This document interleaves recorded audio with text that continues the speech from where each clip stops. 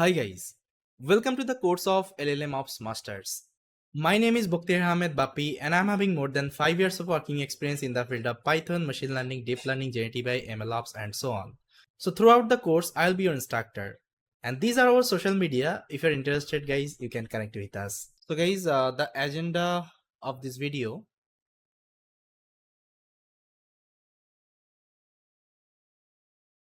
So first of all, we'll try to see what is LLMOps. Then we'll be talking about why LLM ops important. Then third, I'll be talking about how LLM ops differ from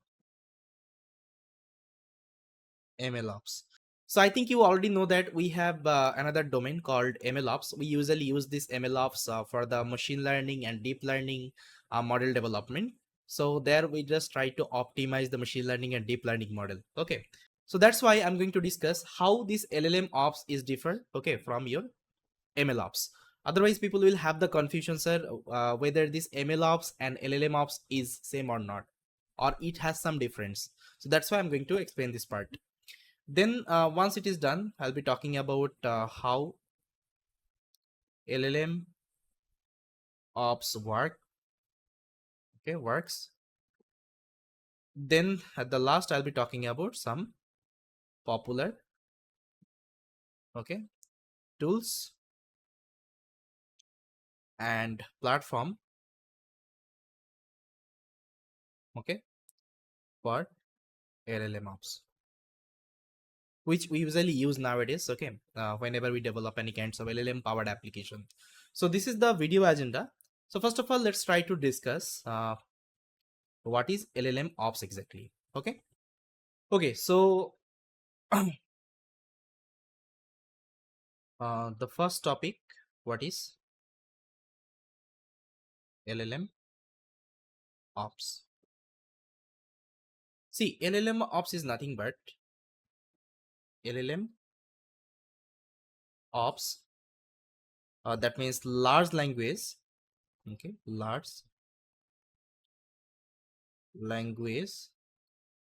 model operation. We call it as a large language model operations. And what is the full form of MLOps? Machine learning model operations. So this is the difference, is a set of practices, then tools, and frameworks,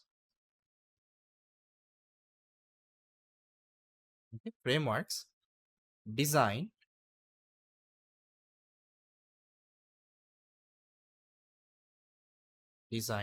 efficiently,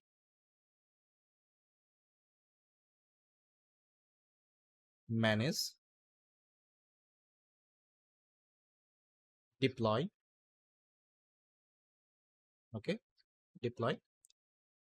and maintain large language model. Large language models. Now I think you already know that we have various kinds of large language model, like we have GPT, we have Gemini, then we have Cloudy, we have Mistral, we have LLaMA, and so on. Got it? So what is the definition of LLM ops? LLM ops, that means large language model operation, is a set of practice, tools and framework designed to efficiently manage, deploy and maintain large language model. Nothing else. The same thing we used to also do inside our machine learning and deep learning.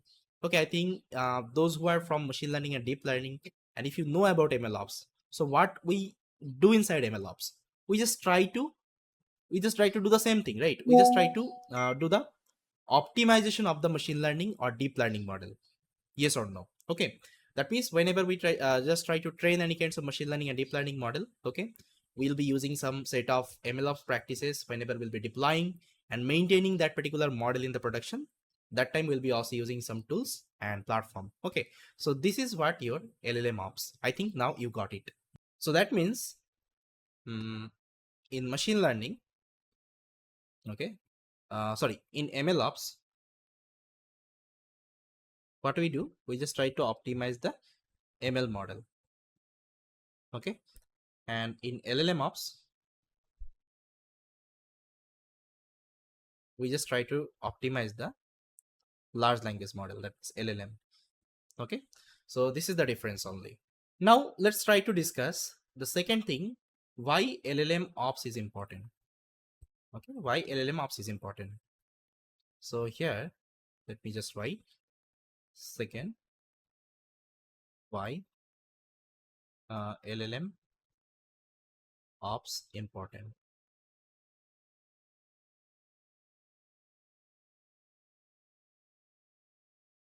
See, I think you know that LLM, okay, LLM become widely, okay, widely integrated with various kinds of tasks, like we have business, okay, application, then we have customer support application, okay, customer support apps, then we have also content generation, okay, content generation, then we have autonomous system, automation system, and so on. Okay, so we have various kinds of application nowadays, and all the applications, okay, all the applications need to be continuously, okay, continuously monitored and optimize. Okay, optimize. What I mean by monitor and optimize. So if I'm talking about chat GPT, let's say, so what happens in the chat GPT whenever we are sending any kinds of prompt, let's say I'm writing a prompt, let's say tell me about, okay, tell me about, let's say Python. Okay, let's say this is my prompt. I'm passing to the chat GPT. And what chat GPT is doing, it is giving me one response. Yes or no, guys? Okay, response. So as an user, what is our expectation from this chat GPT? So definitely the question I'm asking to the chat GPT, I should have get the correct answer in a very fastest way. Yes or no? Okay, so if my chat GPT is giving me slower response, I'm not going to use that application, because nowadays time is more valuable than the money. Okay, so people doesn't have that much of time for let's say whenever they are using any kinds of software. If this software is giving slower response, people are not going to use that. So that's why your application should be always optimized. Okay, it should be always optimized, the first thing. And you have to continuously monitor that application. Okay, let's say sometimes I think those who have used the chat GPT before, let's say whenever chat GPT came in the market, so that time chat GPT used to give an input feedback form. So there it was asking like how was your experience, whether you want to put any, let's say, feedback or not. So these kinds of, let's say, input form they used to give to the user, and user used to pass some feedback, or let's say if they're not enjoying, if they're not liking the product, they used to give the lower ratings, like that's how. So why they're giving you these kinds of, let's say, form? Because they want to monitor, okay, they want to monitor their application whether it is working fine in the production or not. Okay, if it is not working, Then they used to take the feedback from the user, they used to get the data from the user, again they used to retrain the entire model, okay, and they used to let's say again deploy that particular model in the production server. So that's why monitoring is also important. So it's not like that you have built your product and you are running in the, let's say, a production server, and people are using that. You also need to monitor whether your product is working fine or not in the production, whether people are enjoying or not. Otherwise you will definitely lose your user. So that's why LLM ops is super important. With the help of LLM ops, we just try to do the same thing. We just try to monitor, we just try to optimize the entire LLM ops system. Okay. So here for this we will be using some framework, we will be using some platform. Nowadays there are different platforms, there are different frameworks are available. I'll be also talking about that one. Okay, now I think you got to know why LLMOps is important. Got it? Okay, now let's try to understand the next things. This one, how LLM ops is differ from ML ops. Okay, so for this let me just compare these two things. So this side I can compare LLM ops, and this side I can compare ML ops.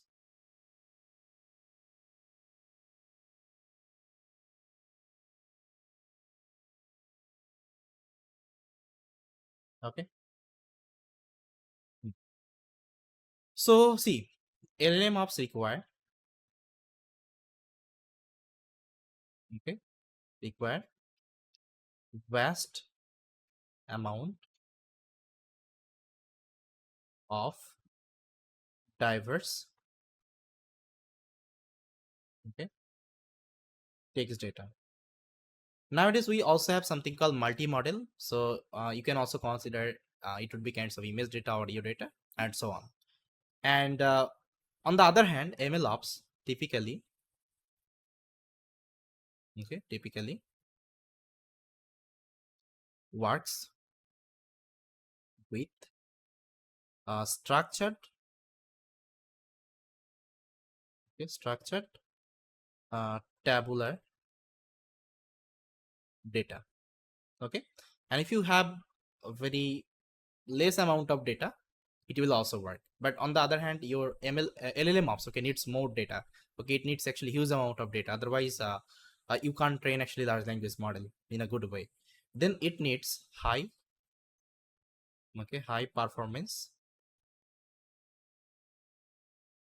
GPU and cloud resources to train the model, okay, to train and fine tuning and all.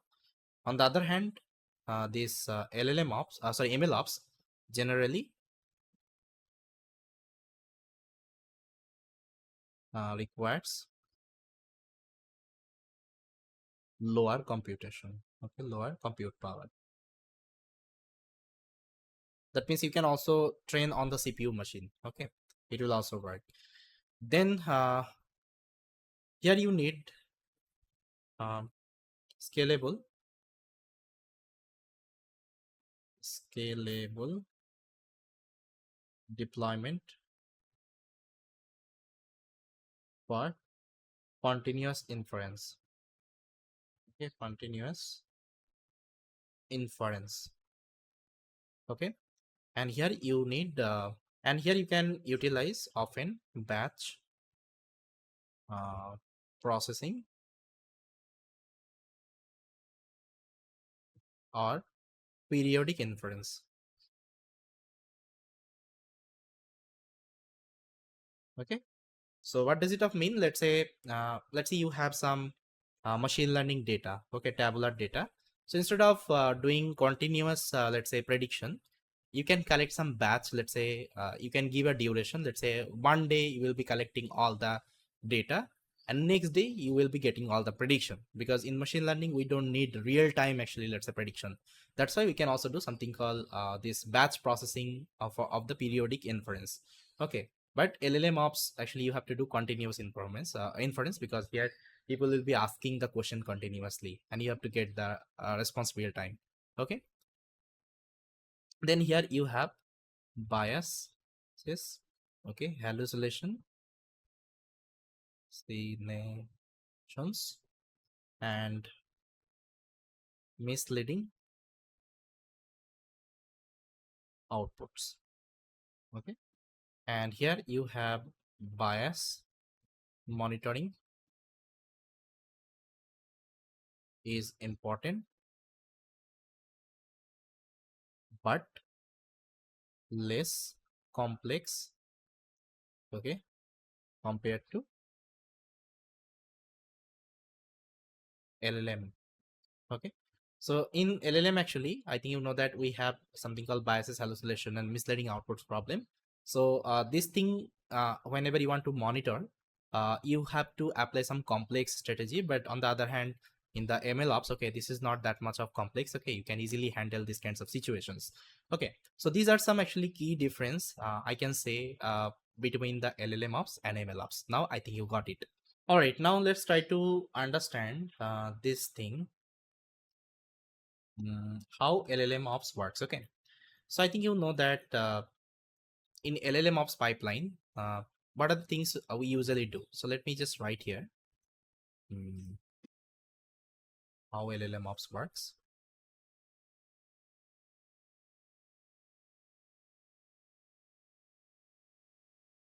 How LLM ops.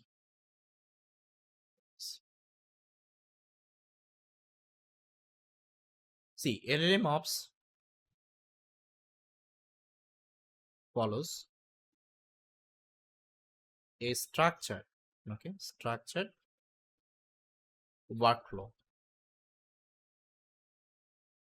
okay, workflow to ensure ensure the efficient management, okay, of LLM. So in LLM training, what we usually do, first of all, we do the data collection. Okay, data collection. After that, we do some pre-processing.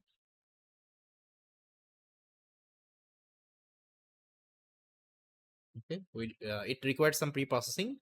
Then we usually do the model training. Model training. Okay, model training. So sometimes actually instead of training the model, you also do something called fine tuning. So here I can mention fine tuning. Okay, fine tuning. So I think you know what is fine tuning. Even I will also discuss about this thing. Okay, going forward. Then once we fine tune the model, okay, and then what we do, we deploy this model. We usually perform the deployment. Okay, and after deployment, we do the inference operation. Okay, inference operation. So here actually your LLMOps comes. So let's say whenever you do the deployment of this particular model, or let's say whenever you are training this model, or let's say fine tuning the model, that time actually you'll be facing some challenges. I think you know that LLM, okay, LLM is a huge model. Okay, large language model, usually it's a huge model. It has actually a very large amount of parameter. Okay, millions of billions of parameter. So now let's say you are having one let's say system with core i7 processor with 8 GB RAM. Now tell me how you will be training or how you will be fine tuning that model. Okay, definitely you will be getting the issue, and it requires actually lots of time to train. It requires actually lots of data. Okay, so for these we'll be utilizing the LLMOps technology here. So there are some tools like LoRa is there. Okay, QLoRa is there. Then Hugging Face platform is there. Okay, Hugging Face platform is there. Okay, then we have some LLMOps platform is there. Let's say Bedrock is there. We have Vertex AI is there. Okay, Vertex AI is there. This is from AWS and this is from GCP. Okay, GCP. So with the help of these are the tools and framework, we usually do the training. We usually do the fine tuning. Okay, so LoRa QLoRa usually do the quantization technique. It will load your model in a quantized format. Okay, and easily it can train your model on the lower configuration instance as well. Okay, this is the main advantage here. And whenever I'm talking about deployment, you also need to deploy this model as an endpoint. Okay, you also need to deploy this project as an endpoint. How it can be done? So there are some platform like Bedrock and Vertex AI. It is already having the model hosted, okay, in their platform, so that easily you can access the model through the API request, or let's say through the some other actually MCP protocol, and you can access the model. Okay, and you can easily do the inference operation there. So that's how actually you are optimizing the entire pipeline. You are optimizing the entire, let's say, inference pipeline. Whenever user is coming to the application, they are not getting any kinds of slow. Okay, they're not getting any kinds of, let's say, problem with that. Okay, so that's why LLMOps comes into picture. Otherwise, whenever you are creating these kinds of application, definitely will face the issue. I hope it is clear.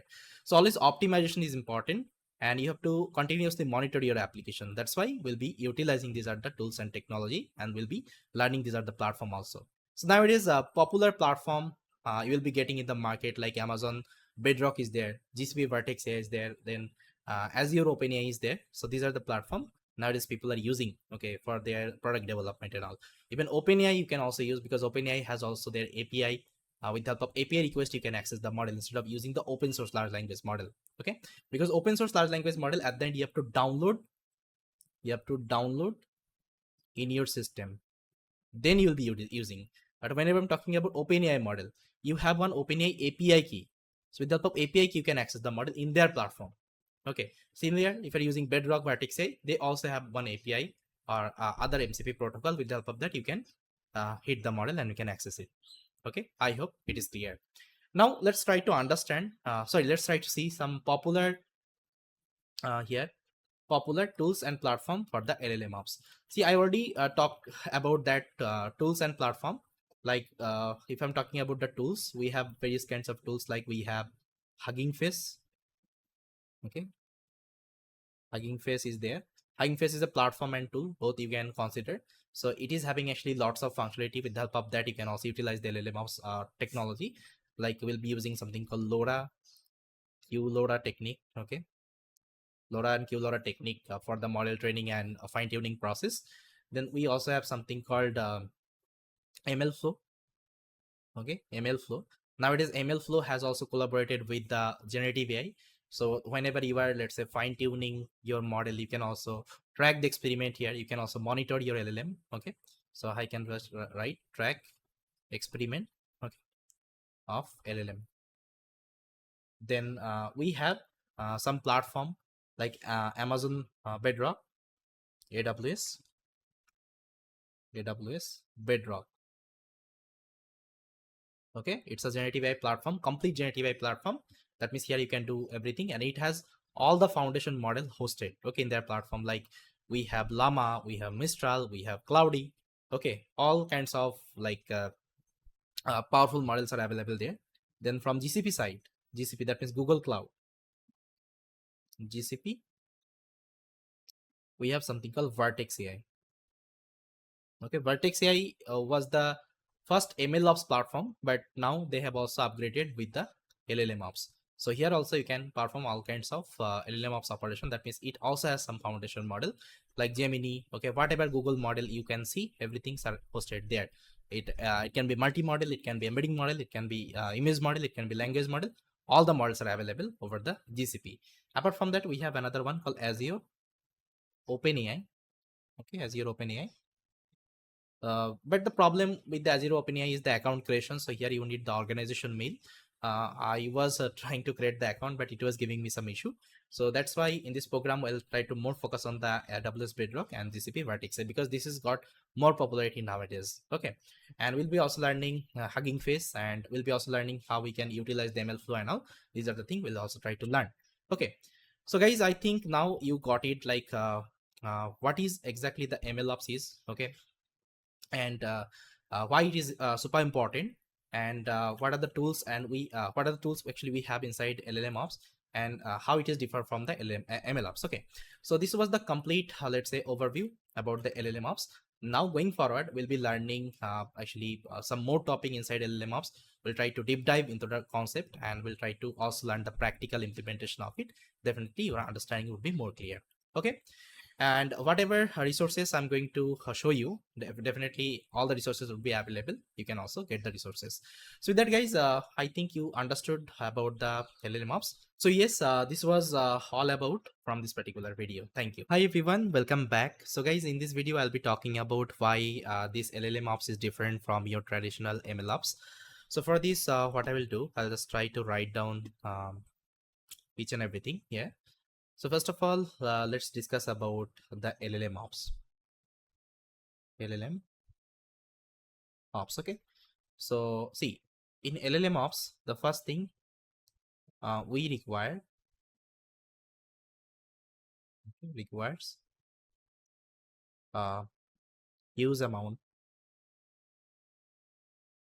Okay, use amount of training data. Okay, training data. So here it can be any kinds of data. It can be text.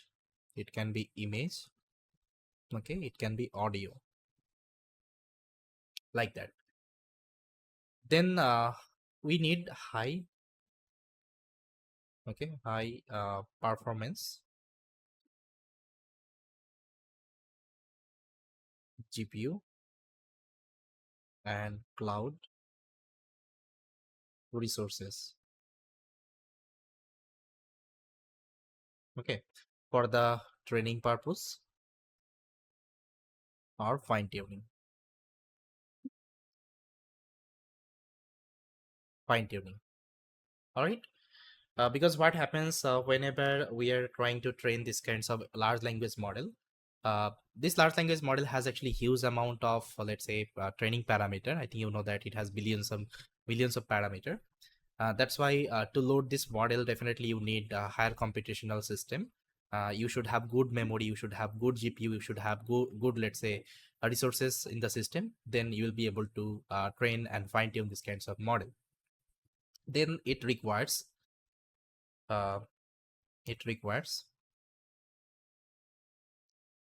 scalable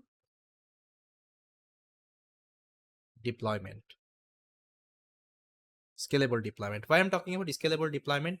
Because let's say if I'm talking about ChatGPT has actually lots of user. Okay, it has actually millions of billions user.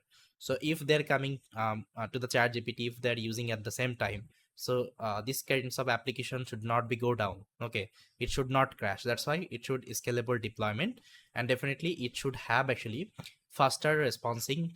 Let's say time. Let's say if I'm sending any kinds of prompt, it should give me quick response. Okay, otherwise people won't be using that particular product, because nowadays we know that like time is more valuable than the money. Okay, so if I'm creating any software, it should be optimized, it should be scalable, so that people will come here and they can use very easily. Got it? And it should have also continuous inference. Why continuous inference? Because I think you know that these are like conversational kinds of let's say chatbot. So here people will be talking about the questions. Nowadays actually AI agents is also let's say integrated with that. So if you're asking anything, it will also search over the real time, okay, on the internet, and it will give you the response. So that's why continuous inference should be there. Okay, then in the LLM ops, we also have something called biases. Okay, bias hallucination, then misleading outputs. Okay, so in LLM actually we have these are the problem.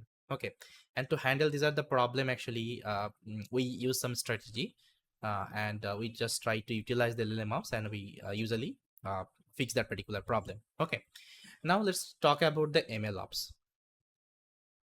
Okay, MLOps.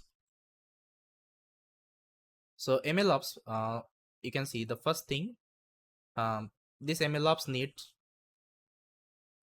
uh, MLOps also need actually lots of data, lots of data. But see, if you have actually less data, that time also MLOps will work, because inside MLOps what we use something called machine learning or deep learning. Okay, these are the model. And in LLMOps we use something called large language model. So that's why for large language model we need huge amount of training data. But in MLOps, if you don't have huge amount of training data, it is also fine. Still, you will be able to train the model. Okay, and most of the time you will see that this work with actually structured tabular data, tabular kinds of data. Okay, then second thing, the difference you can see, it requires low what compute power, lower compute power, okay, than your LLMOps, because here we use something called machine learning model, and it's a statistical model.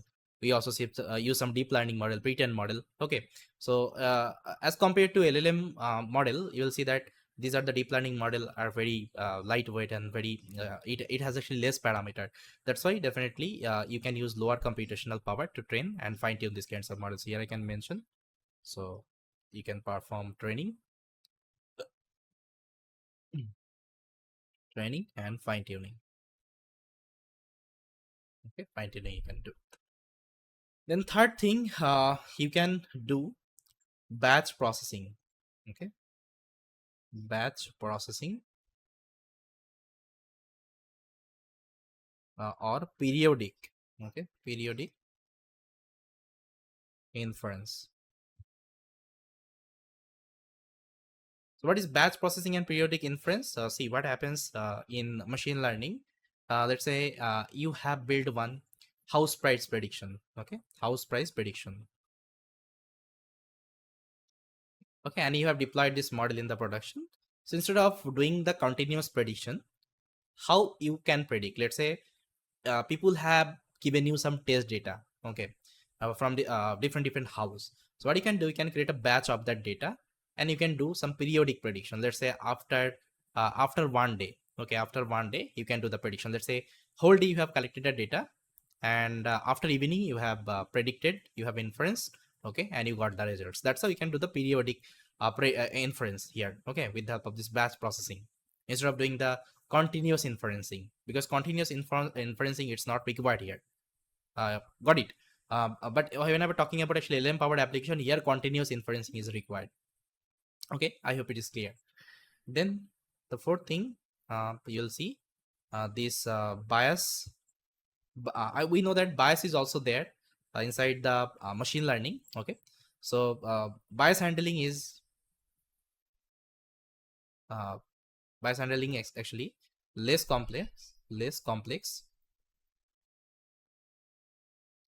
compared to LLMs. Okay, LLMs here. So these are some actually difference I will see between these LLMOps and MLOps. Okay, that means here we are doing the same thing at the end, but in an updated way. Okay, so here we are handling large language model, that means big model. Okay, and for this we need huge amount of data, higher performance, actually computational power, scalable deployment. Okay, and we also use some strategy to handle the bias isolation and all. But in MLOps we use something called actually what I can say, let's say not massive model, but it is kinds of actually statistical model, and it's kinds of, let's say, big model, but not the massive model. So here we use other technique, like we if we have a actually less amount of data also, we can still train the model. It needs actually lower computational power. Even we can also perform the batch processing of periodic inference. Okay, and handling this bias, it's very less complex, okay, compared to the LLMs. Okay, now I think this part is clear. So yes, this is all guys about this particular topic. Thanks for watching. Hi guys, welcome back with another video. So in this video, I'll be talking about the evolution from MLOps to LLMOps. So I think you already know that previously when we didn't have the large language model, people used to use something called a machine learning model or deep learning model for various kinds of tasks. So if I'm talking about the machine learning, okay, machine learning, let's say ML. So inside ML, we have different kinds of learning. That means first of all, we have something called supervised learning. Supervised learning. Then we have unsupervised learning.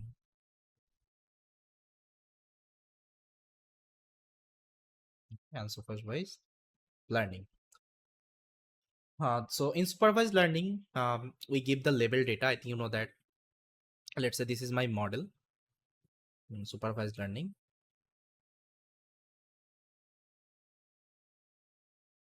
Let's say this is my model. Here we give the X data as well as the Y data, and we get the prediction. Okay. And in unsupervised learning,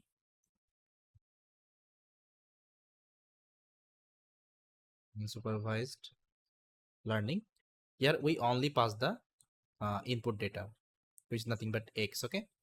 And here we get the Y. That means we don't pass the label here. And how it works based on the clustering technique. Okay, so we have various kinds of model in supervised learning. That means we have linear regression, logistic regression, random forest, decision trees. Okay, and in unsupervised learning, we have some, let's say, clustering model like k-means clustering, DV scan. Okay, so these are the model actually we usually use here. And your machine learning, most of the time it will be working based on the tabular data. Let's say whenever you have the table data, okay, table data, that time actually it will work better, table wise data. Okay, because here you have some fixed column and rows. So here you have, let's say, 1 2 3 4 5. That means column is equal to 5, and 1 2 3 4 and 5, and row also is equal to 5. That means you have the fixed size. So here, let's say this many of columns is your X data, and this one is your Y data. That means 4 column you have for the input. Okay, and this is your label data. Got it? And you have some specific row size. But what about actually other data? Let's say image data. Let's say whenever you have something called image kinds of data, image data, audio data, then what? Or let's say text data, then what to do? Can we use machine learning model here? Can we use machine learning model here? You can use machine learning model, but it won't be working better here. Why? Because some of the data are actually unstructured here. What would be the problem? That's whenever talking about image, I think you know that image has some dimension.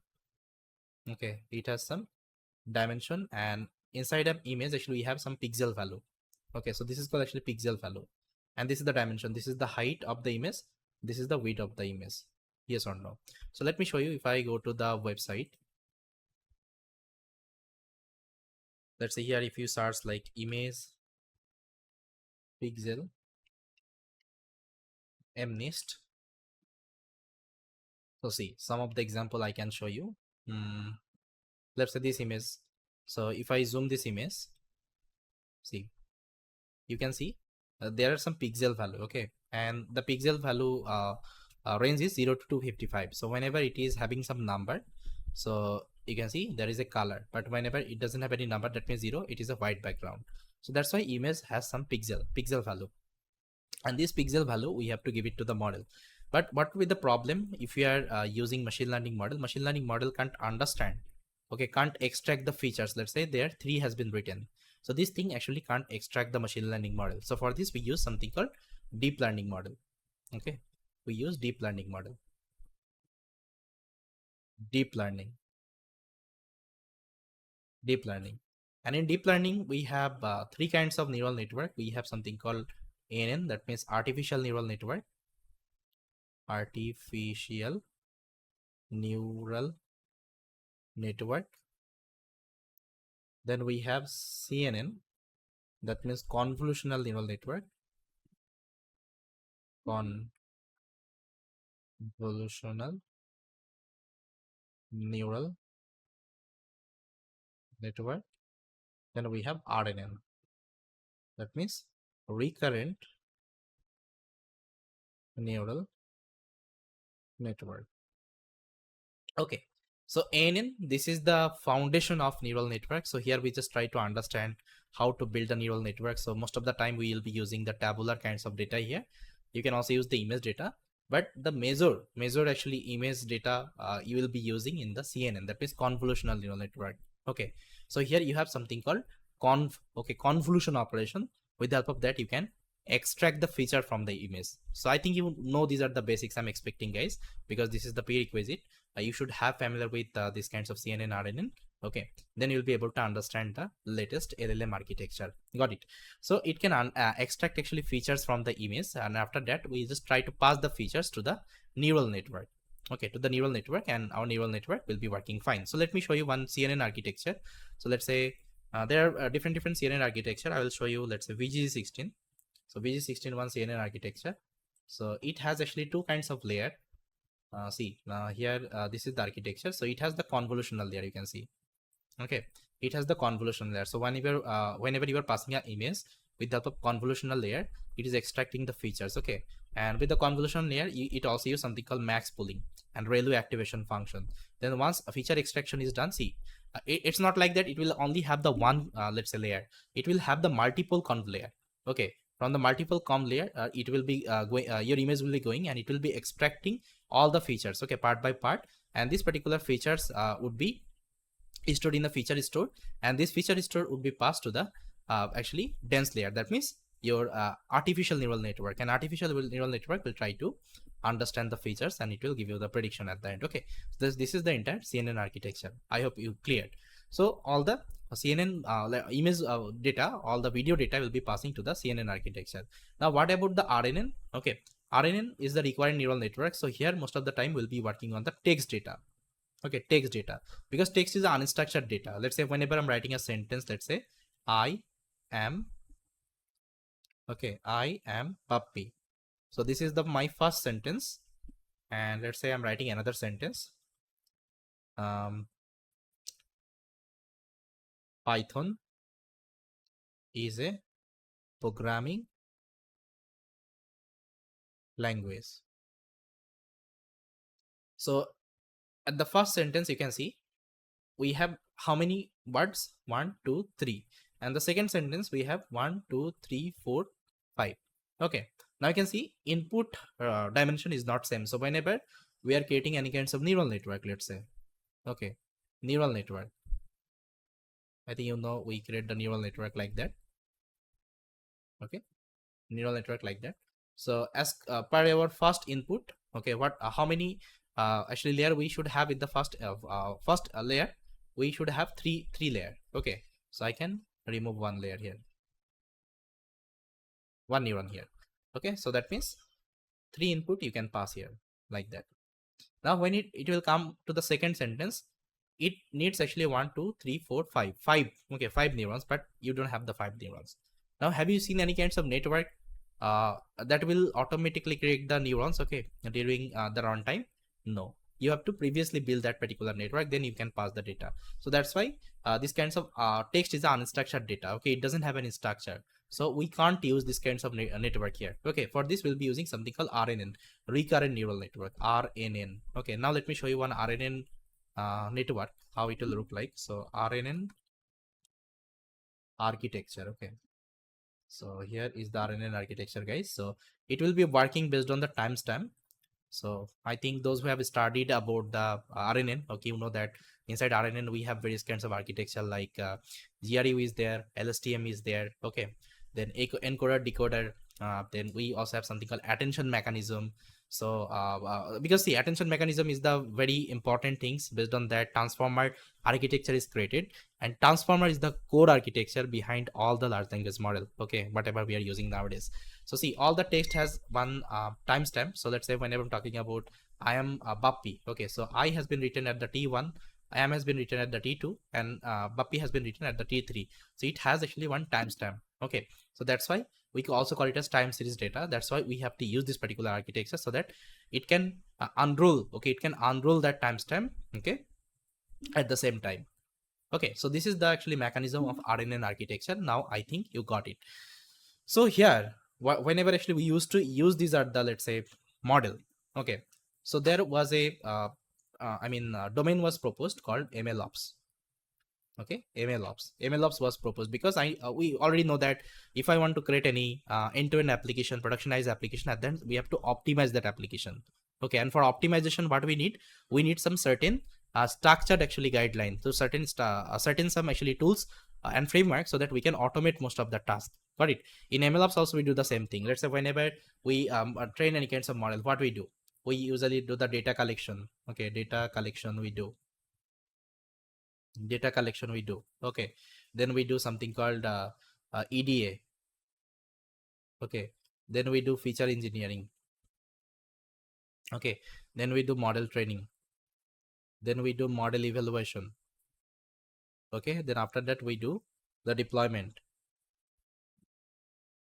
Okay, then after that we do the inference.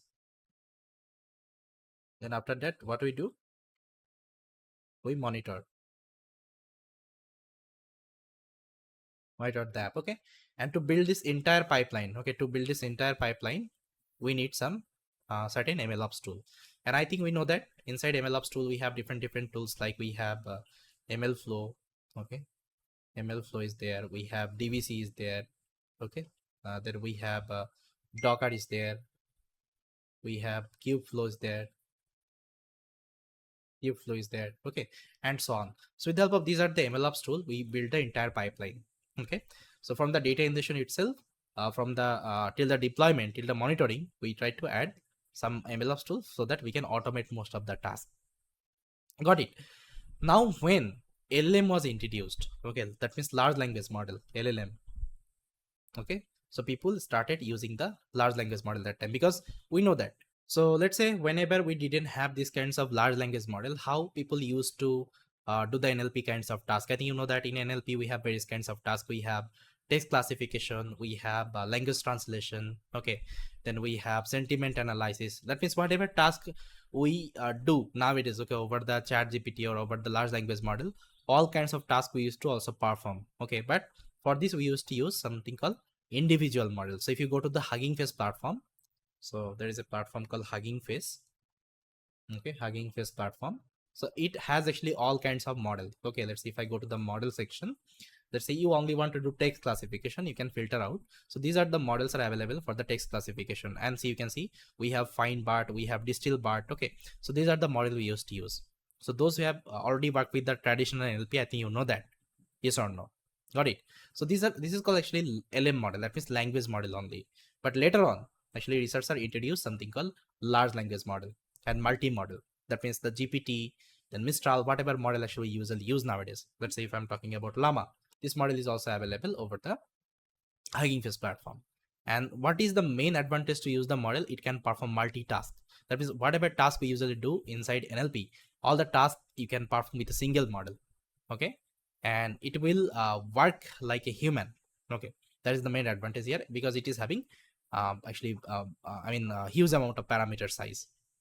All right, so that's why this model got big. Okay, model complexity actually increases.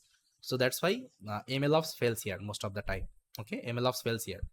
That means whatever traditional MLOps pipeline we used to use, okay, in the machine learning or deep learning, so that will not work with respect to the large language model. For this we have to use something called LLMOps.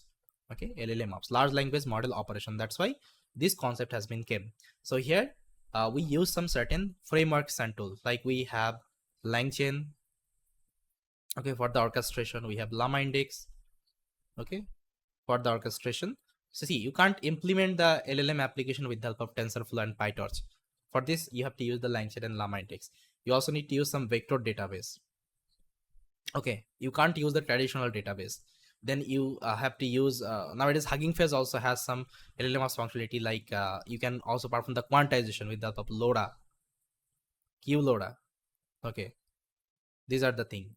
Then there are some platform are also available, like AWS Bedrock. Okay, Bedrock. So let me write down AWS Bedrock. It's a LLMOps platform. That means a complete generative AI task you can perform. Then we have GCP Vertex AI. Vertex AI. Okay. Then we have Azure OpenAI. Okay, these are the LLMOps platform. LLMOps platform. Okay, platform. So that's why LLMOps came in the market. Okay, so when we didn't have the LLM, large language model, people used to use machine learning. But whenever you are working with the GenAI, that is large language model, you have to use LLMOps here. Okay, and in this program, we'll be learning some tools of the LLMOps, and we'll be also focusing on the LLMOps platform.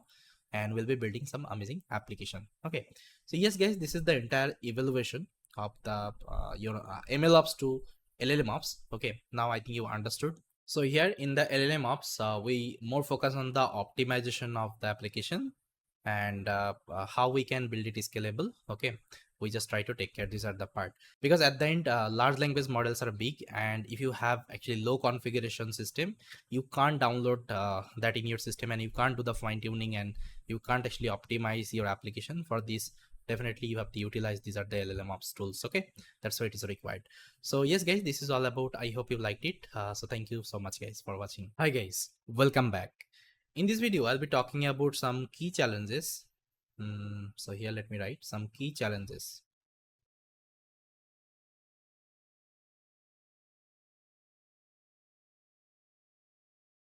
Challenges,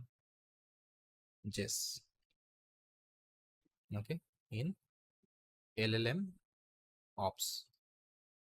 So the first key challenge we usually face are model deployment, okay, and scalability. Scalability. Okay. Second challenge we usually get called data privacy, security,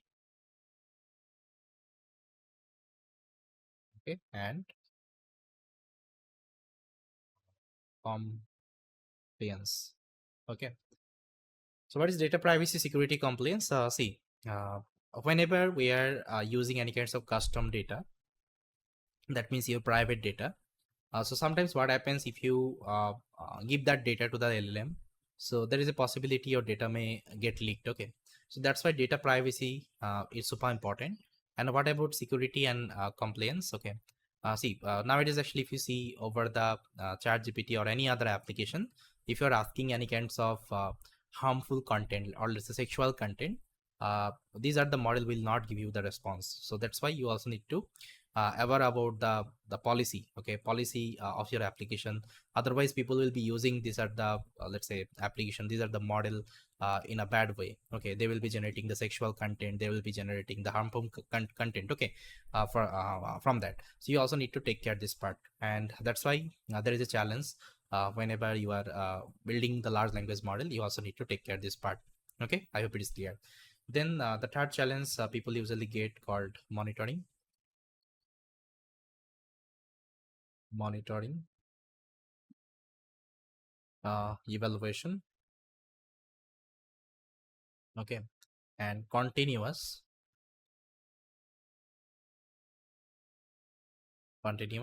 improvement, the improvement of the model. So this is another challenging task inside this LLMOps. Then we have another one called prompt engineering, okay, and version management, version management, okay, model version management. So this is another actually challenge, okay, key challenge inside LLMOps. So yes guys, these are the challenges we usually face inside LLMOps, and we have to overcome whenever we are implementing any kinds of application. We have to overcome, these are the challenges. Okay, then we'll be implement a scalable product. Got it? And all the, let's say, challenges can be solved with the help of LLMOps, or with the help of some LLMOps tools, LLMOps platform. Okay, that's what actually we'll be learning through the entire course. Okay, so I hope you guys got it.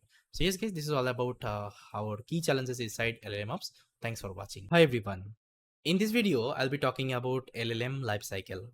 So see, inside LLM lifecycle, we usually follow some steps. Okay, and first of all, I'll let you know what is LLM lifecycle exactly. Okay, we also call it as pipeline. Okay, you can also call it as LLM pipeline, or let's say generative AI pipeline. Okay, you can call everything.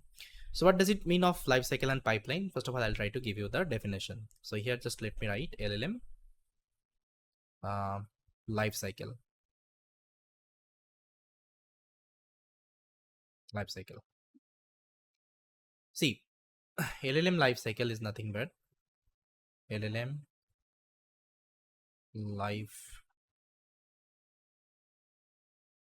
cycle is a set of steps, okay, set of steps followed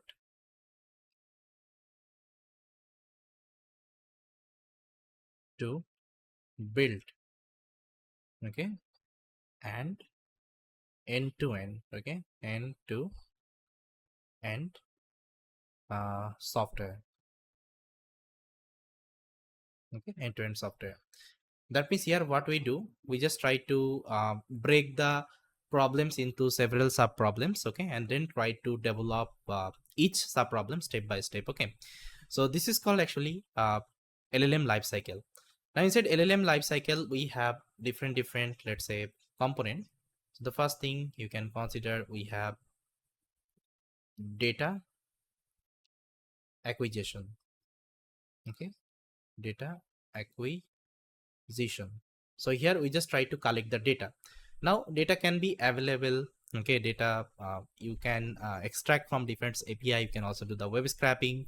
You can also collect your own data by doing some survey. It's up to you. That means you have to collect your required data for the training. So once data collection is done, you usually do the data preparation, okay, preparation. Inside preparation, you apply some cleaning technique, you apply some, let's say, feature engineering technique, okay. So with the help of that, you just prepare the entire data, okay. Now there is another section, we also name it as FE, feature engineering, okay, feature engineering, individual component feature engineering. So in feature engineering, what do? We just try to create features. We try to create features.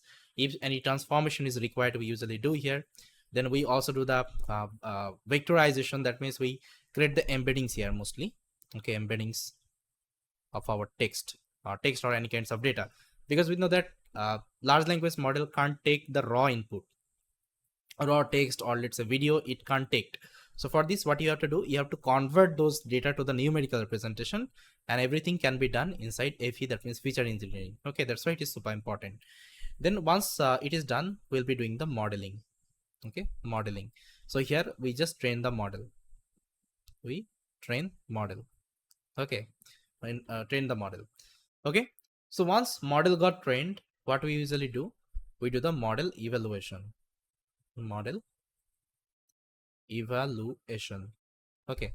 So here inside model evaluation, we have two kinds of evaluation. The first one is intrinsic evaluation, other is extrinsic evaluation, okay, extrinsic evaluation.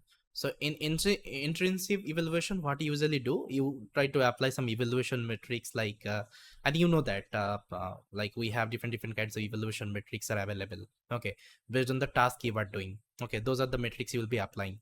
And what is extrinsic evaluation? Extrinsic evaluation means after deploying the model, okay, after deploying the model, you will be doing this extrinsic evaluation. So here, let's say my model is in the production, and people are using my application, okay, and you are continuously like, let's say, monitoring your let's say model.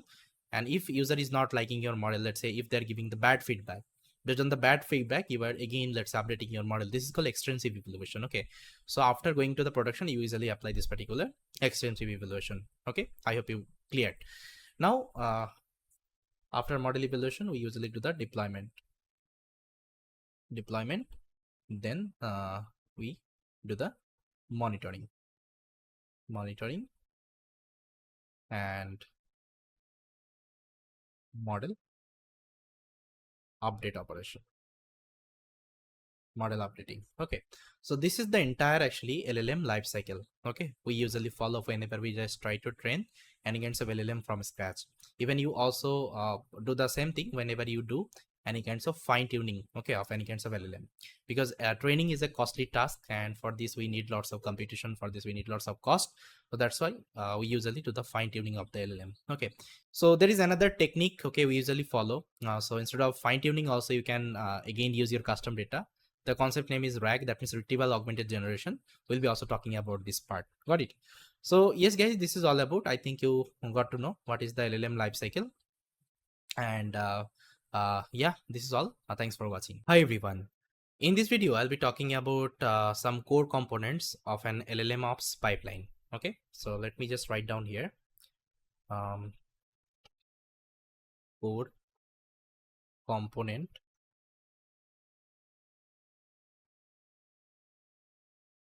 of LLM ops pipeline.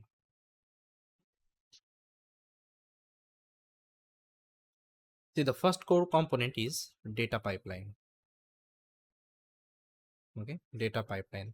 So definitely make sure whenever you are training any kinds of LLM from scratch, you have to take care of the data pipeline. Okay, so data source can be anywhere, whether you are let's say collecting the data from the API, you are scraping, okay, you are using some internal data sets, so you should have the proper pipeline. Okay, so then after that you also need to do some pre-processing steps. Okay, like you have to do some tokenization, then formatting, okay, cleaning, then we'll be using the data. I hope it is clear. Then the second pipeline I can talk about model management. Model management. I already talked about why model management is important.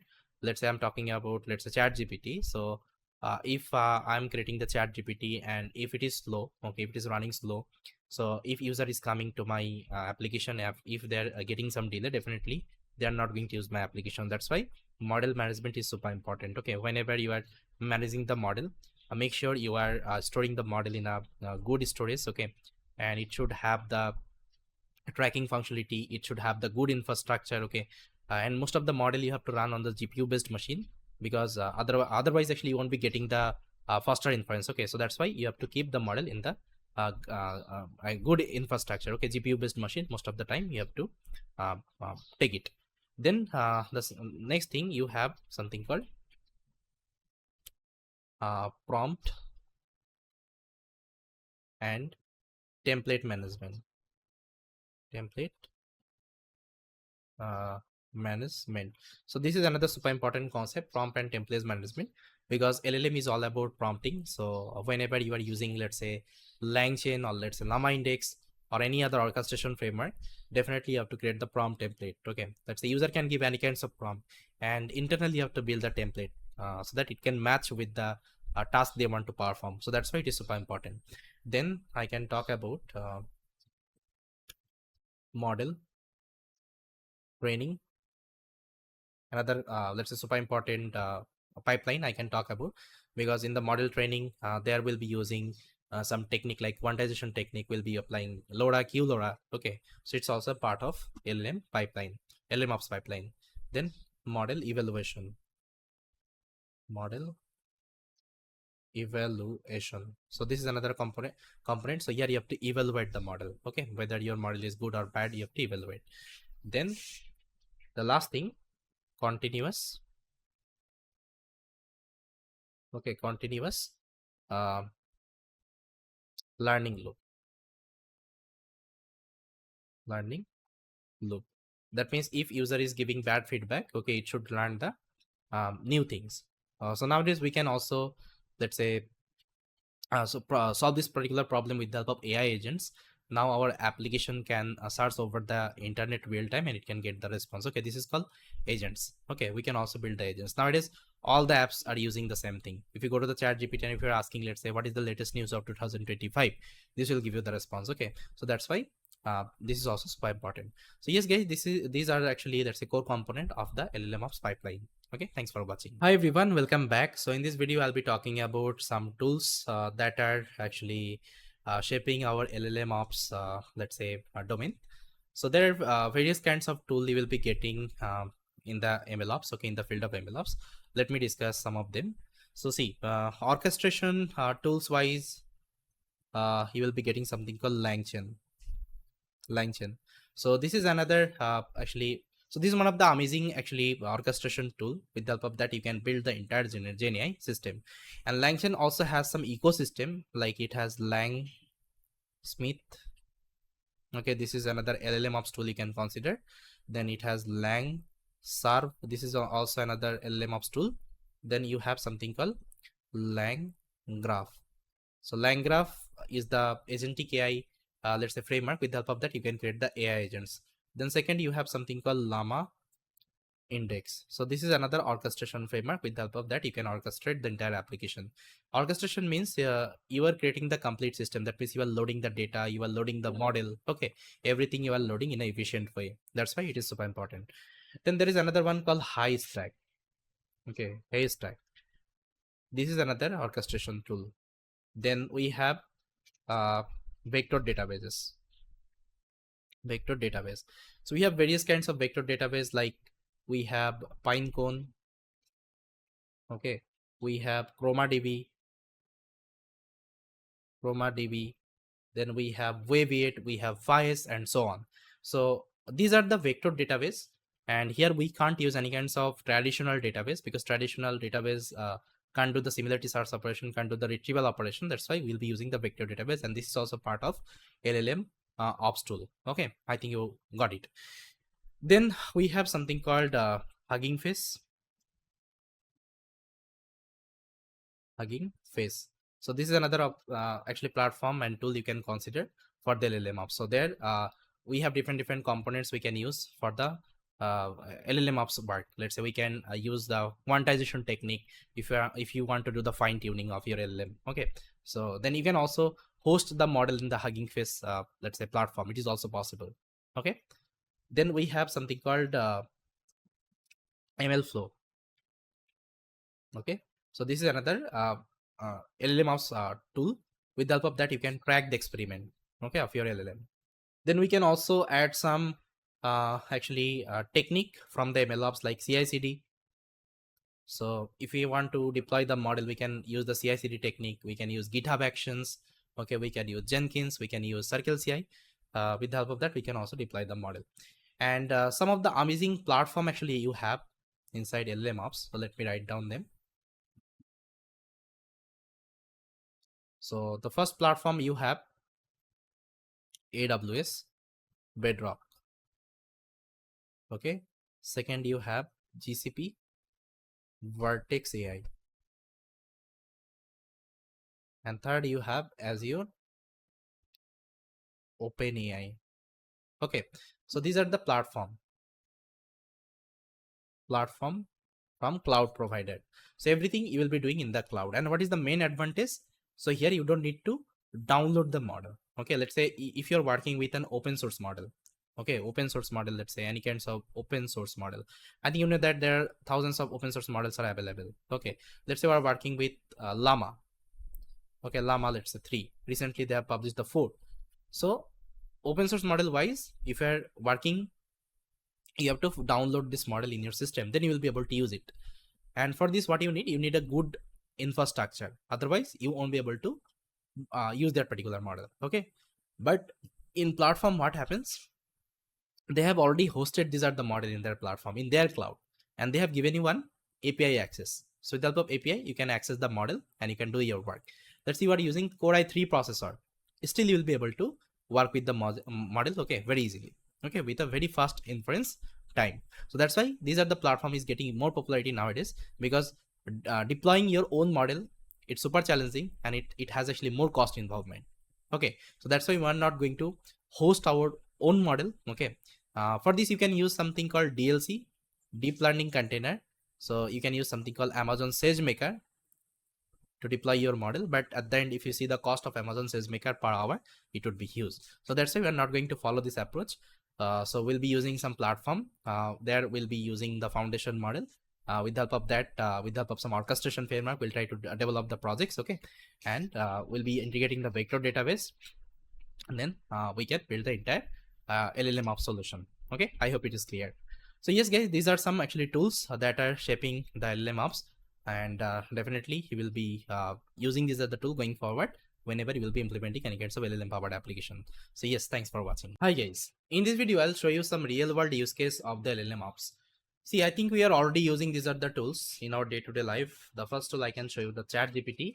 So ChatGPT is one of the tool they are using LLMOps in their development. That means that if I am giving any kinds of prompt, let's say I'm asking what is Python. Okay, now see, if I send this particular let's say prompt to the ChatGPT, instantly it will give you the response. See, instantly it will give you the response. That means internally they are using LLMOps. Got it? And they have hosted their model in their platform. They have created one API, okay, and they're giving these kinds of like very fast response because they're using very good infrastructure in the backend. Got it? Apart from that, we have something called Gemini. Okay, so this is another, actually, let's say a tool from the Google side. Here also you can do the same thing.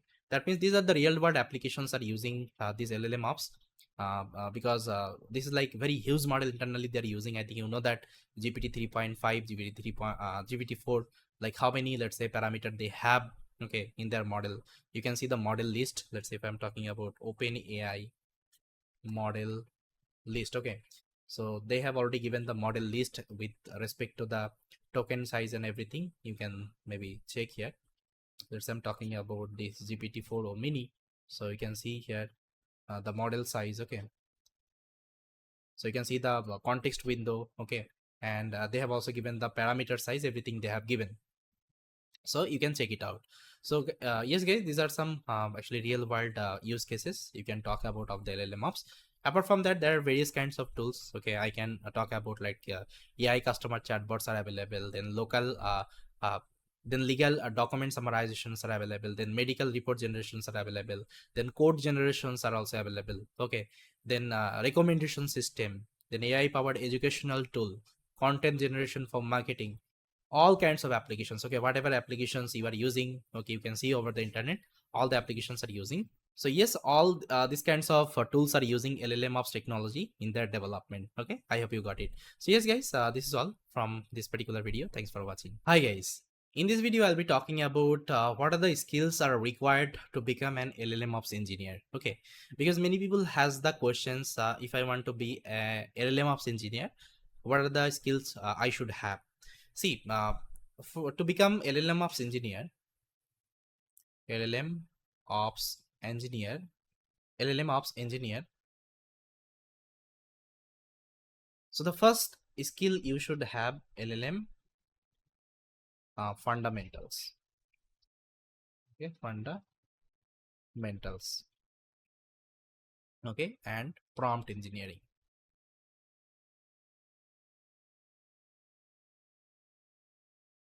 Prompt engineering. Okay. Because unless and until you are not familiar with LLM fundamentals, like what is large language model, how it works, what is prompt engineering, how prompt works, okay, definitely you will have lots of confusion. Then you should have actually machine learning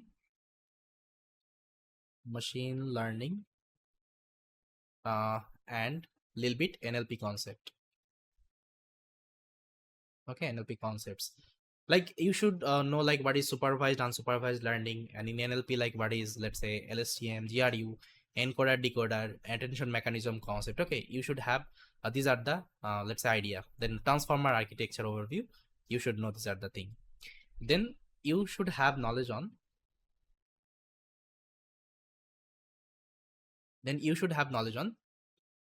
basics of MLOps, okay, MLOps, because inside MLOps actually we have different tools, okay, and it's not like that uh, we won't be using any kinds of MLOps tools here. We will be using MLOps tools. If I'm talking about, it's a Docker is a MLOps tool, right? We will be using, okay, in LLMOps also.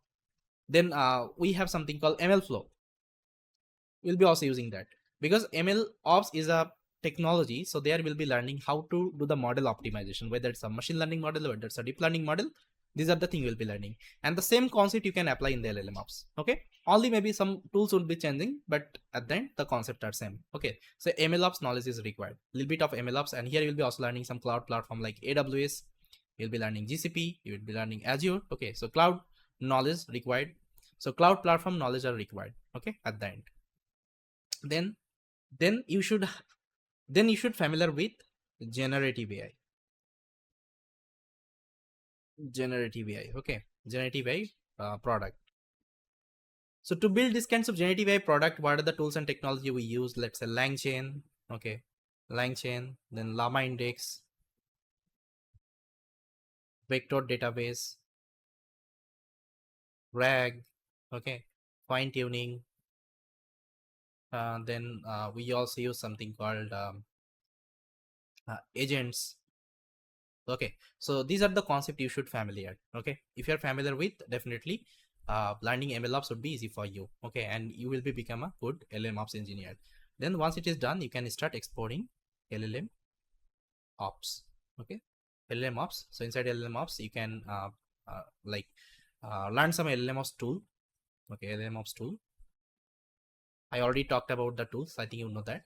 Then some platform. So platform wise, I think you know that we have three kinds of platform. Like Bedrock is there, Vertex AI is there, and Azure OpenAI is there. Okay, you can master all of them. So yes, guys, these are the skills are required if you want to be a LLMOps engineer. Okay, and we'll try to learn. These are the tools and these are the platform in this particular program. Thanks for watching. Hello everyone. So let's talk about the course overview and how you can navigate this particular course series. So in this particular program, you will be getting actually lots of module. Like you can see, these are the module you'll be getting. Okay, so see, you have to watch these are the recording one by one. It's not like that. Let's say you have started with first module, then you are going to the let's say fifth module or let's say sixth module. Okay, not like that. If you want to understand the entire LLMOps concept, okay, the way actually I have designed, you have to go through step by step. First of all, try to complete let's say introduction to LLMOps part. Okay, so here you will be getting some sub let's say topics. Okay, in that actually I have let's say discussed so many things. Then just try to complete the foundation of LLMs, then LLMOps to tooling landscape, then data management for LLMs, then training and fine tuning of the large language model. So here we will be talking about actually foundation of LLMs, like different models are available, different let's say code models are available which is using in the LLMs. Different components will be also talking about, okay, of the large language model.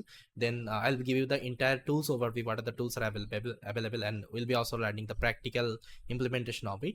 Then data management will be also learning. Then training and fine tuning, it's super important. So here we'll be talking about LoRa QLoRa quantization technique.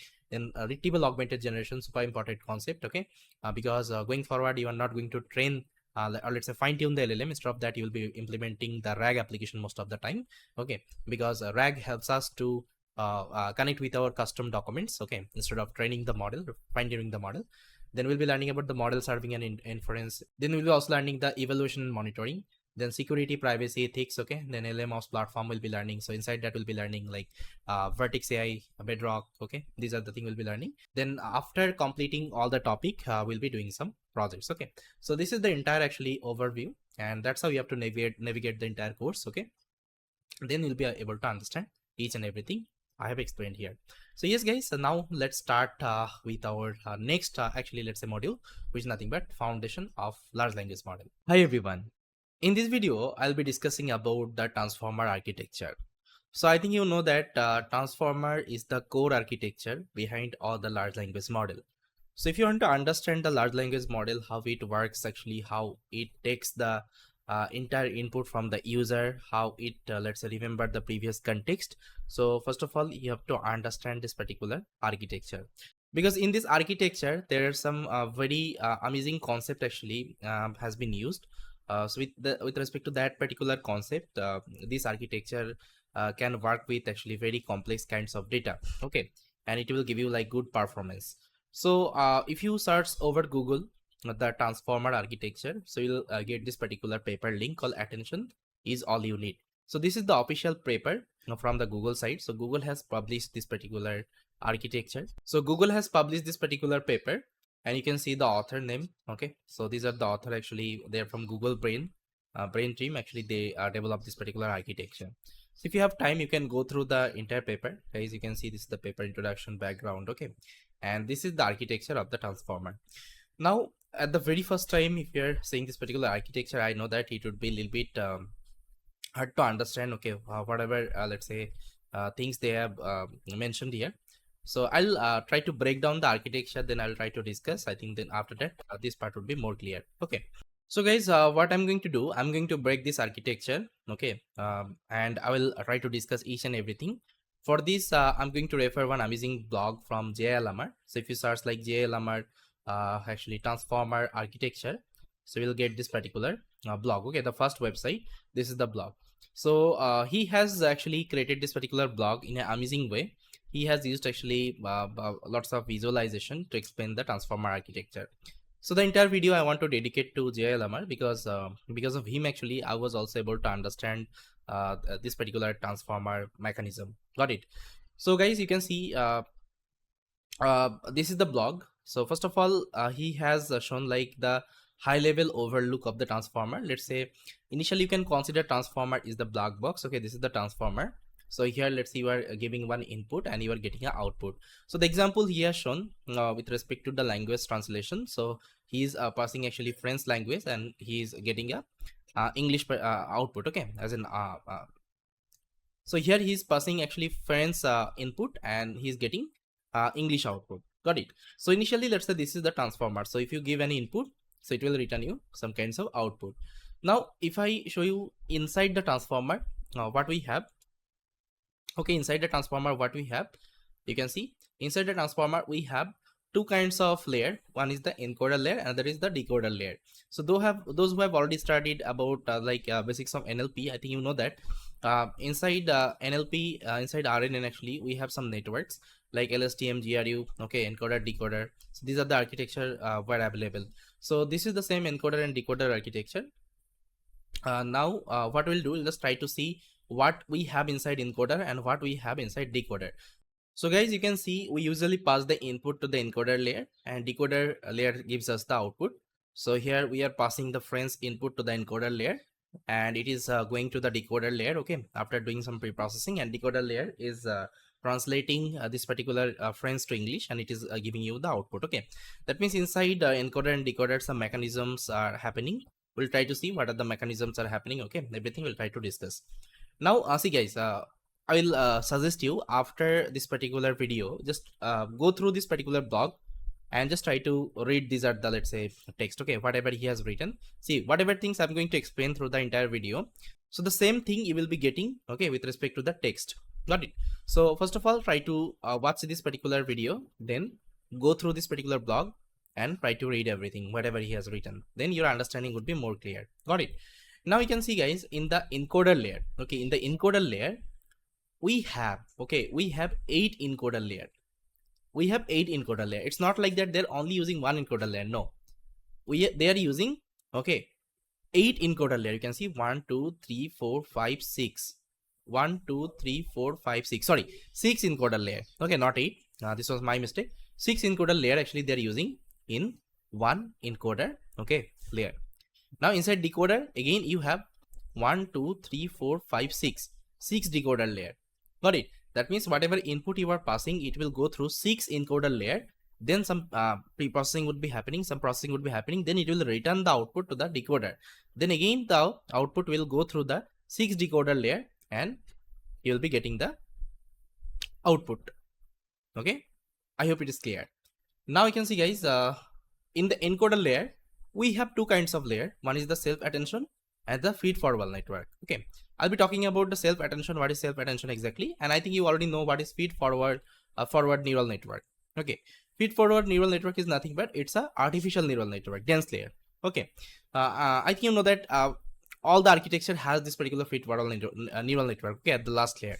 So that's why they're also using that particular network here. Now you can see this is the overview. So in the encoder layer we have self-attention and feed-forward. And in the decoder, we have self-attention, encoder, decoder attention, and feed-forward. Okay. Now, what is encoder and decoder attentions? That means after explaining this particular self-attention, okay, I'll talk about this part. But you can consider they're combining encoder and decoder attention layer together, and they're using inside the decoder. Okay, this is another layer actually they're using inside decoder. That's it. Now let's try to see one example. So let's say this is our input x1, x2, and x3. So here we are passing a French sentence. You can see. So this is the French sentence, and here is my architecture. So this is the French sentence actually I'm passing. First of all, it will go through the encoder layer, and encoder layer has how many encoder layer? And you know that 8 encoder layer. Sorry, 6 encoder layer. And in one encoder layer, what we have? Okay, we have two kinds of layers, self-attention and feed-forward.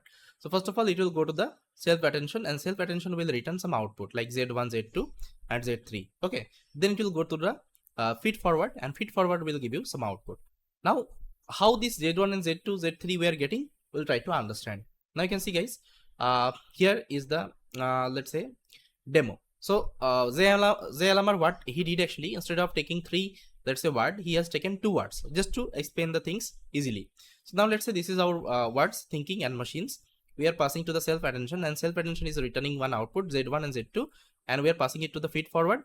Feed forward is giving me one output, let's say R1 and R2, and this particular output we are passing to the another encoder layer. That means we have 6 encoder layer, right? So it will go through the 6 encoder layer like that, okay, dot dot dot like that. So now you can see self attention at a high level, how it works. So let's say this is one sentence I have: the animal didn't cross the street because it was too tired. Okay, it was too tired. Now here you can see it was too tired. Now what this it represents? So as a human, I think you understand it represents the animal, yes or no. But what about machine? How machine will identify this it is the same thing as the animal? Okay, for this we have to apply the self attention. Okay, now you can see this is the like your entire sentence: the animal didn't cross the street, it was too tired. Now to represent it, actually it is giving the attention to this particular word. You can see the animal didn't. Okay, so these are the word actually it is getting attention, okay, to represent the it. Now how it is getting the attention? Okay, we'll try to understand how it is giving this particular word as an attention. Okay, so we'll try to understand this particular thing. Now you can see some of the word is getting very less attention. You can see because of this line is like very what I can say, it's not visible properly. Okay, now you can see self attention is detail.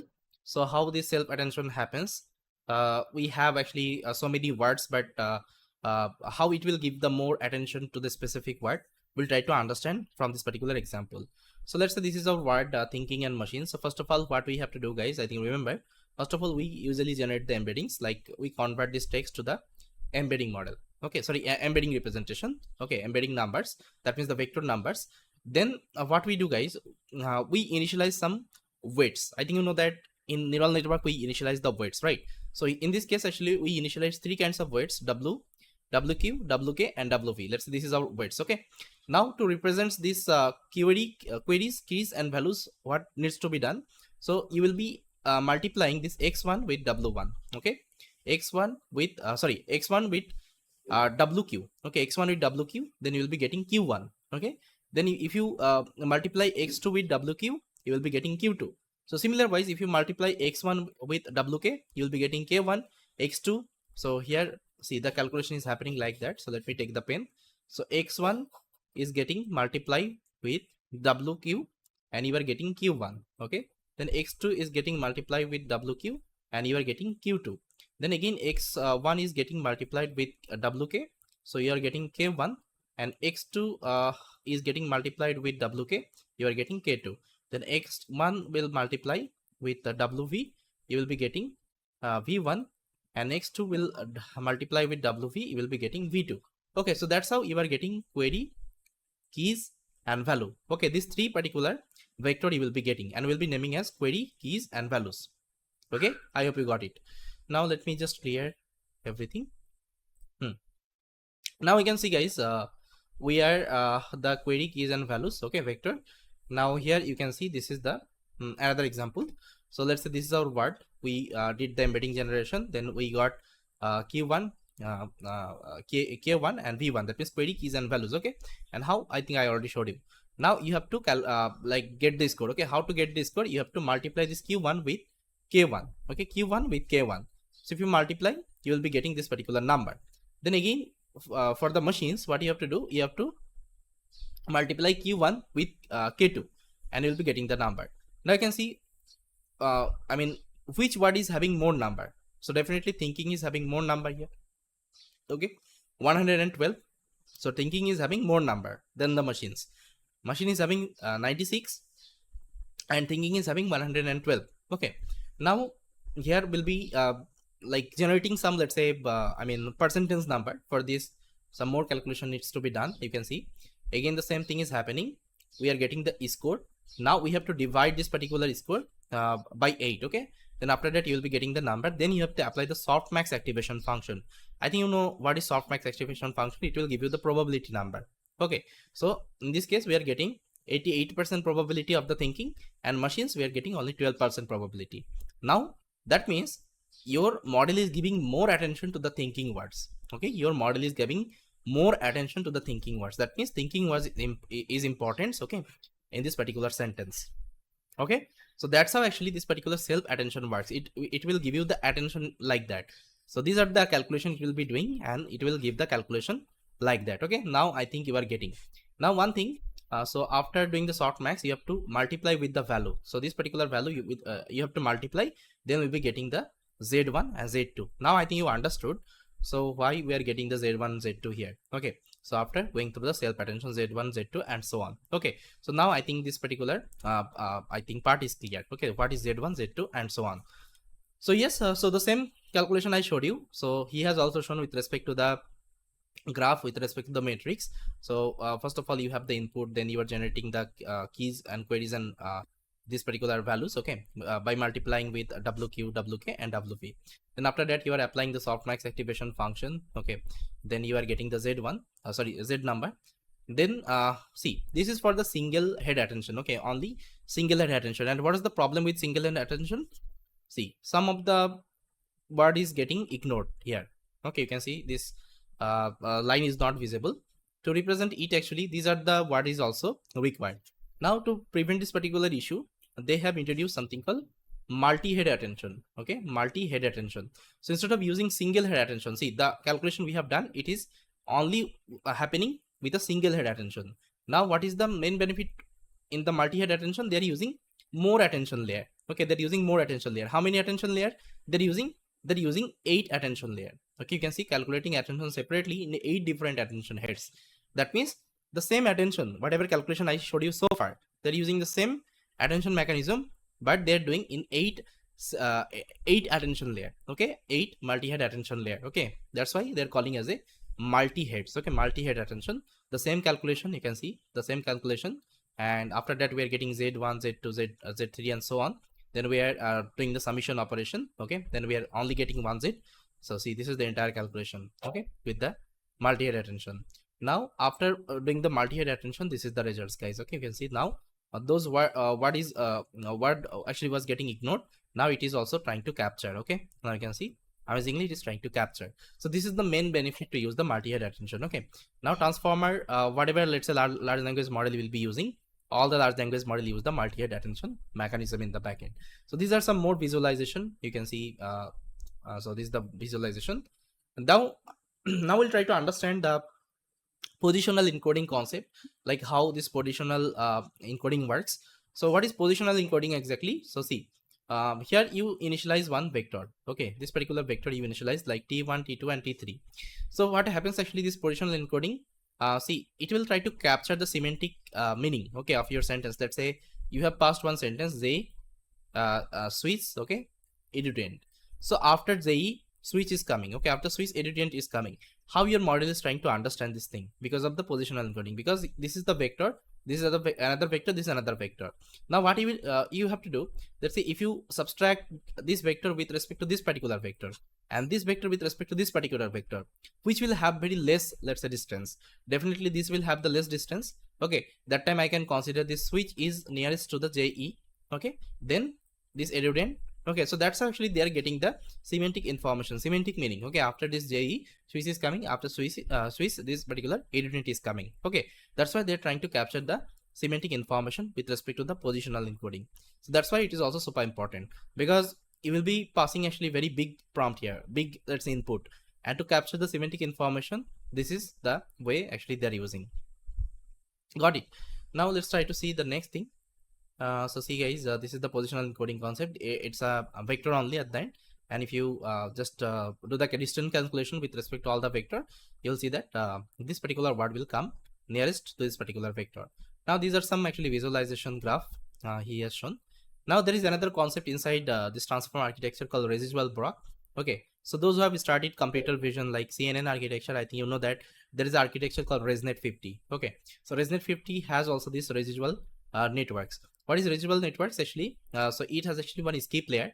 So why we use the skip layer? Because sometimes, let's see, if you have very less complex data, so by going through some actually layer, you'll be able to get the higher accuracy. That time you don't need to go through all the layer. That time actually what it will do, it will skip the, let's say, layer. Let's say this self attention is not required.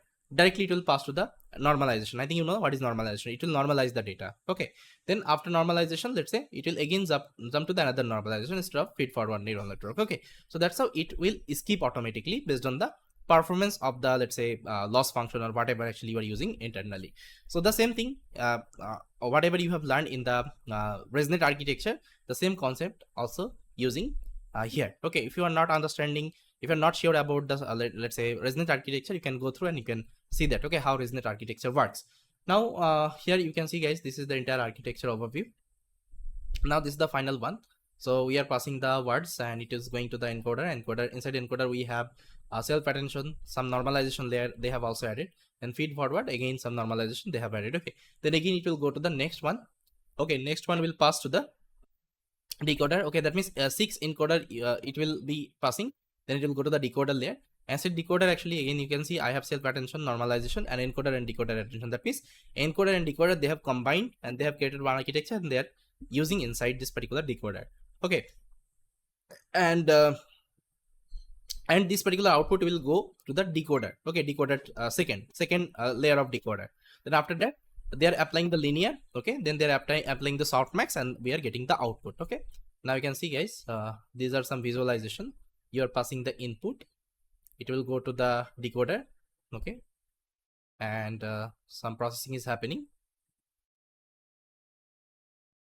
Okay, and you are getting the output. Hi, got it. Now let me show you the entire visualization, how these things working. You can see.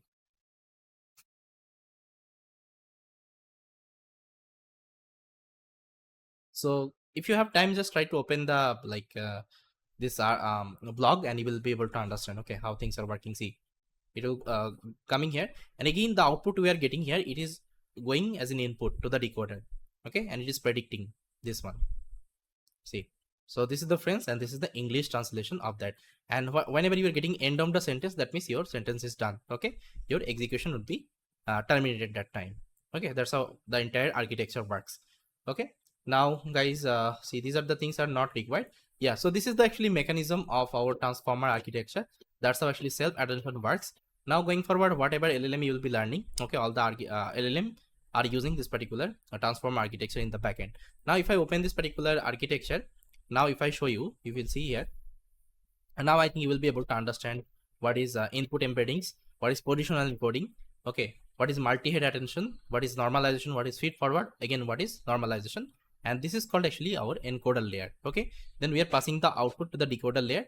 Okay, that means in the decoder we have mask multi-head attention, that means encoder and decoder, okay, both combined architecture, then normalization, then again multi-head attention, then normalization, feed forward, normalization, linear, and softmax, and we are getting the output. That means this is the entire decoder layer, and again we are using positional encoding, okay, just to get the semantic information. Okay, now this particular architecture, this LLaMA actually break down, okay, in this particular block, and he has explained each and everything with respect to the visualization. Okay, so this is one of the amazing blog, guys. Again, I'll try to suggest you just go through this blog and try to read everything, whatever things I have explained so far, everything he has written, okay, with respect to the text. Now you can also go through the paper. Also in the paper they have also, let's say, mentioned the mathematical equation and all.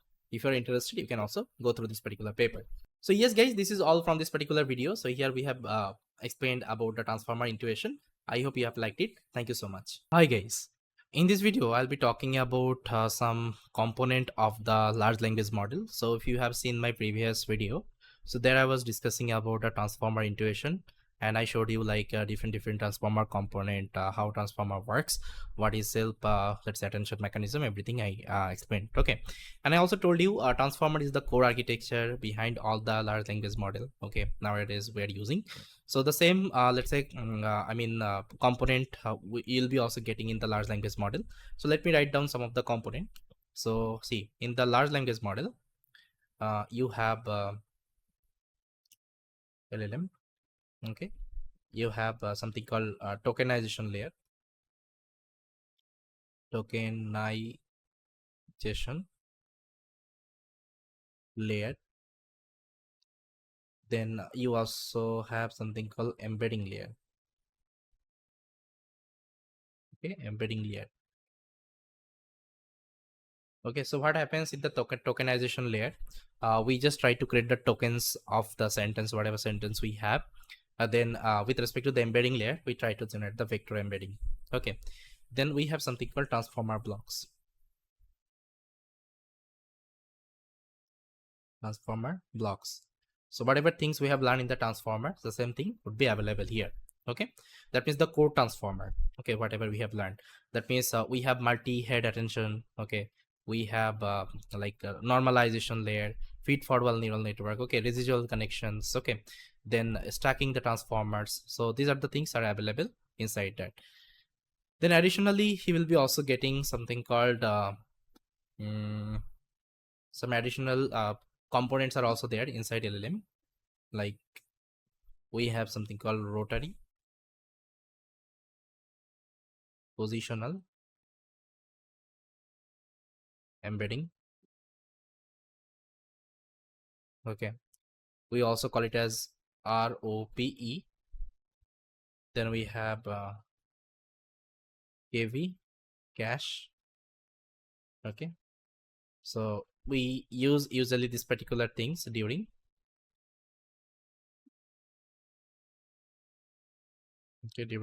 inference.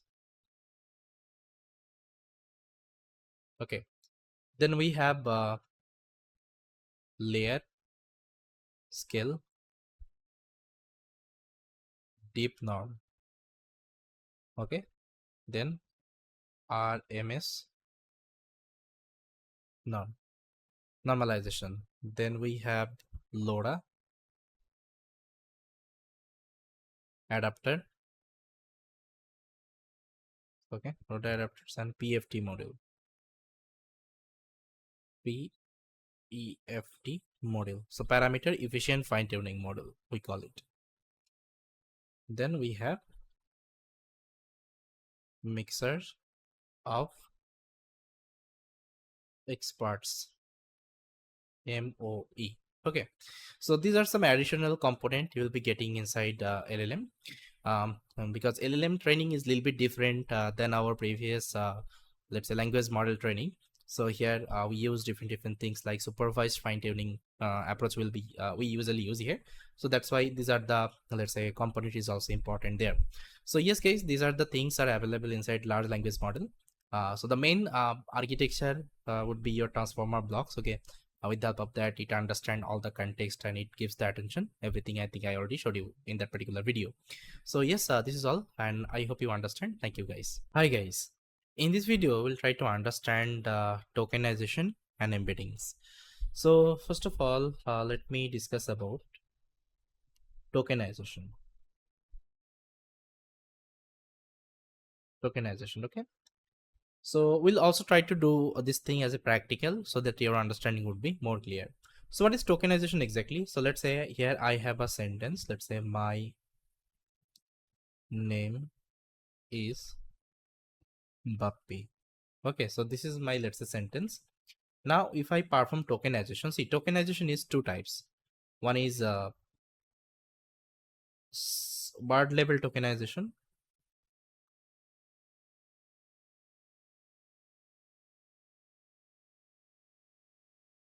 Okay, another one is sentence level tokenization.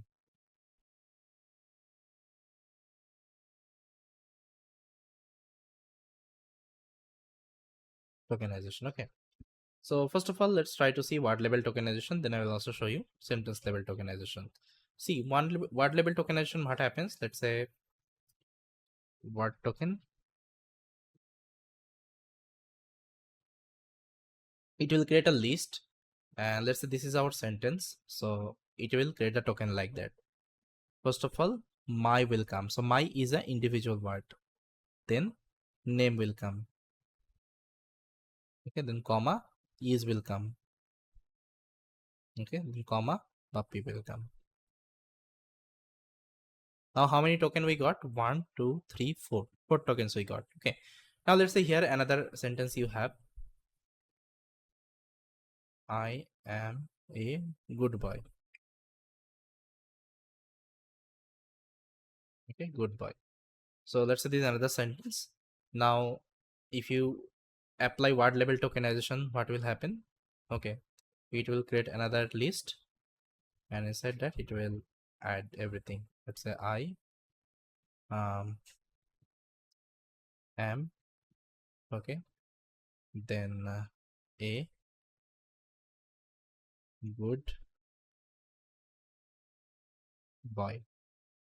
Okay, so this is what your word level tokenization. Now let's try to see the sentence level tokenization.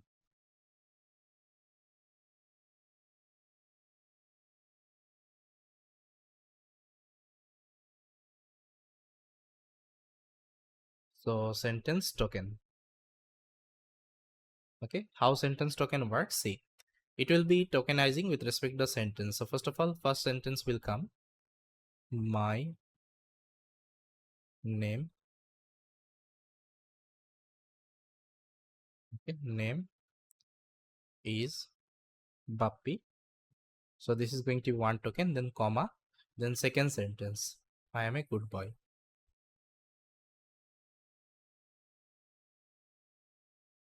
Good boy. Okay, then bracket would be closed. So this is called sentence level tokenization. Okay, now there are some more tokenization concepts are available, like byte pair tokenizations. Okay, these are the things also can be used. Now let's try to see the tokenization in a practical way, how this tokenization can be done. Then I'll be discussing about the embeddings. Okay, like embeddings means how we can convert this text to the numerical representation, because we know that our model can't take the raw text input, so we have to convert to the vectors, convert to the numbers, and for this there are various kinds of techniques are available. Okay, so I'll show you some, let's say, easy technique, because whenever you are working with the large language model, you will be using some advanced technique like transformer based embedding technique you will be using. So there are some embedding models are available. With the help of that, we'll be creating the embeddings. Okay, so whenever I'll try to show you the project implementation, that time I'll tell you, but as of now, just to show you demo how we can convert this text to numbers, I'll be talking about some, let's say, very common embedding technique. Okay, we can use. So for this, I'm going to open up my Google Colab. So here, let's create a new notebook.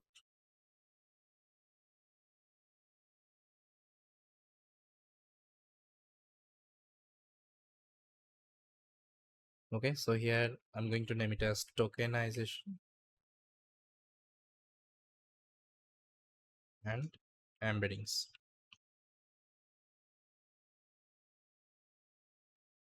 So here what I will do, I'll connect a notebook. So first of all, I'm going to show you the tokenization.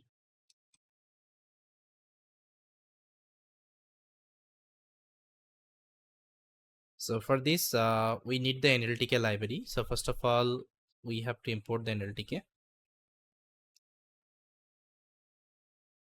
So from NLTK dot, first of all, I will try to import the NLTK. Okay, so import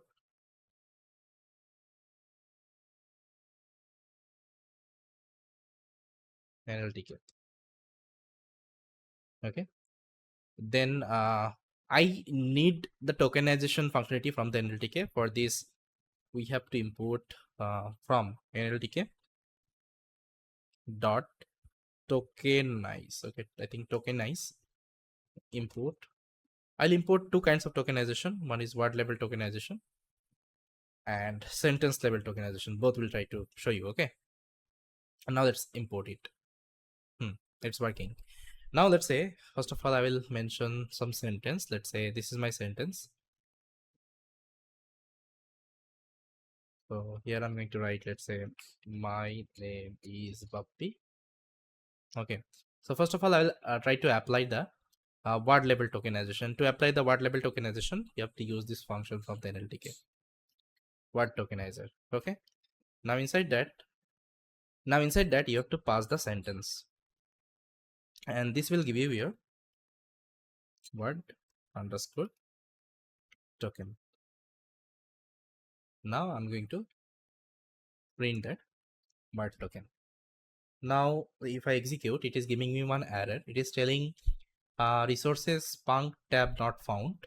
Please use the NLTK downloaded to obtain the resources. Okay, see, if you are using NLTK library, So you have to use some resources. Okay, you have to download some resources. So for this is the code. I'll try to copy, and what I will do here, just let me mention it.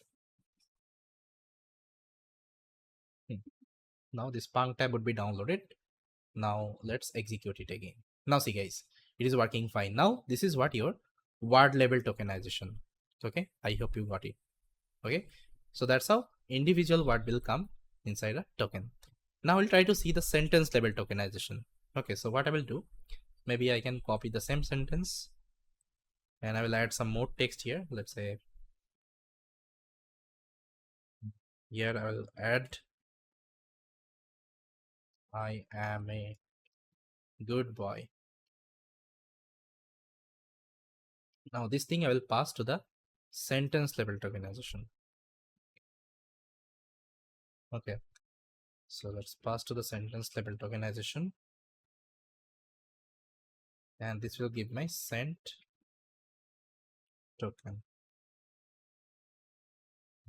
Going to print it in the console. Now guys, you can see my name is Bappi and I'm a good boy. Okay, I hope it is clear. So see why we have to use the tokenization, because if I want to generate the embeddings, that means the vector embeddings, first of all I have to convert my entire sentence to individual tokens, and this particular individual tokens would be converted to the embeddings. This is the process, okay, to convert to the embedding. That's why at the very first time we have to do the tokenization. Got it? That's why it's super important. Now I'll show you how we can do the embedding generations. Okay, I think you know what is embedding generation.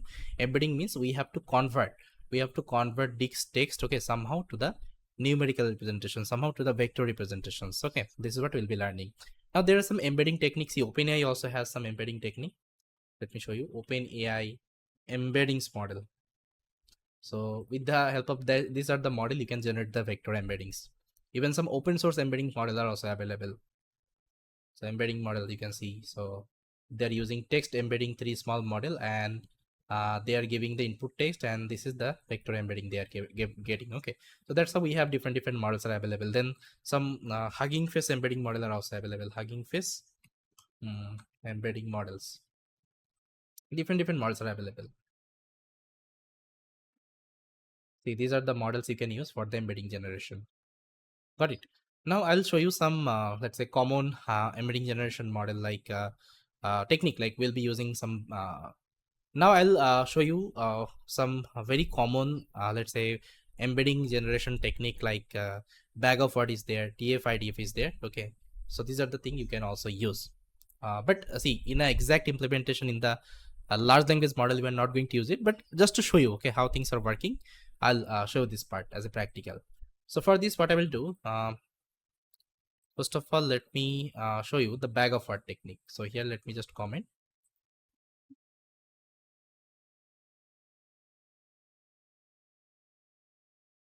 embeddings.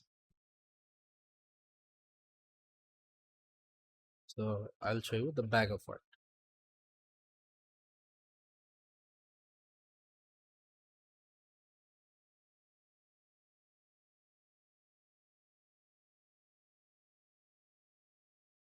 So let's create a data first of all. So import pandas as PD. Okay. Then I also need numpy. So import numpy as NP. Then I will create a data. So here I already prepared a data. So let's say this is our data. I'm converting to the data frame. So this side you have the text like people watch this with Bappi, this with Bappi, watch this with Bappi. Okay. So that's how I have some, let's say, comments. Okay. Now with respect to the comments, I have some output. As of now, you can consider as a label. Okay, but I don't need the label. I only need the text because I want to show you how we can convert these other text to the vector representation. Okay, just to create the data, I just mentioned some of the output. Let's say output category, dummy output category. Okay, now to apply the bag of word from the sklearn, we have to import one function. So from sklearn dot feature extraction. Okay, it is available in the feature extraction dot text. I have to import counter vectorizer. feature extractions. So yeah, so counter vectorizer, I think.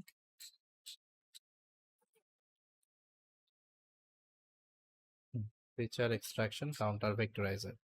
So let me import. Okay, so it is telling no module name. What is the issue, guys? Let me check. Okay, it should be text, not text. Okay, text. I have written text, that's why it's not working. Now let me import. See, it's working. Now let's create an object of counter vectorizer. I'm going to name it as CV is equal to counter vectorizer. Now inside that I have to give the data. Okay, inside that I have to give the data.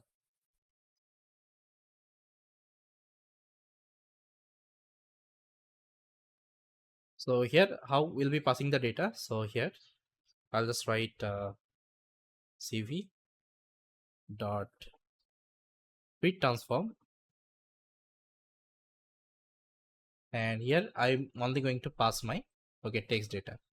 Okay, and the beauty of this counter vector is it will automatically perform the tokenization. You don't need to manually do it. Okay, it will automatically perform the tokenization. Okay, word level tokenization, and it will apply the vectorization technique. Now let me show you. If I execute, so here you got the number. So if you want to see the number, you have to write bow to array. Okay, so it will give you the representation of the vector. That means these are the text has been converted to these are the vector right now. Okay, now I can pass this vector to the model. This is the technique. Now there is another technique you will be getting called TF-IDF. This is another frequently used in the machine learning. So let me show you TF-IDF demo. So the full form is term frequency inverse document frequency. Again, I'm going to create the same data. Now we'll be initializing the TF-IDF from the sklearn. So it is available in the sklearn TF-IDF vectorizer. Okay. Now again, you have to do the same thing. So you have to fit transform the data. So here, fit transform, we are giving the text. Again, it will perform the tokenization at the very first time, word level tokenization. Then it will perform the embedding generation. Okay. Now if I show you my array dot to array. Now these are the vector representation, and the beauty of this one, see, previously you were getting zeros. Okay, and I think we know that zero is like unnecessary data. It will increase the computation.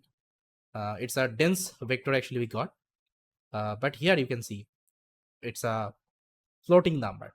Okay, so that is the like main advantage to use the TF IDF vectorizer. There's some more technique like what to vec is there. And now nowadays we inside LLM we will be using transformer based embedding model, like I showed you. These are the embedding model. Okay, so this is like very powerful model. Even OpenAI also have some embedding model. So guys, now I will also show you some advanced let's say embedding generation technique with the help of transformer model. So here just let me write down advanced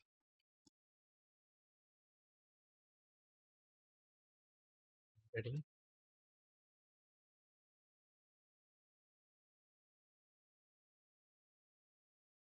technique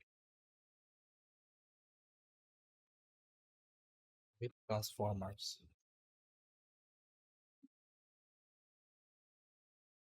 Okay, transformers. So for this, we'll be using Hugging Face actually platform, because I told you Hugging Face has lots of actually embedding model. Okay, you can use it for the embedding generation. So let me show you some demo. So here, first of all, we'll be installing the Hugging Face. Okay, and to install the Hugging Face, this is the command you have to execute: pip install transformer,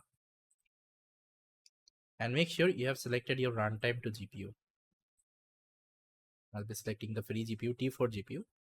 Now let's install it, because here we are using the transformers let's say model, and it needs actually a higher computational system. So for this we have selected the GPU. Okay, you can also do it on CPU, but it will take lots of time, that's why. Then after that we'll try to import the transformer. Import transformers.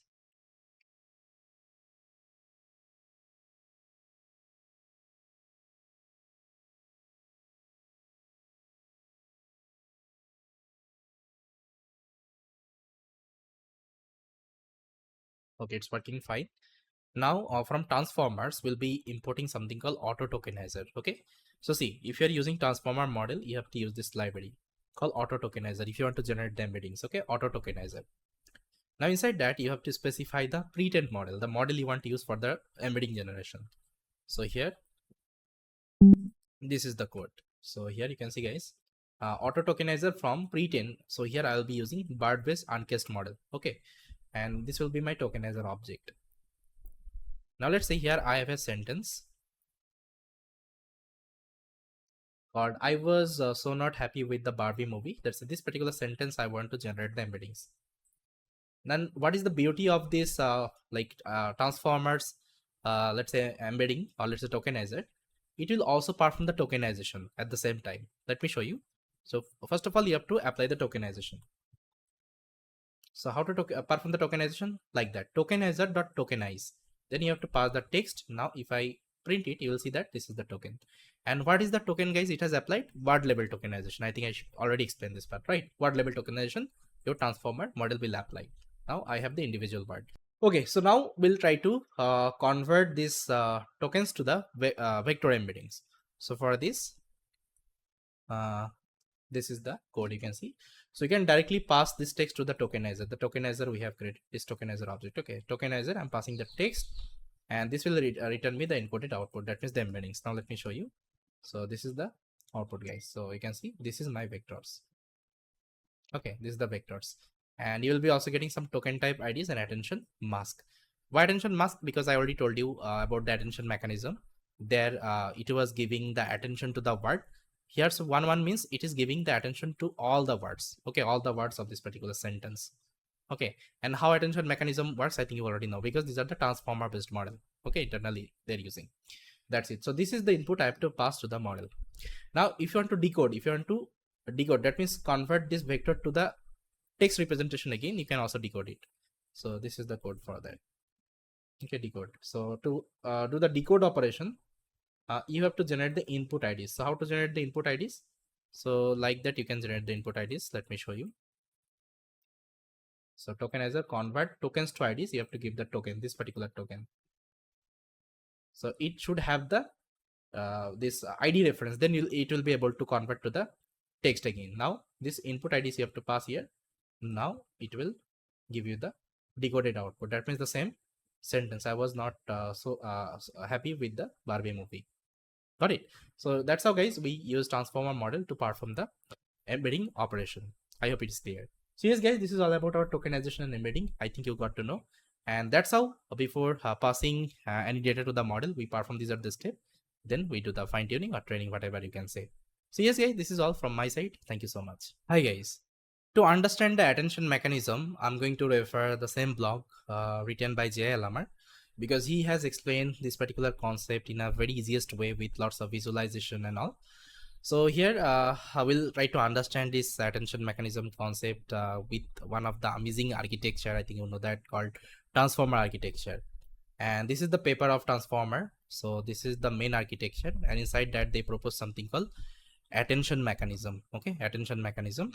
And they have some layer called multi-head attention. We'll also try to understand. So let's try to see this particular blog, and we'll try to let's explain the concept, okay, in the easiest manner. This is the blog. So first of all, he has shown like the high level overlook of the transformer. Let's say initially you can consider transformer is the black box. Okay, this is the transformer. So here, let's see, you are giving one input and you are getting an output. So the example he has shown with respect to the language translation. So he is passing actually French language, and he is getting a English output. Okay, as in so here he is passing actually French input, and he is getting English output. Got it? So initially, let's say this is the transformer. So if you give any input, so it will return you some kinds of output. Now if I show you inside the transformer what we have. Okay, inside the transformer what we have, you can see inside the transformer we have two kinds of layer. One is the encoder layer, another is the decoder layer. So those who have already studied about basics of NLP, I think you know that inside NLP, inside RNN actually we have some networks like LSTM, GRU, okay, encoder, decoder. So these are the architecture were available. So this is the same encoder and decoder architecture. Now what we'll do, we'll just try to see what we have inside encoder and what we have inside decoder. So guys, you can see we usually pass the input to the encoder layer and decoder layer gives us the output. So here we are passing the friends input to the encoder layer and it is going to the decoder layer, okay, after doing some pre-processing, and decoder layer is translating this particular friends to English and it is giving you the output, okay. That means inside encoder and decoder some mechanisms are happening. We'll try to see what are the mechanisms are happening, okay, everything we'll try to discuss. Now see guys, I will suggest you after this particular video, just go through this particular blog and just try to read these are the, let's say, text, okay, whatever he has written. See, whatever things I'm going to explain through the entire video, so the same thing you will be getting, okay, with respect to the text. Got it? So first of all, try to watch this particular video, then go through this particular blog and try to read everything whatever he has written, then your understanding would be more clear. Got it? Now you can see guys, in the encoder layer, okay, in the encoder layer we have, okay, we have 8 encoder layer. We have 8 encoder layer. It's not like that they're only using one encoder layer. No, they are using, okay, 8 encoder layer. You can see 1 2 3 4 5 6 1 2 3 4 5 6, sorry, 6 encoder layer, okay, not 8. This was my mistake. 6 encoder layer actually they're using in one encoder, okay, layer. Now inside decoder again you have 1 2 3 4 5 6 decoder layer. Got it? That means whatever input you are passing, it will go through 6 encoder layer. Then some pre-processing would be happening, some processing would be happening. Then it will return the output to the decoder. Then again the output will go through the 6 decoder layer and you will be getting the output. Okay, I hope it is clear. Now you can see guys, in the encoder layer we have two kinds of layer. One is the self-attention and the feed-forward network. Okay, I'll be talking about the self-attention. What is self-attention exactly? And I think you already know what is feed-forward forward neural network. Okay, feed-forward neural network is nothing but it's a artificial neural network, dense layer. Okay, I think you know that all the architecture has this particular feed-forward neural network, okay, at the last layer. So that's why they're also using that particular network here. Now you can see this is the overview. So in the encoder layer we have self-attention and feed-forward. And in the decoder, we have self-attention, encoder, decoder attention, and feed-forward. Okay. Now, what is encoder and decoder attentions? That means after explaining this particular self-attention, okay, I'll talk about this part. But you can consider they're combining encoder and decoder attention layer together, and they're using inside the decoder. Okay, this is another layer actually they're using inside decoder. That's it. Now let's try to see one example. So let's say this is our input x1, x2, and x3. So here we are passing a friend sentence, you can see. So this is the friend sentence and here is my architecture. So this is the friend sentence actually I'm passing. First of all, it will go through the encoder layer, and encoder layer has how many encoder layer? And you know that 8 encoder layer, 6 encoder layer. And in one encoder layer, what we have? Okay, we have two kinds of layers, self-attention and feed-forward. So first of all, it will go to the self-attention and self-attention will return some output like Z1, Z2 and Z3. Okay, then it will go to the feed-forward and feed-forward will give you some output. Now, how this Z1 and Z2, Z3 we are getting, we'll try to understand. Now you can see guys, here is the, let's say, demo. So LLMR, what he did actually, instead of taking 3, let's say, word, he has taken 2 words just to explain the things easily. So now let's say this is our words, thinking and machines. We are passing to the self-attention and self-attention is returning one output Z1 and Z2 and we are passing it to the feed-forward. Feed-forward is giving me one output, let's say R1 and R2, and this particular output we are passing to the another encoder layer. That means we have 6 encoder layer, right? So it will go through the 6 encoder layer like that, okay, dot dot dot like that. So now you can see self-attention at a high level, how it works. So let's say this is one sentence I have. The animal didn't cross the street because it was too tired. Okay, it was too tired. Now here you can see it was too tired. Now what this it represents? So as a human, I think you understand it represents the animal. Yes or no? But what about machine? How machine will identify this it is the same thing as the animal? Okay, for this we have to apply the self-attention. Okay, now you can see this is the like your entire sentence. The animal didn't cross the street, it was too tired. Now to represent it, actually it is giving the attention to this particular word. You can see the animal didn't. Okay, so these are the word actually it is getting attention, okay, to represent the it. Now how it is getting the attention? Okay, we'll try to understand how it is giving this particular word as an attention. Okay, so we'll try to understand this particular thing. Now you can see some of the word is getting very less attention. You can see because of this line is like very what I can say, it's not visible properly. Okay, now you can see self attention is detail. So how this self attention happens, we have actually so many words, but how it will give the more attention to the specific word, we'll try to understand from this particular example. So let's say this is our word thinking and machine. So first of all, what we have to do, guys, I think remember, first of all, we usually generate the embeddings, like we convert this text to the embedding model. Okay, sorry, embedding representation. Okay, embedding numbers, that means the vector numbers. Then what we do, guys, we initialize some weights. I think you know that in neural network we initialize the weights, right? So in this case, actually we initialize three kinds of weights: W, WQ, WK, and WV. Let's say this is our weights. Okay, now to represent this queries, keys, and values, what needs to be done? So you will be multiplying this x1 with w1. Okay, x1 with x1 with wq. Okay, x1 with wq, then you will be getting q1. Okay, then if you multiply x2 with wq, you will be getting q2. So similar wise, if you multiply x1 with wk, you will be getting k1, x2.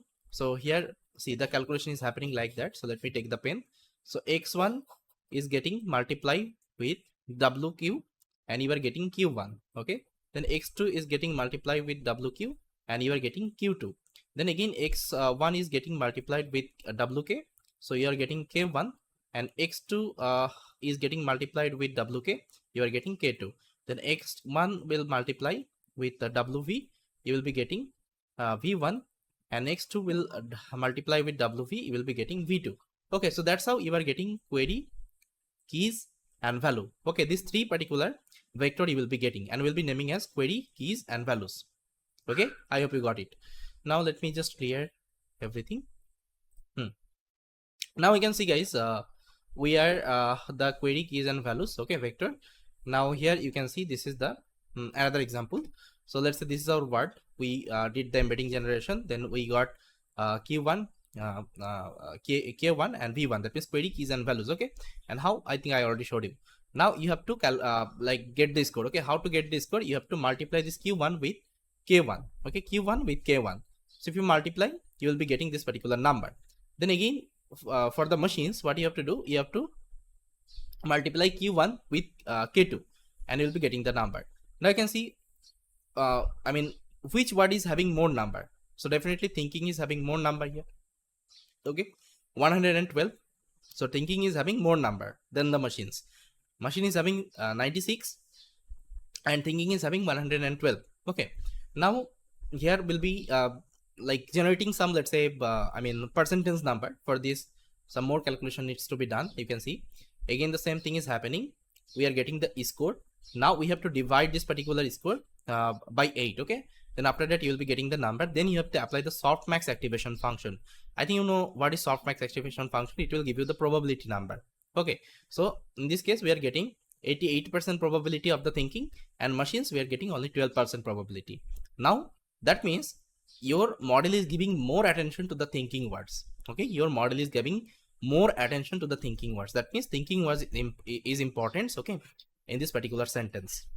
Okay, so that's how actually this particular self attention works. It will give you the attention like that. So these are the calculations you will be doing, and it will give the calculation like that. Okay, now I think you are getting. Now one thing, so after doing the softmax, you have to multiply with the value. So this particular value you have to multiply, then we'll be getting the z1 and z2. Now I think you understood. So why we are getting the z1, z2 here. Okay, so after going through the self attention, z1, z2, and so on. Okay, so now I think this particular I think part is clear. Okay, what is z1, z2, and so on. Hi guys, in this video we'll try to understand the context window in large language model. So to understand the context window, what I will do, I will open up a large language model from the OpenAI. Just search for like OpenAI models.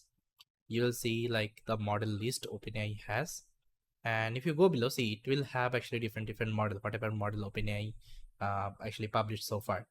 So let's say I will open this model called GPT-4, and I will try to see the context window of this particular model.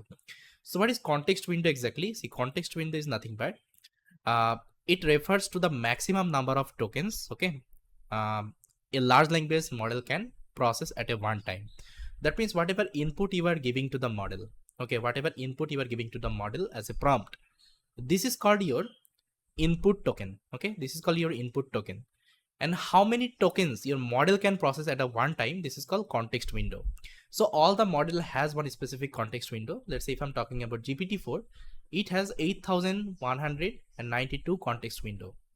And what is the maximum output tokens? 8192 maximum output tokens. And what is the knowledge cutoff? December 1, 2023.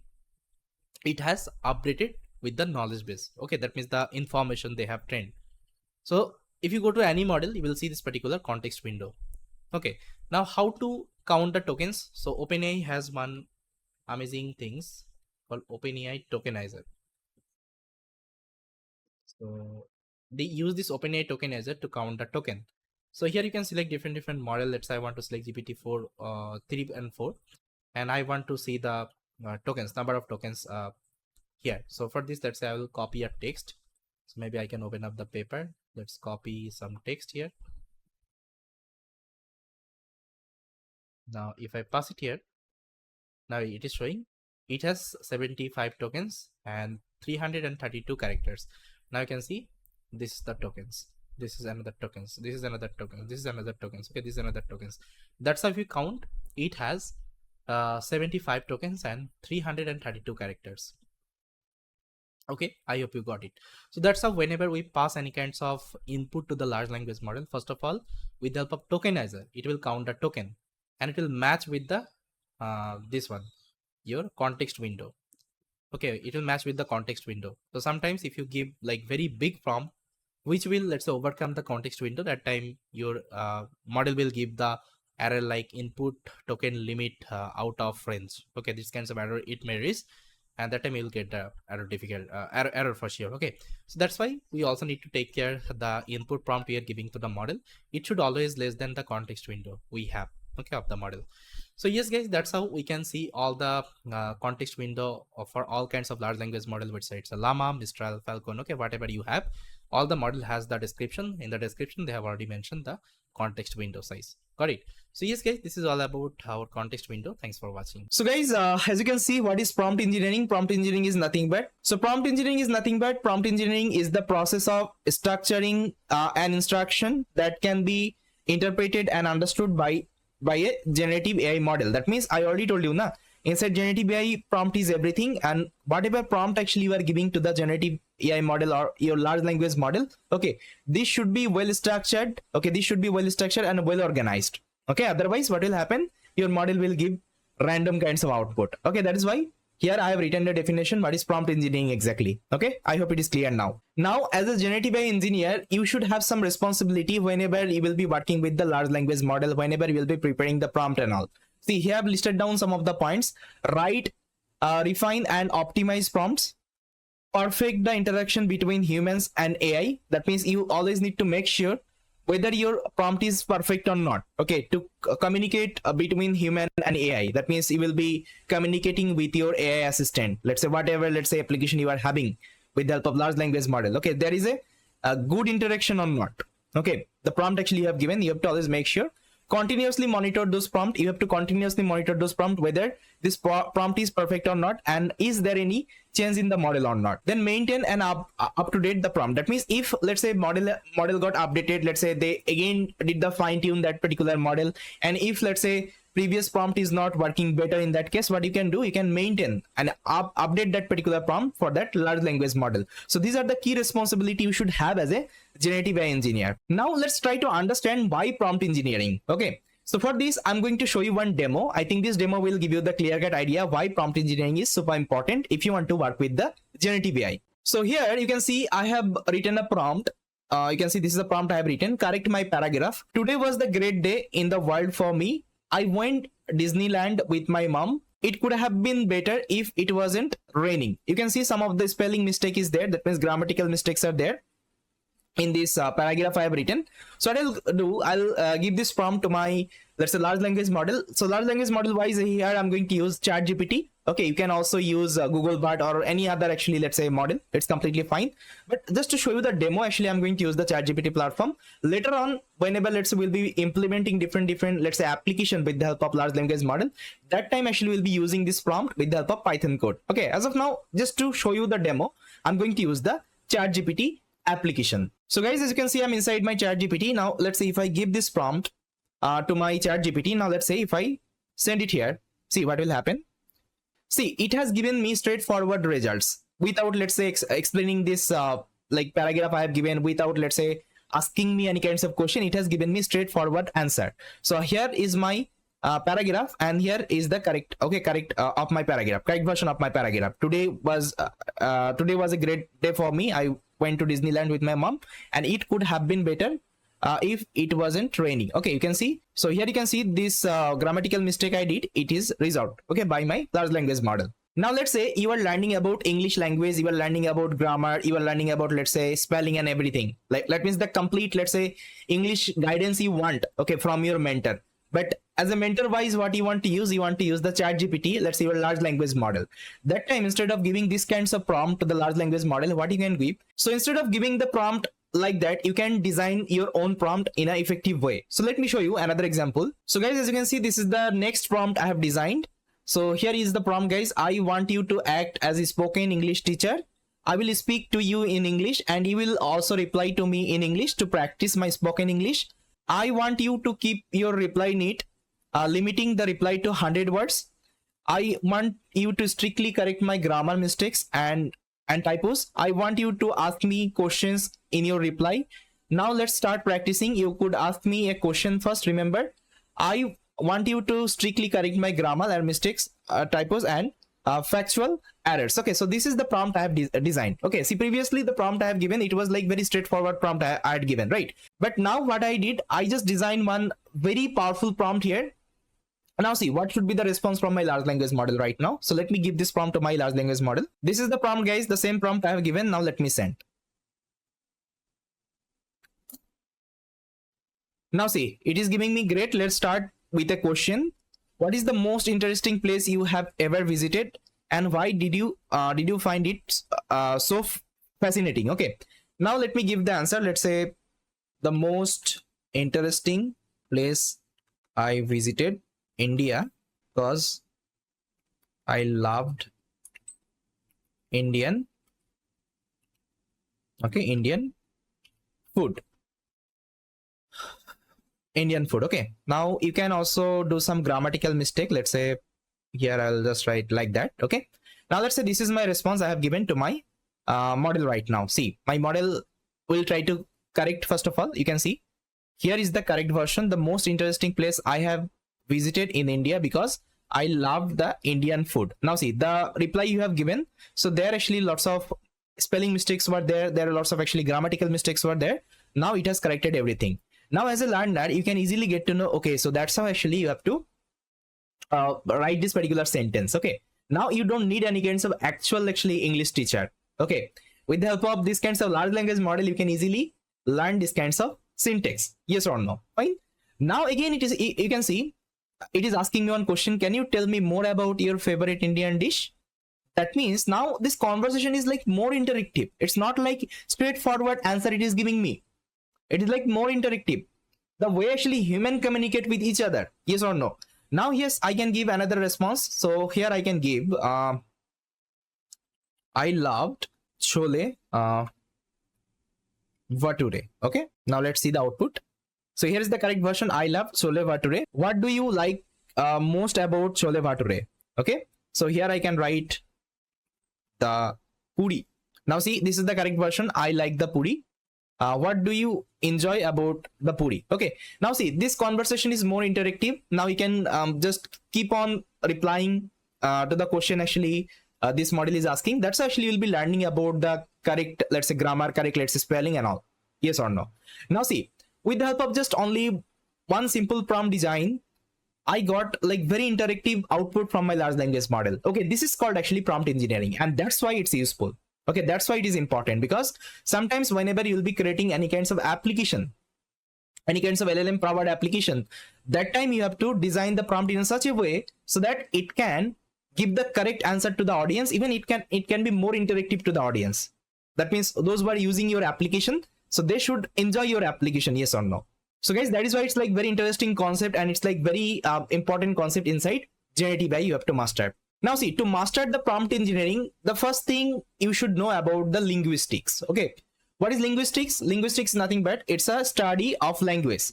That means whenever, let's say, you are studying any kinds of language, let's say English language, inside English language you are having some kinds of let's say linguistics. Okay, what kinds of linguistics? You can see phonetics is there. So phonetics means the study of how speech sounds are produced and perceived. Okay, then there is another one called phonology, the study of sounds pattern and changes. That means whenever we are speaking any kinds of, let's say, language, like how this sounds look like, okay, how this sounds look like, how you are pronouncing this particular word and all, this is called actually phonetics and phonology.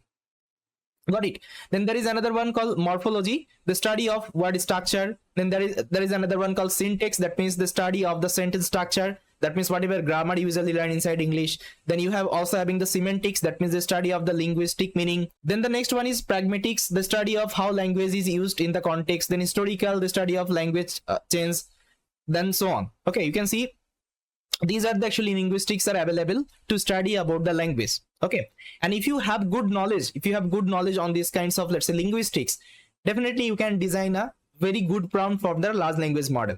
So that is why I have written here, linguistics are the key to the prompt engineering. That means if you are having good knowledge about linguistic, definitely you can design a good prompt for the large language model. Now we have already studied about like large language model or our generative AI model, right? So there are different kinds of generative AI models are available, like GPT, BART, then Lambda, Palm, Bloom, LLaMA, Cloudy, okay, then Nemo, LLM, okay, Generate. So these are the actually, apart from that, like there are so many large language models are available. I think I showed you one GitHub, right? I think remember open LLM GitHub. There I think you saw thousands of large language models were there.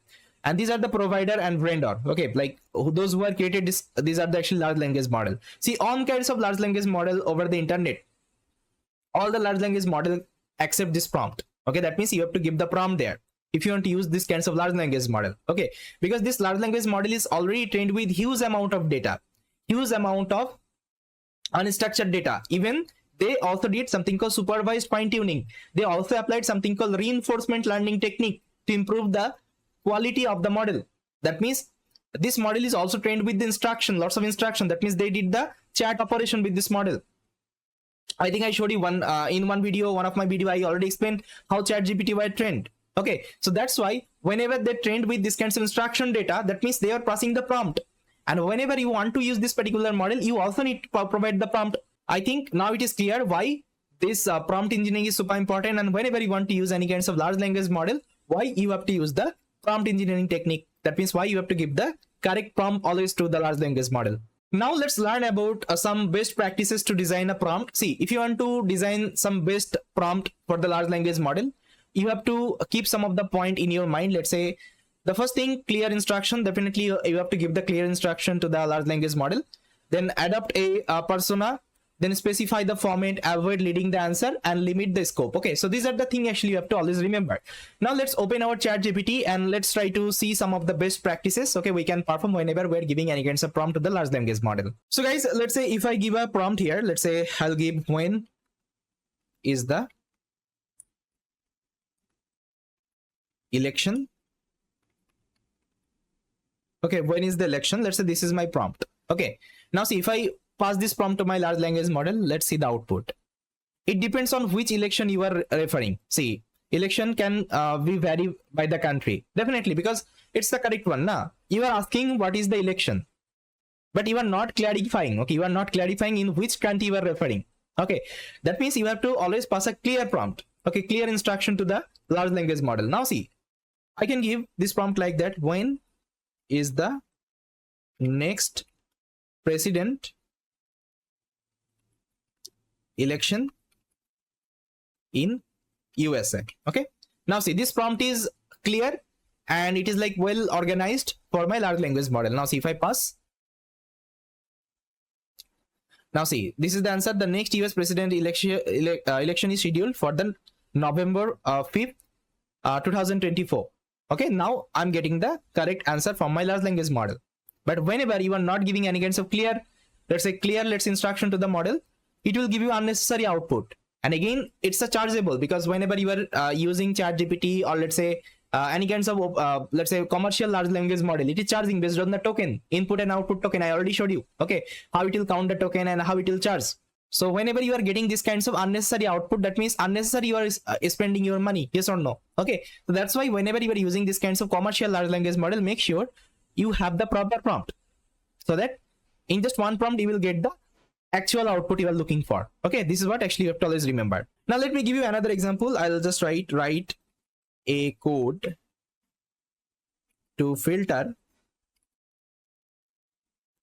out the edges from data. So let's say this is my prompt I've given. Now see, my LLM model has given me this is the output. But let's say you are looking for Java code.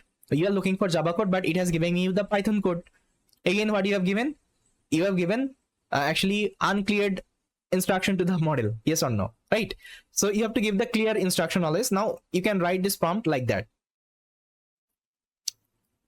Write a Java code, okay, to filter out edges from the data. Now see, now it is the clear instruction to my large language model. Now I will get the Java code.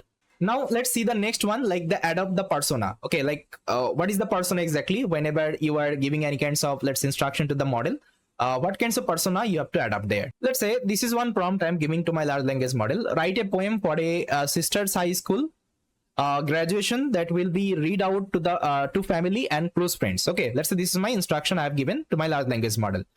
Now see, here is the response I will get. So here is the response I got. That means this is my poem. Now if you read this poem, actually this is not actually much interesting, the poem actually I was looking for. Now what you can do, you can actually give the persona. Okay, you can give the persona whenever you are giving the prompt. So now let me show you another prompt I have designed for this. So this is the prompt, guys. Now here I'm writing, write a poem as Helena. Helena is a 25 years old and amazing writer. Her writing style similar to the famous 21st century poet Rupi Kaur. So I think you know about Rupi Kaur. You can also search about Rupi Kaur. See, she is actually a Canadian poet and illustrator. Okay, you can read about her.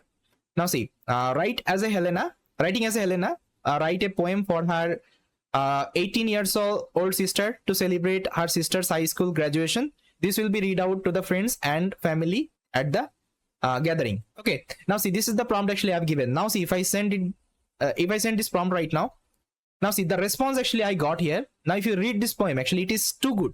It is too good than my previous response I got. Okay, so that's how actually you have to adapt the persona always.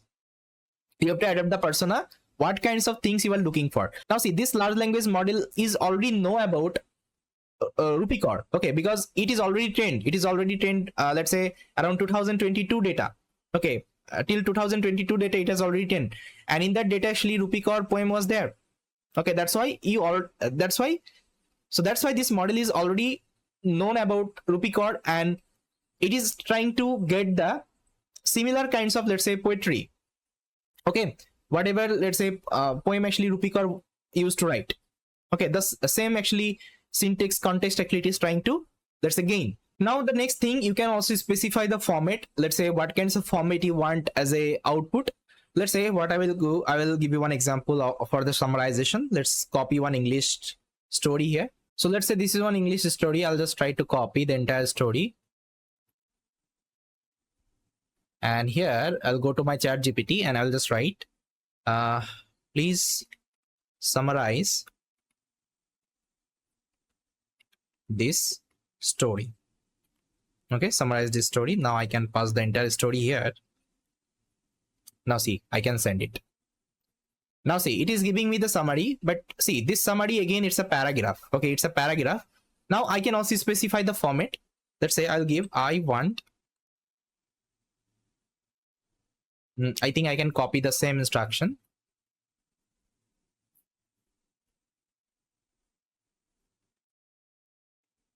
Now here, just try to modify.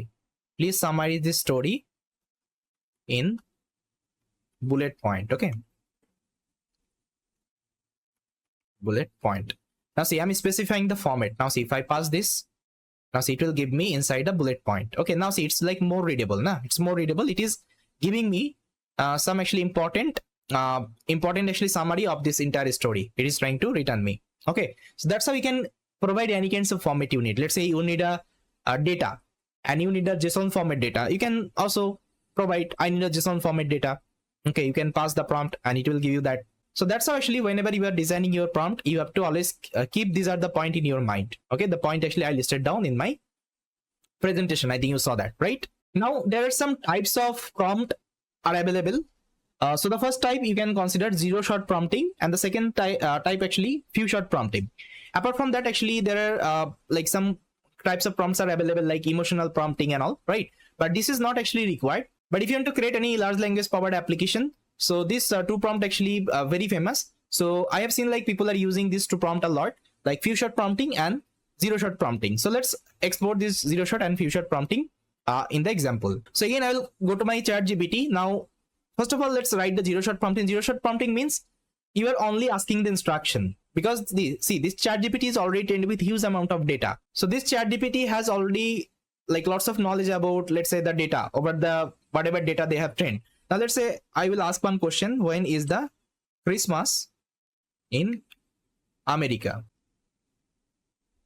Now see, Christmas in United States celebrated on December 25th each year. Okay, now it is giving me the answer. So this is called actually zero shot prompting. That means you have only give one prompt. Okay, one prompt, that means the instruction you have given, the question you have given. Okay, but let's say if I ask these kinds of question, now let's say if I ask this kinds of question, what is Bappy's favorite types of food? Okay, let's say this is the question I have given. Now say it will give you, I don't have the information about Bappy favorite types of food. Could you please provide more details, clarify who is Bappy? Okay, now see here actually zero shot prompting is not working. So here you have to pass the few shot prompting that time. Okay, now see here I'll give a prompt. Now I'll just write Bappy is a data scientist and his favorite types of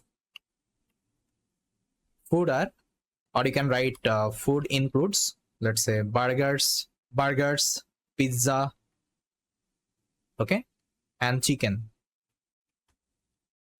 Now I can pass this prompt to my large language model. Now it will learn about me, okay, because I have given a few short prompt here. Okay, now see, got it. Bappy favorite types of foods are burger, pizza, chicken. And if you need any more details or have a questions, just let me know. Now here I can give another prompt. What is the, or I can write what restaurant. Now let's say this is the prompt I have given. What restaurant should I take Bappy to in Dubai this weekend? Okay, now see if I pass. Now see, it will suggest me some restaurant. Dubai has fantastic range of restaurant that caters a variety of tastes, since Bappy like burgers, pizza and chicken. Here is the few recommendations. So here is the restaurant. Now see, this is called actually few shot prompting. That means you are also giving some few shot prompt. That means some let's say information about the question you are asking. Okay, this is called actually few shot prompting. So these are the things, guys, you have to master. So see, this prompt engineering will come automatically whenever you will be writing these kinds of prompt. So unless and until you are not writing, you are not experimenting, you won't be able to understand, okay, which prompt will give you what kinds of output. So try to practice a lot. Okay, you have the ChatGPT, you can give different prompts and you can get the response from the ChatGPT. And the prompt actually you are giving to the ChatGPT, the same prompt you can use to any kinds of large language model. Okay, in future you will be using, whether it's a let's say Gemini, whether it's a let's say Mistral, Falcon, whatever let's say your model you are using, you can use it as it is. Fine. Now there is another concept inside actually generative AI model called AI hallucination. Now what is an AI hallucination? See, AI hallucination is when a large language model generates false information. That means let's say you are giving a prompt and that model is giving you the false information. Okay, so this is called actually AI hallucination. That means the prompt you are asking, the information you are asking, this information is not available to the large language model. Okay, so that time what we have to do if we are getting this kinds of hallucination, so that time we can use something called RAG concept. That means retrieval augmented generation. That means we can connect our external data source to my large language model. Okay, and from that data sources my model can learn, okay, this is the information you are looking for. And if RAG is not working, that time what we can perform, we can perform something called fine tuning of a large language model. I think I showed you. Now we can perform fine tuning with the help of Hugging Face. Okay, so I'll also show you how we can fine tune different kinds of large language model on top of our custom data. We can also perform fine tune operation, but fine tune is a costly task because here you need a good system, like lots of data. Okay, so again it's like very costly task, but RAG application is a very easy kinds of task. See, here you don't need lots of cost, here you don't need lots of computational power. Okay, so both will be exploring one by one, like what is RAG concept and what is, let's say, fine tuning concept. Everything will be exploring. Okay, so yes guys, this is all about our prompt engineering. Now I think you got it why prompt engineering is super important and how you can master this kinds of prompt engineering technique. Okay, it's nothing but it's just a way of, let's say, communicating with your large language model. The input you are giving to the large language model, this is called actually prompt. Okay, and the way you are designing this particular prompt, this is called prompt engineering. Okay, I hope it is clear now. Hi guys, in this video we'll try to understand user prompt and system prompt inside LLM. So for this, what I'm going to do, I'm going to open up a platform called Grok Playground. Okay, so Grok is a platform, guys. So here you will be also getting large language model. So here you can create an account, and Grok will also give you the API key. With the help of API key, you can access different model. Okay, so this is the interface of the Grok. So here you can see different models are available. Okay, so you can see all kinds of models are available. Okay, you can access these are the model through the API request. So as of now, I'll just try to show you what is the user prompt and what is the system prompt. Okay, because nowadays whatever large language model you use, we use something called chat completion model. Okay, all the models are chat completion, and these are the model takes two kinds of prompt. One is the system prompt, another is the user prompt. You can see, so here I have selected one model called LLaMA. Okay, LLaMA for this particular LLaMA for Scout model I have selected. Now you can see whenever I selected this model, so it is asking me two kinds of prompt. One is the system prompt, another is the user prompt. So what is the system prompt? So here you can pass the system prompt if you want to perform some specific task. Okay, by using your model. So let's say here I will give URN. Okay, URN, or let's say URA translate expert. Okay, experts. Now here you can give the user prompt. That means whatever user will give. Let's say I will just write translate this sentence to Hindi. So let's say here I will give a sentence. My name is Bappi. Okay. So this is the sentence I have given. Now if I submit it, so you'll see that I will get the translated output. So you can see this is the translated output I got. So here what we are doing, actually we are specifying the task, because this kinds of LLM model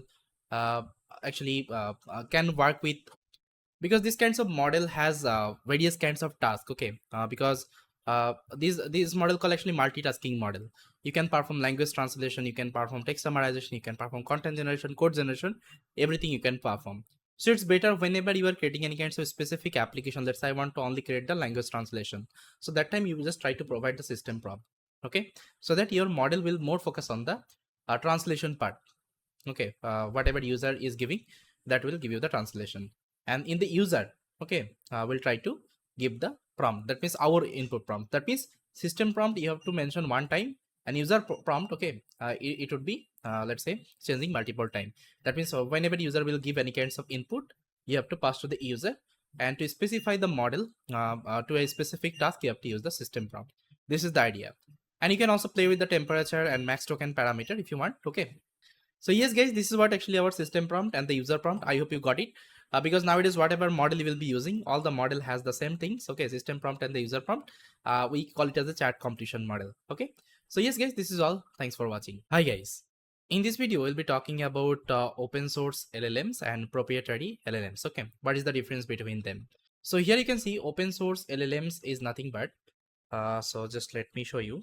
So open source LLM is nothing but the models are publicly released, okay, with access to the weights, codes and training detail, enabling users to inspect, modify and fine tune and deploy locally or any other infrastructure. That means if there is any model which is publicly available, that means the weights, codes, okay, and everything, all the model details, that time you can call it as an open source model. So I think you know that some popular open source model are available like LLaMA 2, 3, Mistral, Falcon, Bloom, okay, Phi, then Queen, okay, and so on. So these are the models are open source. And you can see the creator, so who has created the model, even you can see the context length of the model. And what is the pros and cons of this model? So you can see the pros part. So this model are transparent, architecture and weights, so customizable, you can fine tune and quantize whatever you want, you can do.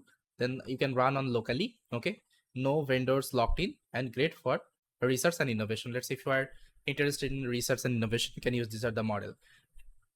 And what are the cons are available? So it requires actually infrastructure and engineering expertise, okay, then often smaller scale or less optimized than the proprietary, okay, LLMs. That means here you have to use actually larger scale infrastructure to run this model, and security and performance tuning is your responsibility. So here you have to take care of your security and performance tuning, okay, these are the part. Then there is another one called proprietary LLMs, okay. So you can see closed source models developed by companies where only the API or hosted access is provided. The models weight, training data, and the internet's internals, okay, are not publics. That means only you have the API. Through the API request you can access the model. I think you know that GPT model, that means OpenAI, whatever model they are having, so those are model actually proprietary LLMs, okay, because you can only access those models with the help of API request. Then Cloud, Gemini, okay, Command, then Jurassic. So these are the companies you can see provider, and this is the context length. And what is the pros and cons? You can see state of the art performance, scalable, reliable APIs, fully managed infrastructure, accessible to a massive context window. Then idea, well, for the enterprise use cases, okay, and speed to deploy. And what are the cons? So no access to the weights and or the data, expensive because at the end you have to pay, risk of the vendor locked in, limited customization, okay, and potential privacy compliance concerns, data leaves your infrastructure, okay. So these are the pros and cons are available if you're using this proprietary LLMs. So yes guys, in the market these two kinds of large language models are available. So whenever we'll be creating any kinds of production ready software, most of the time we'll be using proprietary LLMs because you can see the pros and cons, okay. So it is more easy to let's say manage and let's say scalable, to make it scalable. And whenever I'm talking about open source, here you have to take care of everything, okay. So at the end it's like more costly because at the end you have to take the good infrastructure, you have to deploy the project, you have to take care of everything here. But let's say if you're doing research or any other innovation, that time you can go with open source large language model, okay, it's up to you. So yes guys, this is the difference between our open source and proprietary LLMs. Now I think you got it. Thanks for watching. Hi guys, in this video we'll see some comparison between some large language model. So you can see I have listed down some name. So LLaMA is there, GPT is there, Cloud is there, Mistral is there, and Gemini is there, okay. So you can see some comparison. So the latest version wise, LLaMA is having, I think LLaMA recently updated one more version, LLaMA 4. So you can consider LLaMA 4. Then GPT 4 is there, Cloud is there, Mistral you can see, okay, and the Gemini 1.5 Pro Flash. Then the model type you can see it's a decoder only transformer model. It is also decoder only transformer model. And the Cloud you can see it's a constitutional AI plus transformer. They are using the architecture.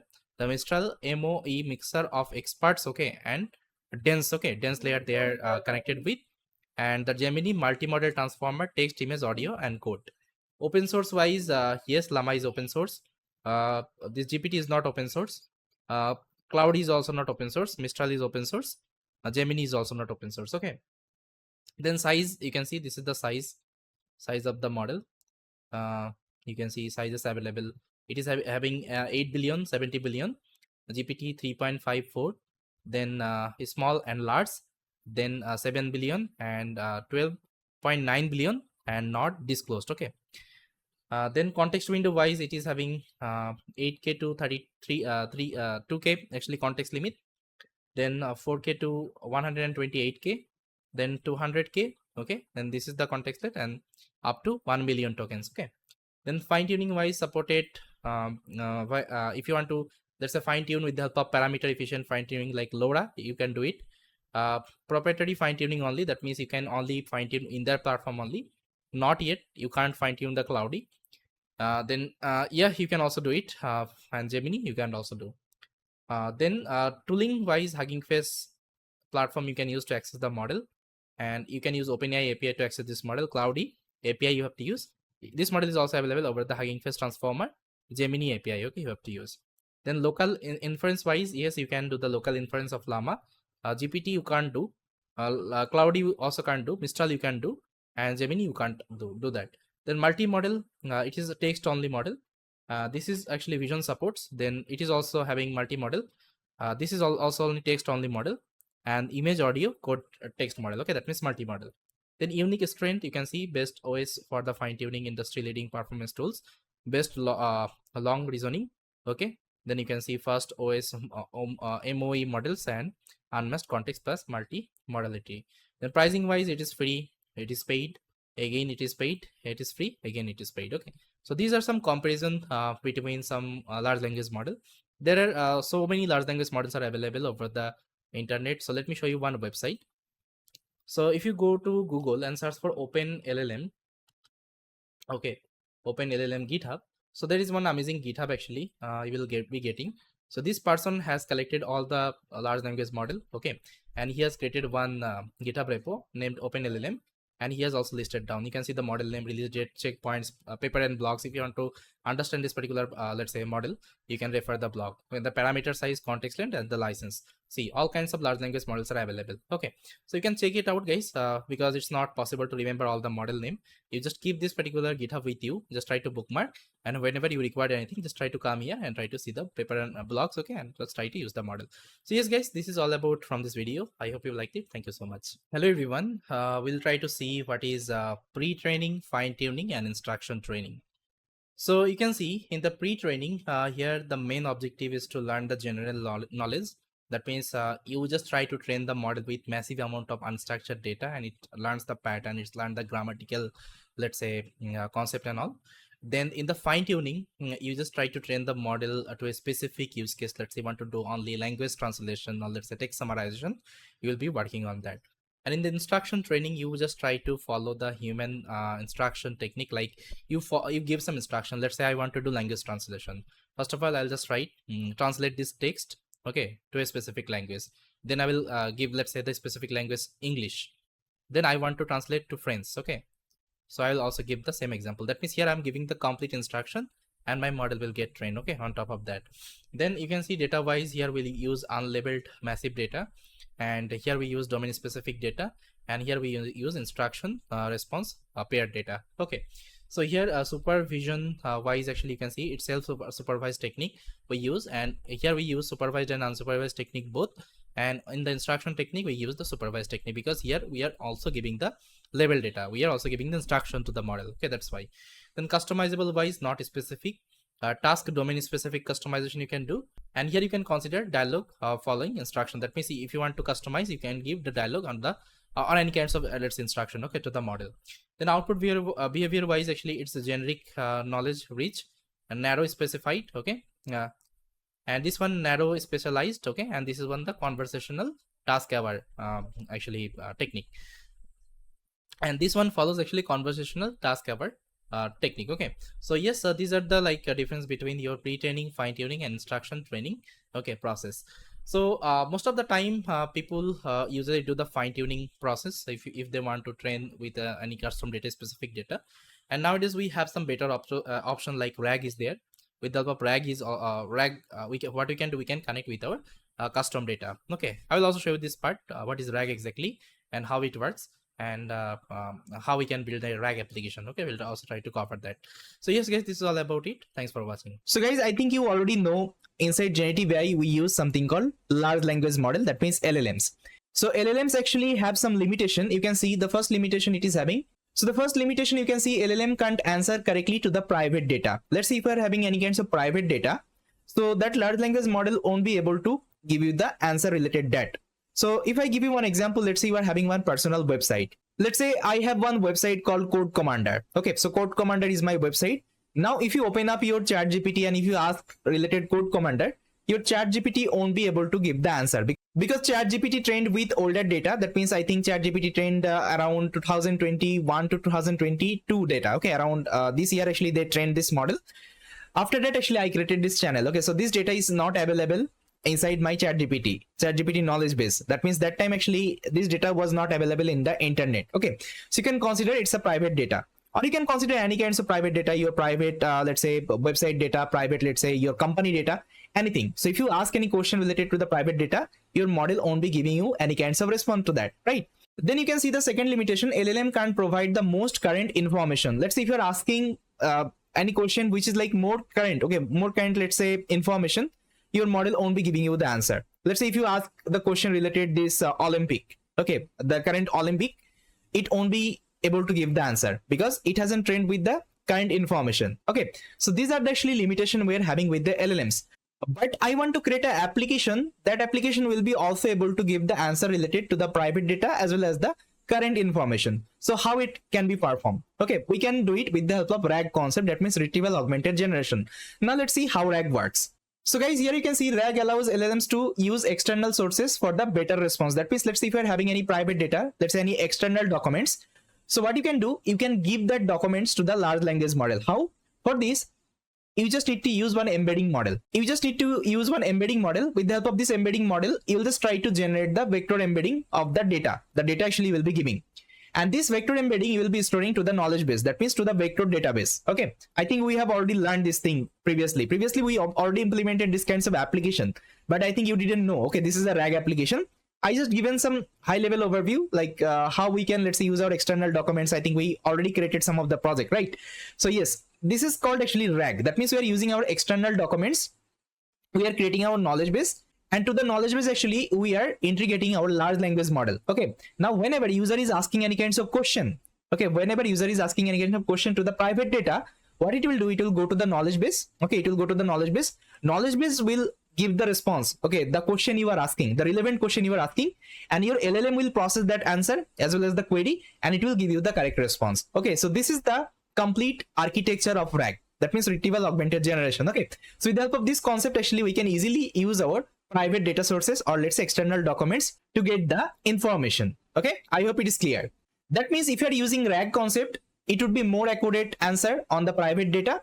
Stay updated with the new information. Let's say if you're having new information, new data, what you can do, again, you can give that data to the knowledge base. That means you can use embedding model. You can convert those data to the embedding representation. You can store to the knowledge base, and you can connect your large language model there.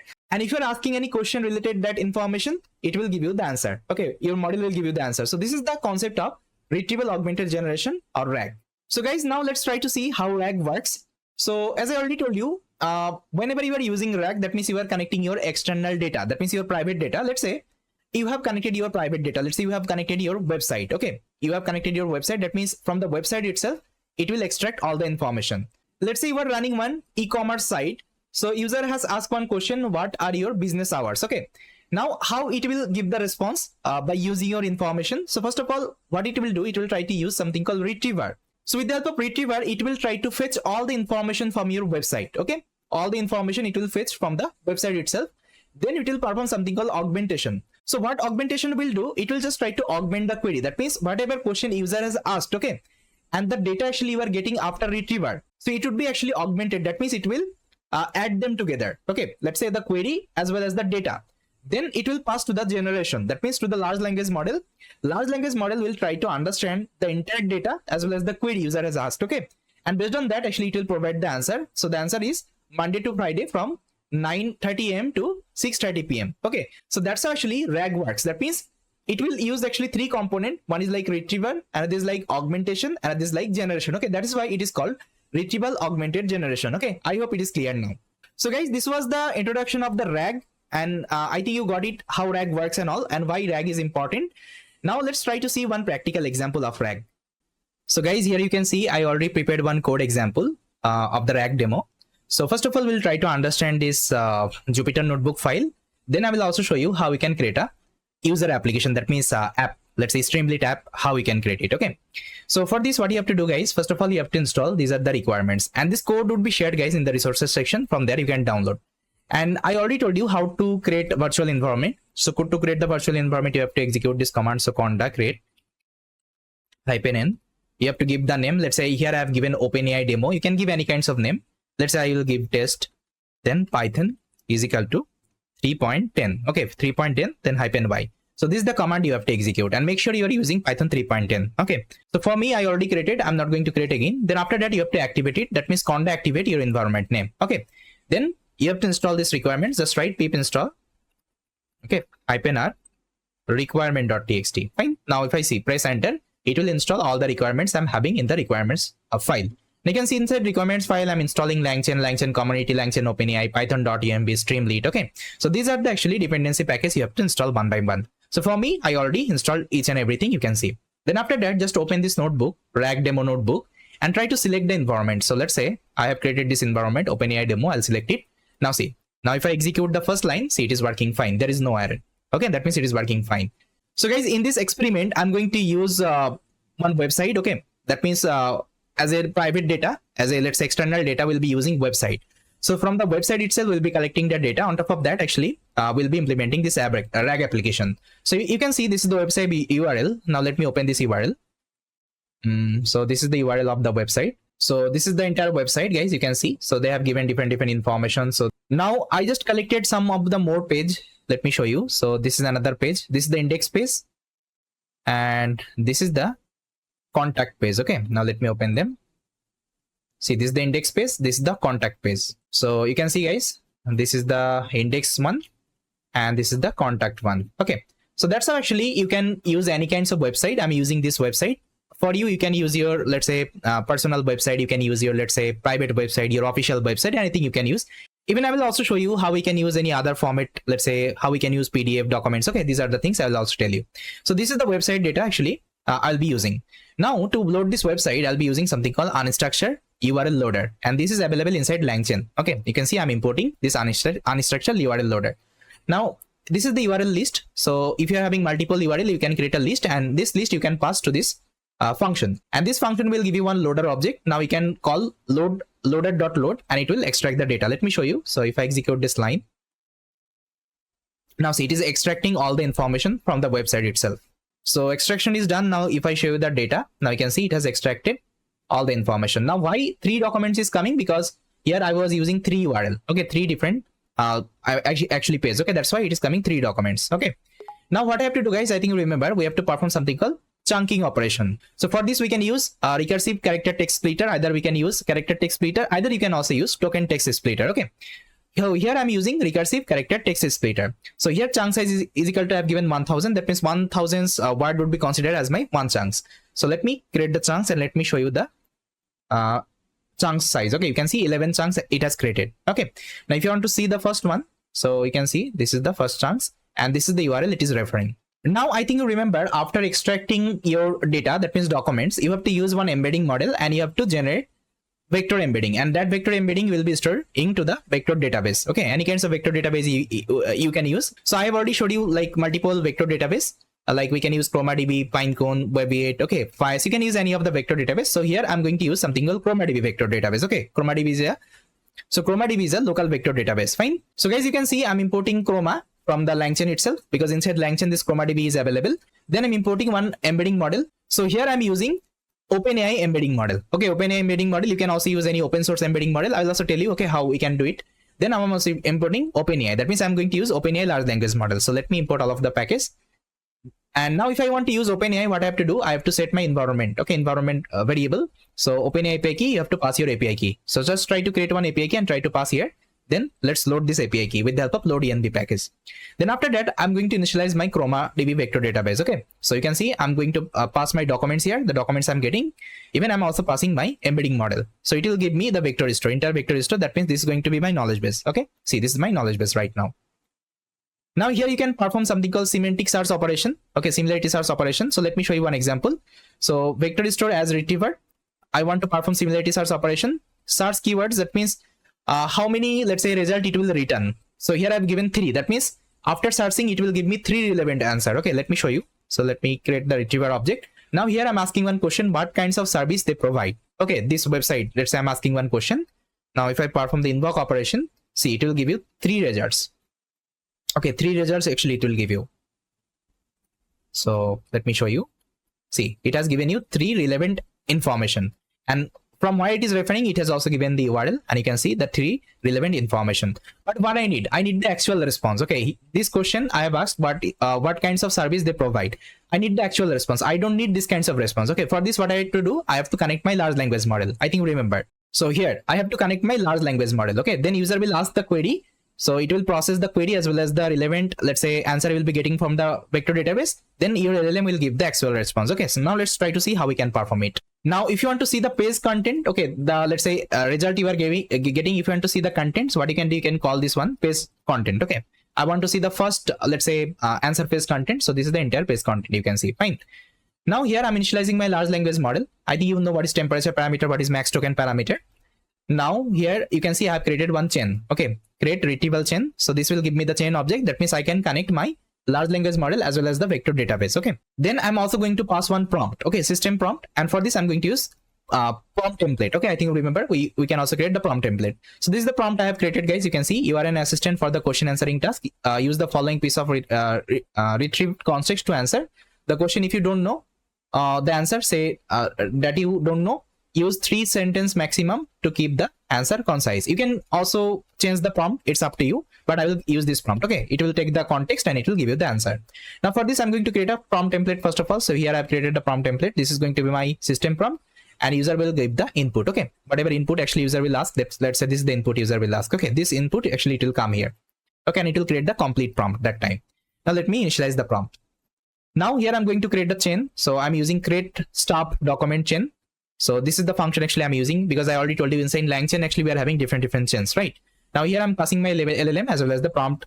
Then again, what you have to do, you have to call another function create retrieval chain. Okay, so inside that you have to give your vector database. Okay, the vector database you have created, that means your knowledge base, and you have to give this object, your question answer chain. Okay, this object actually you have to give.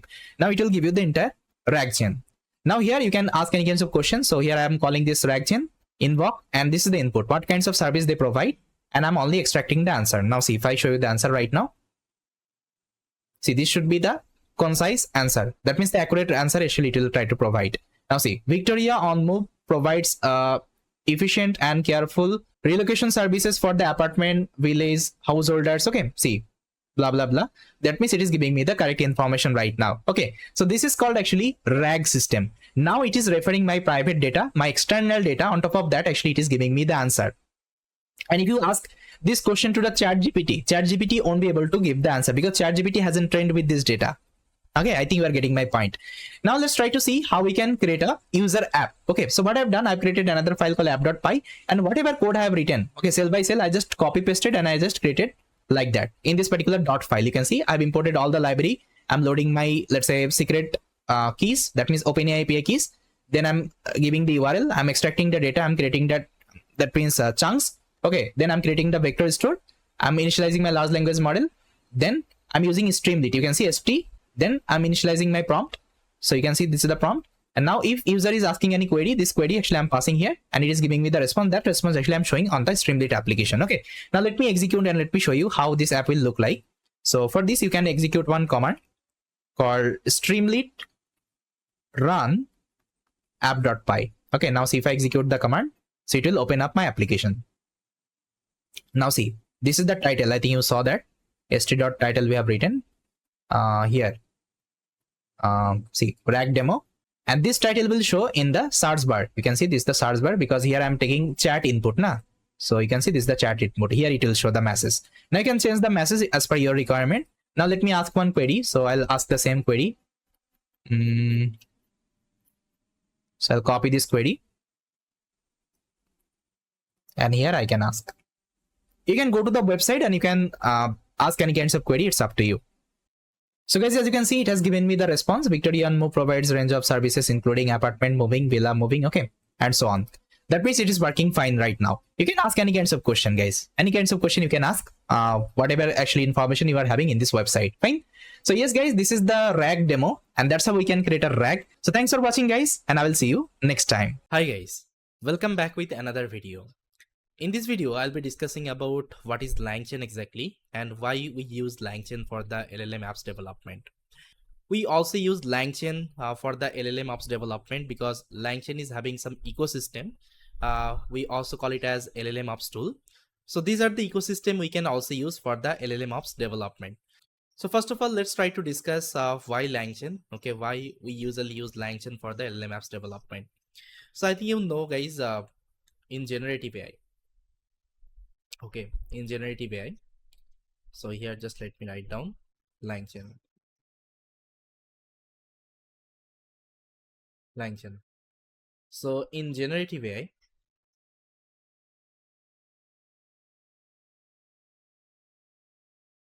we use something called large language model. Okay, yes or no? Definitely, we use something called large language model, and there are so many provider. If I just write many provider, like I can write OpenAI, then we have something called LLaMA, we have Mistral, okay, and so on. Okay, so these are nothing but these are actually, so they are providing something called large language model. Okay, LLM. And what is the problem with the LLM? So let me list down here problem.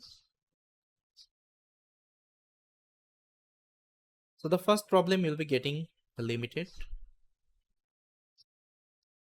context window. Then it is having outdated knowledge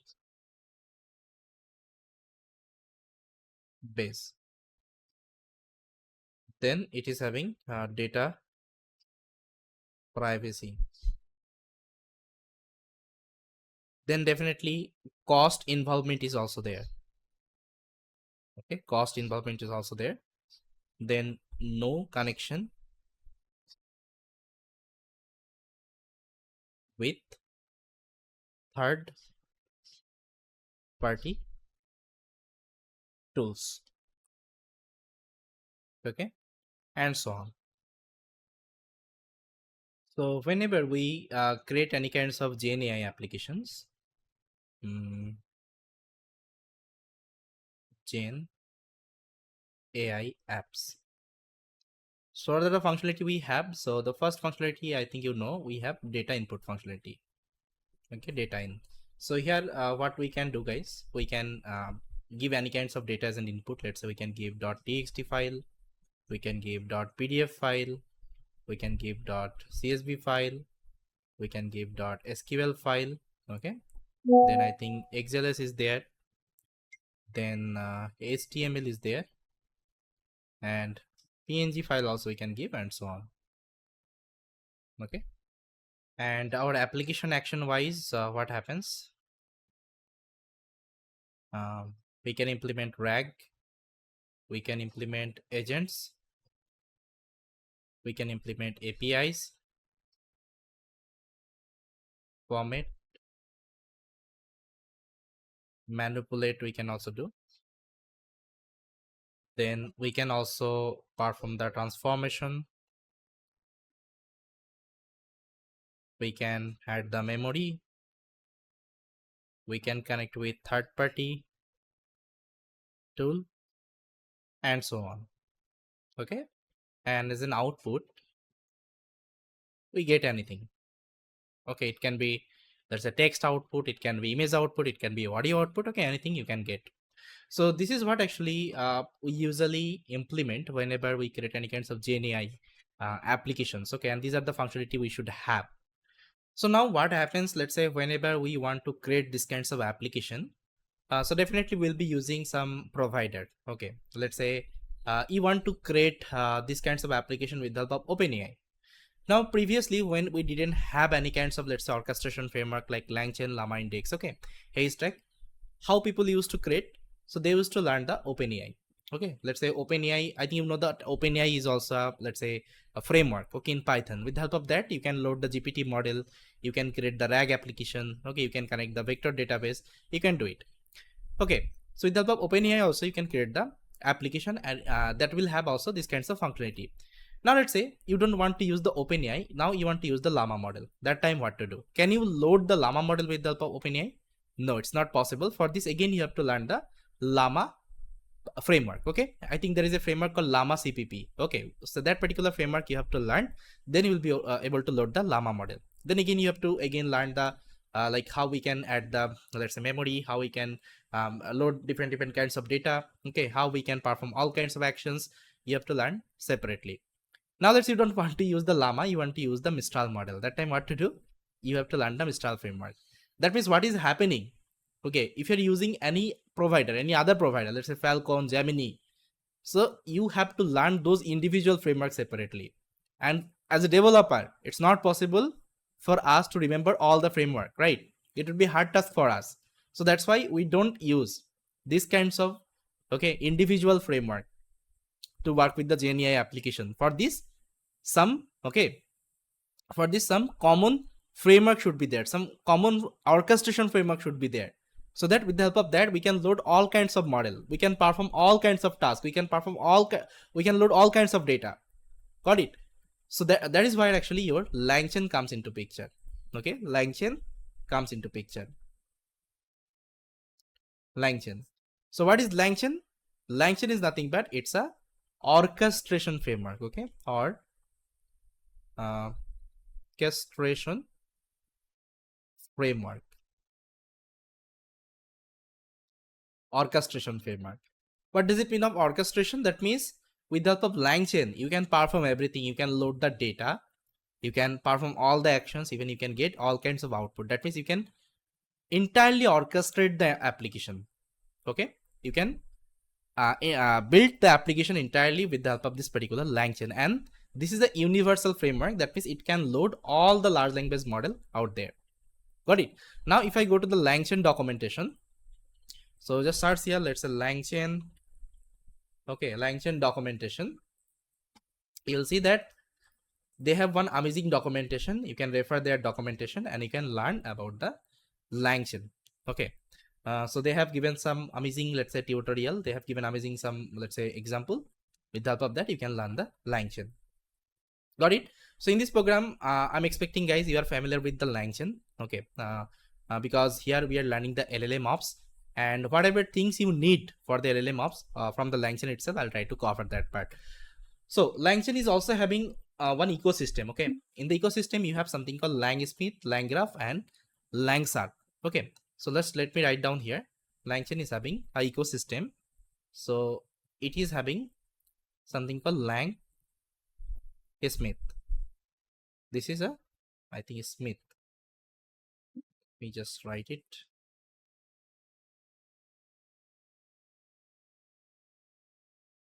Langsmith. Okay, this is a LLMOps tool. Okay, then we have something called LangServe. This is also a LLMOps tool. Then we have another one called LangGraph. Okay, this is a agentic AI tool. That means with the help of that you can create the AI agents. So for our LLMOps, we'll be using Langsmith and LangGraph. So with the help of Langsmith, we can monitor our GenAI application, and with the LangServe, we can serve the model. Okay, we can serve the model. Got it? So again, Langchain is, one of the great framework in the field of GenAI. It not only provides the entire orchestrated, let's say, functionality, even you can also use it for the LLMOps development. So you can see the documentation. So it is having different version like V1, V2, V3. Okay, in the updated version of Langchain, there is a concept called LCL, that is Langchain Expression Language. Nowadays, people use Langchain Expression Language. Okay, whenever they develop any kinds of projects. Okay, but still the legacy Langchain, it is being used because some of the functionality you have to use with the help of legacy Langchain. Got it? So yes, guys, this is the introduction of the Langchain. Okay, so it's nothing but it's a framework. It's a orchestration framework for the GenAI application development, because it's a universal framework. That means it can support everything. You can connect with different large language model. You can connect with different vector database. You can connect with third-party tools, third-party data sources. Okay, you can load any kinds of data. Okay, whether it's a PDF data, whether it's a JSON data, whether it's let's say data is available in the website, whether you want to load the let's say WhatsApp data, okay, then you want to load the Slack data, everything is possible with the help of this particular Langchain. Got it? So that's why Langchain is super important, and you have to learn the Langchain. You have to use the Langchain whenever you are working in the field of GenAI. Got it, guys? So yes, guys, this is all about. I think you understood about the Langchain. Thanks for watching. Hi, guys. In our previous video, we have seen what is Langchain exactly. So we saw that Langchain is an orchestration framework. Okay, with the help of that, we can build the entire GenAI application, and it has some ecosystem also for the LLMOps, right? Now in this video, we'll be discussing about the LLaMA index. So what is LLaMA index? The LLaMA index is also an orchestration framework. With the help of that, you can also orchestrate the entire GenAI application. LLaMA index, we call it as alternative of Langchain. Okay, that means whatever things you can perform with the help of Langchain, the same thing you can also perform with the help of LLaMA index. But LLaMA index has one major, actually, let's say functionality, which is called RAG functionality. That means if you want to create any RAG based system, okay, you can use the LLaMA index there, because to implement the RAG, whatever, let's say, things you need, let's say you need vector database retriever, okay, you need document loaders, so everything's are available inside LLaMA index, okay, as a function. But whenever we are creating the same thing with the help of Langchain, we have to write some more code. Okay, this is the let's say difference. You will be getting. But tool wise, if you ask me which one is having more functionality, I'll tell like Langchain is having more functionality, because they have recently launched their let's say second generation of Langchain, and they have the ecosystem and all, okay, which is missing actually in the LLaMA index. That means I think we saw that in GenAI, okay, in GenAI, let me just write down GenAI, we use something called LLM, okay, large language model. And large language model device, there are some provider like OpenAI is there. OpenAI is there.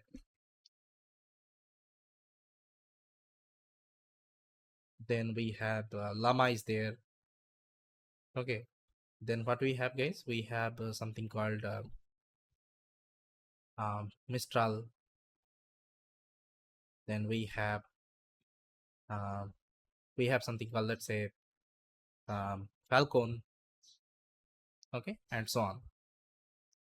So these provides actually large language model, and large language model has some limitation.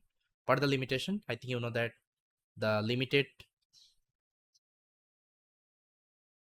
context window. Okay, then it is having some more problem, like here we had written outdated knowledge base, then data privacy, cost, no connection with third-party tools, and so on. Okay, so we saw that these are the problem can be solved with the help of the Langchain, because Langchain is a universal framework and it is having all the functionality. That means if you have limited context window, you can create something called RAG system, and there you can perform the splitting operation of the data, and you can pass the input to the model. Outdated knowledge base wise, you can update with the help of RAG. That means you can connect with the let's say custom data. Even you can also create the AI agents, okay, to update your model with the latest data. Data privacy wise, you can also handle, okay, you can create some function, okay, on top of that. Cost wise, actually LLM reduce the cost, because if you are using OpenAI, let's say framework, so to use the OpenAI framework, definitely you have to spend some cost, right? So which can be reduced in the let's say Langchain, because Langchain can also connect with open source large language model.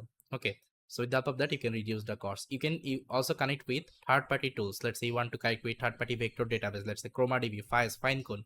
You can also connect easily. You can also connect with different data sources. It is also possible. So the same thing, it is applicable here also. Okay, that means here in this particular, let's say LLaMA index, what you can do, you can handle the limited context window, outdated knowledge base, data privacy, cost, and you can also connect with different data sources. Okay, and GenAI app wise, I think you know that as a data input, we usually load different data file like txt, pdf, csv, excel, okay, then xls, then HTML, PNG, and so on. And action wise, we perform different operations like RAG, agents, API, okay, format, manipulate, transform, memory, third party tools integration, and so on. And output wise, we can get anything. Okay, so the same thing we also can consider inside LLaMA index. And what was the problem we saw that, guys? Let's say if you want to create an application, if you don't have these kinds of orchestration framework, what you have to do, you have to utilize the separate framework. Let's say I want to use the OpenAI, so I have to entirely learn the OpenAI framework. Let's say I want to use the LLaMA model, I have to learn the LLaMA framework. I have to load the Mistral model, I have to learn the Mistral framework. So it's a very challenging task, okay, to remember all the framework and to learn all the framework. So that's why we use some universal framework, universal orchestration framework. Okay, so the first orchestration framework we saw the Langchain. The second orchestration framework you can consider, which is nothing but LLaMA index. Okay, LLaMA index. So this is the alternative of Langchain. Now if I show you the LLaMA index documentation, so just search here LLaMA index.ai. so this is the website of LLaMA index. Even they have the documentation, so I think documentation is there somewhere. Even you can also search here, let's say LLaMA index documentation. So this is the documentation of LLaMA index. Okay, so here you can learn like how we can use the LLaMA index, how we can install the LLaMA index, all the code snippet they have given. Okay, and whatever functionality we need for the LLMOps, we'll try to show you, okay, in this particular program. So yes, guys, this is what our LLaMA index is, and we saw the importance of these kinds of orchestration framework, because GenAI application building is not an easy task. Okay, for this we have to take care each and everything. Okay, and everything can be handled with the help of this particular orchestration framework.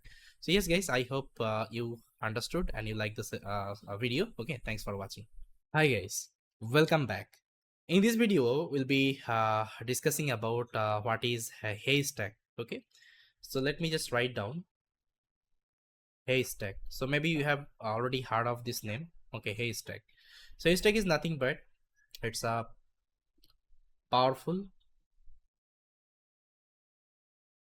open source. Okay, open source Gen AI framework. Okay, framework by Deep Set. Okay, there is a organization I think called Deep Set. So they have developed this particular framework, and it was primarily used for the RAG application development. So primarily really used for building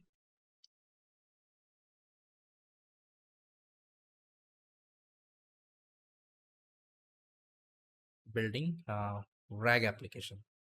Okay, retrieval augmented generations, and it supports various kinds of tasks like you can perform. So supports US system, then semantic search, then you can perform chatbots. Okay, and document search.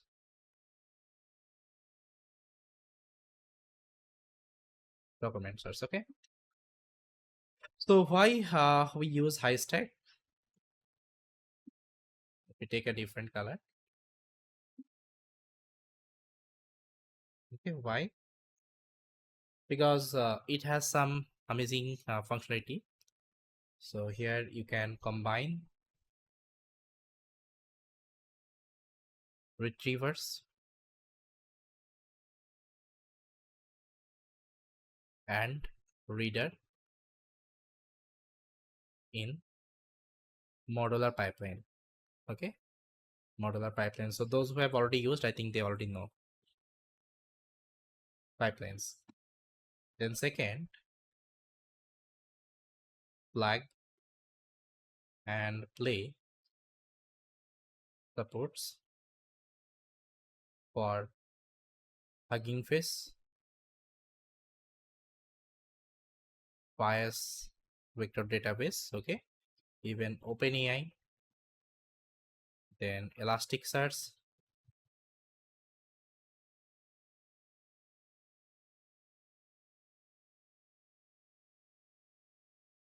then PinePhone, and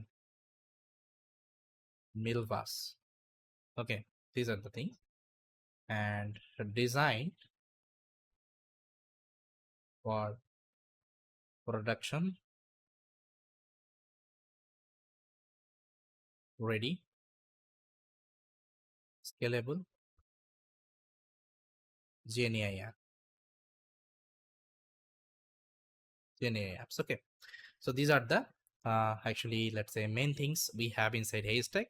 That's why it is getting more popularities. And some core component wise,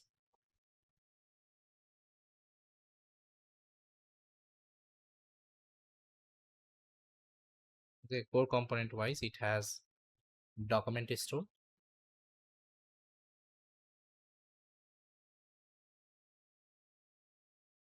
then we have retriever,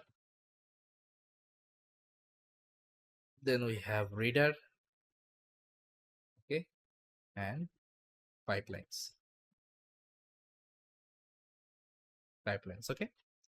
So yes, guys, again, this is a like a orchestration framework you can consider. With the help of that, you can also build GenAI application. Now, if I show you the documentation of Haystack, so Haystack documentation. So this is the website of Haystack. Okay, so here you can see this is the website of Haystack, and if you want to see the documentation of Haystack,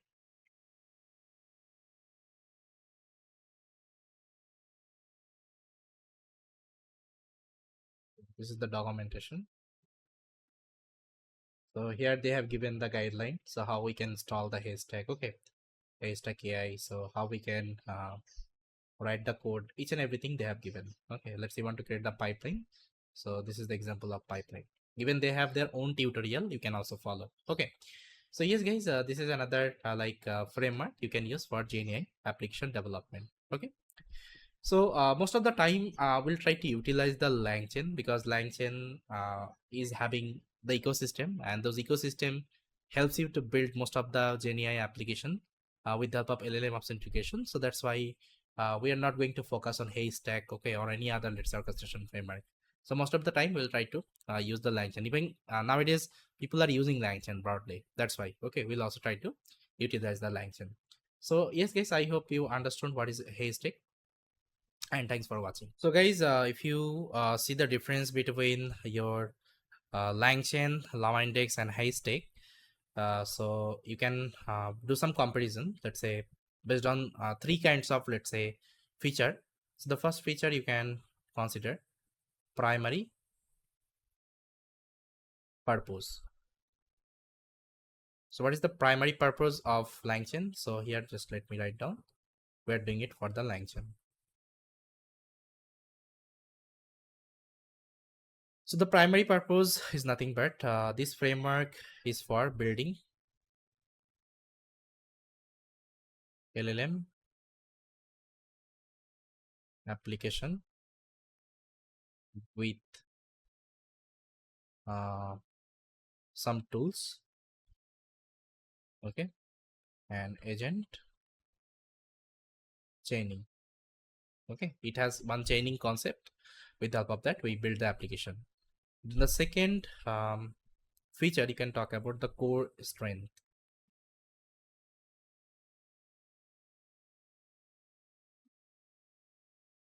Okay, core strength.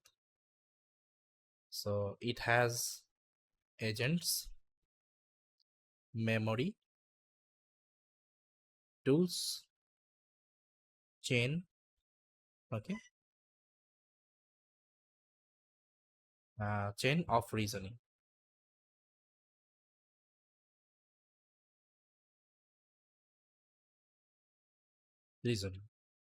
And third, you can consider the ideal use case.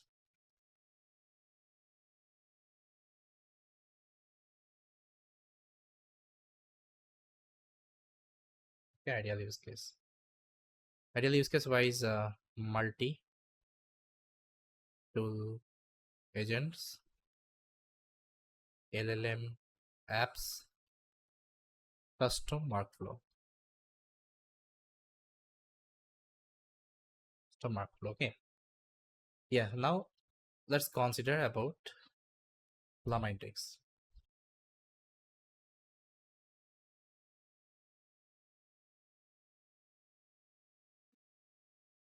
Okay, LLaMA index. So again, LLaMA index, if you see the primary purpose,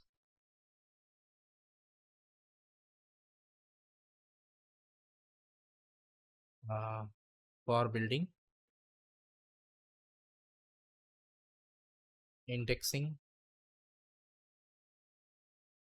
structuring, and query. Okay, querying data with LLMs. Then second features, core strength,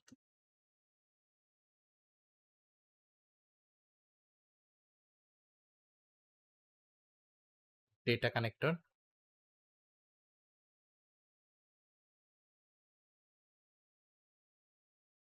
indexing,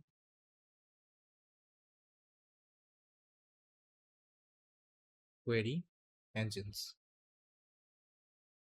Okay, then we have uh, ideal use,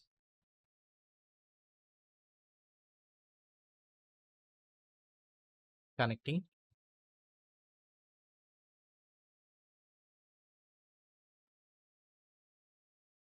private data. Okay, private data to large language model. Okay, like you can connect docs, API, SQL, and so on. Okay, now let's talk about stack.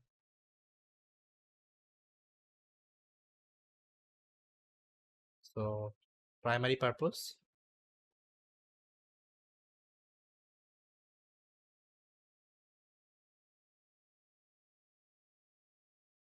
end to end,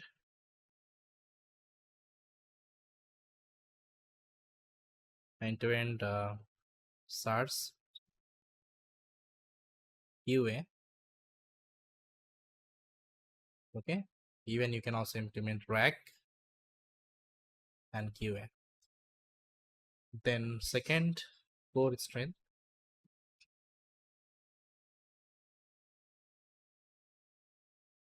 modular pipeline,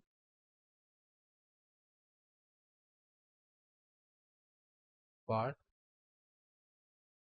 retriever, reader system. Okay, and third ideal use case,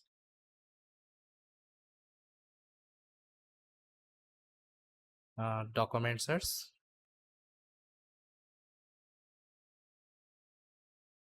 UA system, and scalable RAG. Yeah. So these are the like comparison you can do between the Langchain, LLaMA index, and Haystack. Okay, I hope it is clear, guys. So thanks for watching. Hi guys. In this video, I'll be talking about vector database. So here I'm going to explain what exactly the vector database is, how vector database works, and why you need vector database for the large language model. So first of all, let's try to understand what is vector database is. So you can see a vector database is a database used for storing high dimensional vectors such as words embedding or image embedding. So I think you know that over the internet we have different unstructured data, right? Like we have images, PDFs, okay, documents, then we have something called audios. So if you want to store these are the data, you have to use vector database for that, right? So what we do, guys, we just try to convert these kinds of higher dimensional data to higher dimensional vectors with the help of some embedding model. Okay, and these are the vector we usually store in the vector database. Now you can ask me why we can't store these are the vector to the traditional like database like we have MongoDB, MySQL, right? I'll be explaining that part too. After like understanding that concept, I think your concept would be clear, right?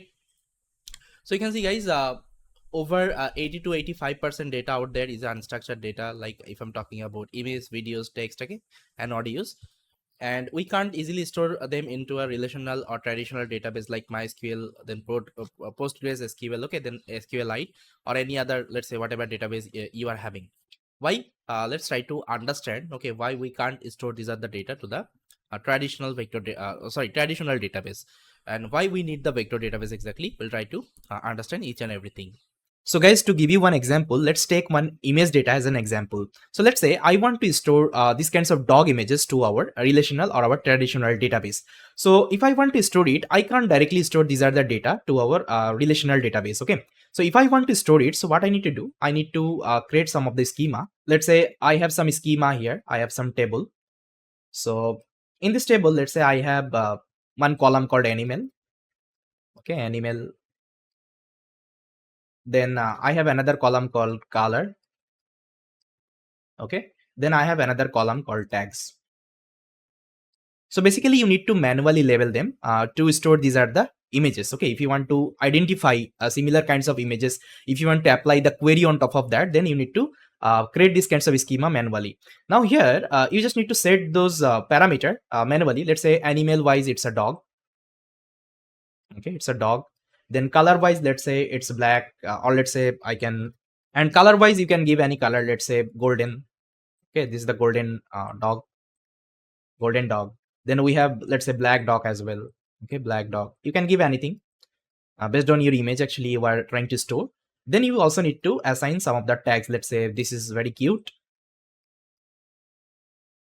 Let's say this dog has black eyes. Okay, black eyes. So these are the tags actually you will be assigning manually. So what happens actually, so whenever you assign these kinds of schema manually, so what happens, let's say you want to query the similar images, okay, from the database. So you just give these are the parameters, so it will return these are the image for you, okay, based on the tags actually you have written, based on the schema you have prepared, right? But again, it's a manual thing. Okay, it's not an efficient way to store our data, and it's not an efficient way to like query out our data, because let's say I want similar kinds of image, so I need to assign these are the labels manually, and it's like very hard task for us, right? So that's why actually we can't use our traditional, or let's say relational database for these kinds of unstructured data. We can easily use these kinds of relational database for the structured data. Let's say we have CSV data, we have Excel data, but for these kinds of unstructured data, it's like very much difficult to store these kinds of data, right?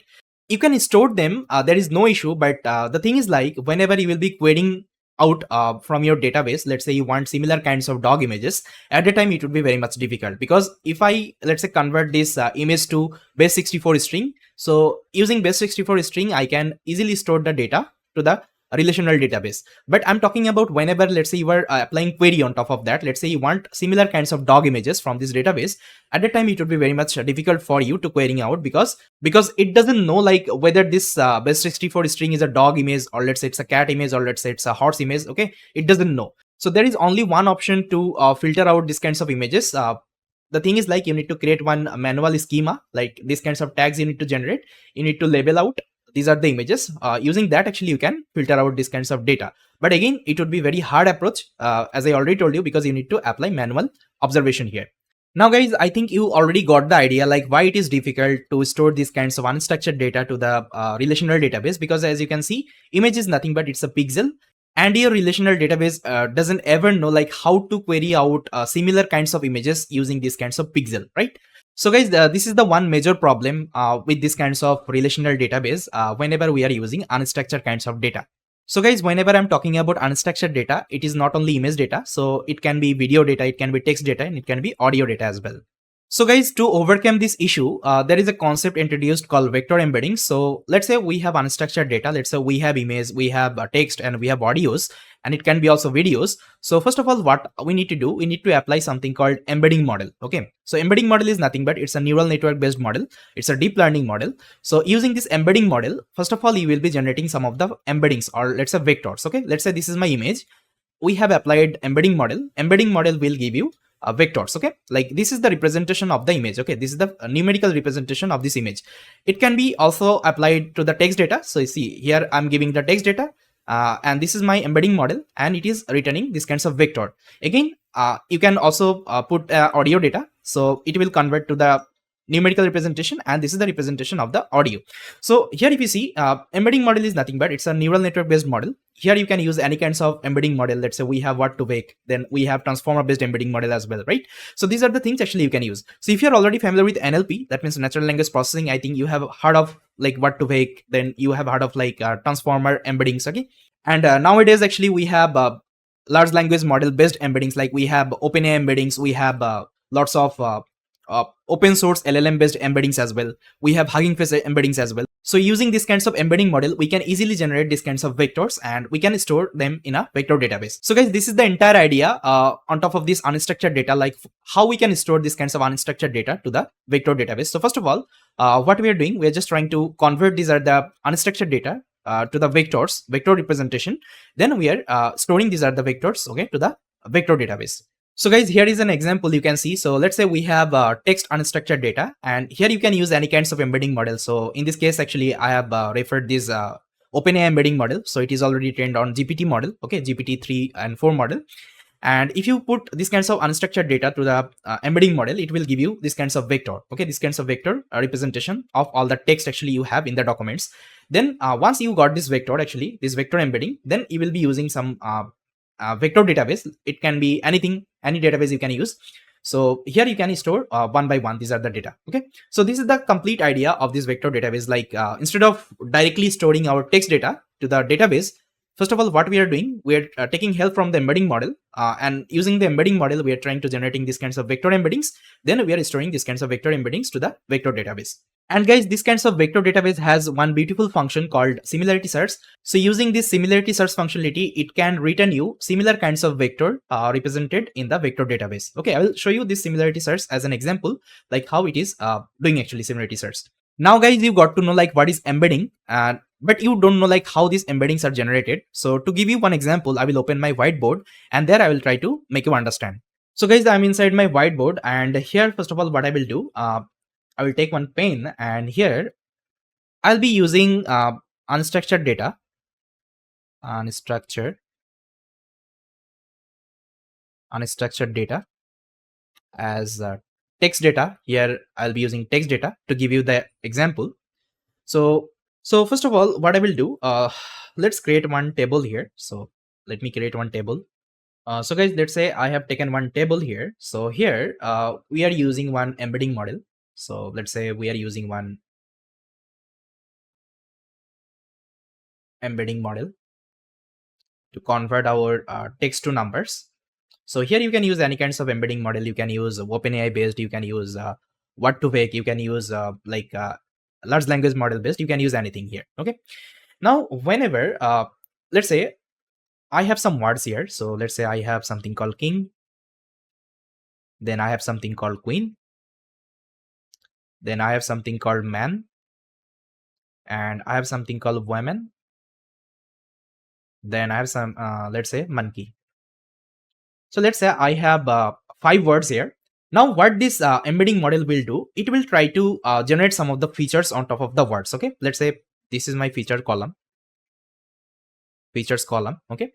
So what kinds of features actually it will generate? Let's say it can generate anything. Let's say it can generate gender, it can generate wealth, it can generate power. Because this is a neural network based model, we can't say like what are the features actually it will generate, because it will generate these are the features based on the back propagation. So it will calculate the loss and all. Based on that, actually it will try to find out the best possible features, okay, for these kinds of work. So here I'm just giving one example, that's why I'm taking these are the features, okay? But it might not like generate these are the features, but to give you one example, I will be using these are the features. Now let's say it will generate weight, and it can also generate something called speak, okay? Now what happens actually, based on the features, actually it will assign some of the value. Let's say here my first word is king, okay? Now king has gender or not? Yeah, king has gender, and the gender is like male, so it would be 1. And for queen, yeah, queen has also gender, so it would be 0 because queen is a female. So similar wise, man has a gender, so it will have 1. And women also has gender, so it would be 0 because it's a female. And monkey, let's say it's a male monkey, so I'll assign it 1. Okay, now it will come to the next features called wealth. Okay, now here you can see king has wealth, right? Because he's the king and he has lots of wealth, so it would be, let's say 1. I'll assign it as 1. Queen will also have wealth because queen is also part of king, and man will also have wealth, but it would be less than king and queen, so let's assign as 0.5. And women will have also wealth but less than man, so here I can give 0.3. Monkey doesn't have any wealth, so I'll give as 0. Okay, now king has power, so I'll give 1. Queen has also power but less than king, so I'll give 0.7. Man has also power, let's say man has power but it's less than king, so I'll give as 0.5. Woman has also power but it's less than man, so it would be 0.2. And monkey doesn't have any power, so I'll give as 0. Now weight, yeah, king has also weight, so I'll give 0.8. And let's say king is a little bit obese. Queen has also weight, so I'll give as 0.5 because let's say queen is slim and all. Man has also weight, so I'll give it as 0.7.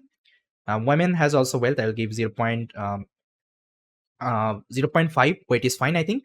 Monkey also has weight, let's say 0.3. Now king can speak, so I'll give 1. Queen can also speak, I'll give 1. Man can also speak, I will give 1. Women can also speak, I'll give 1.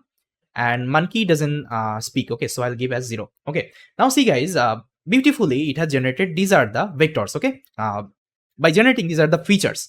Now let's see if I want to represent king. Okay, if I want to represent king, so what would be my king vector? So here this is your king vector, so king vector is nothing but 1 1 1 0.8 1. So this is the king vector. Now if I want to represent queen, so this is my queen vector.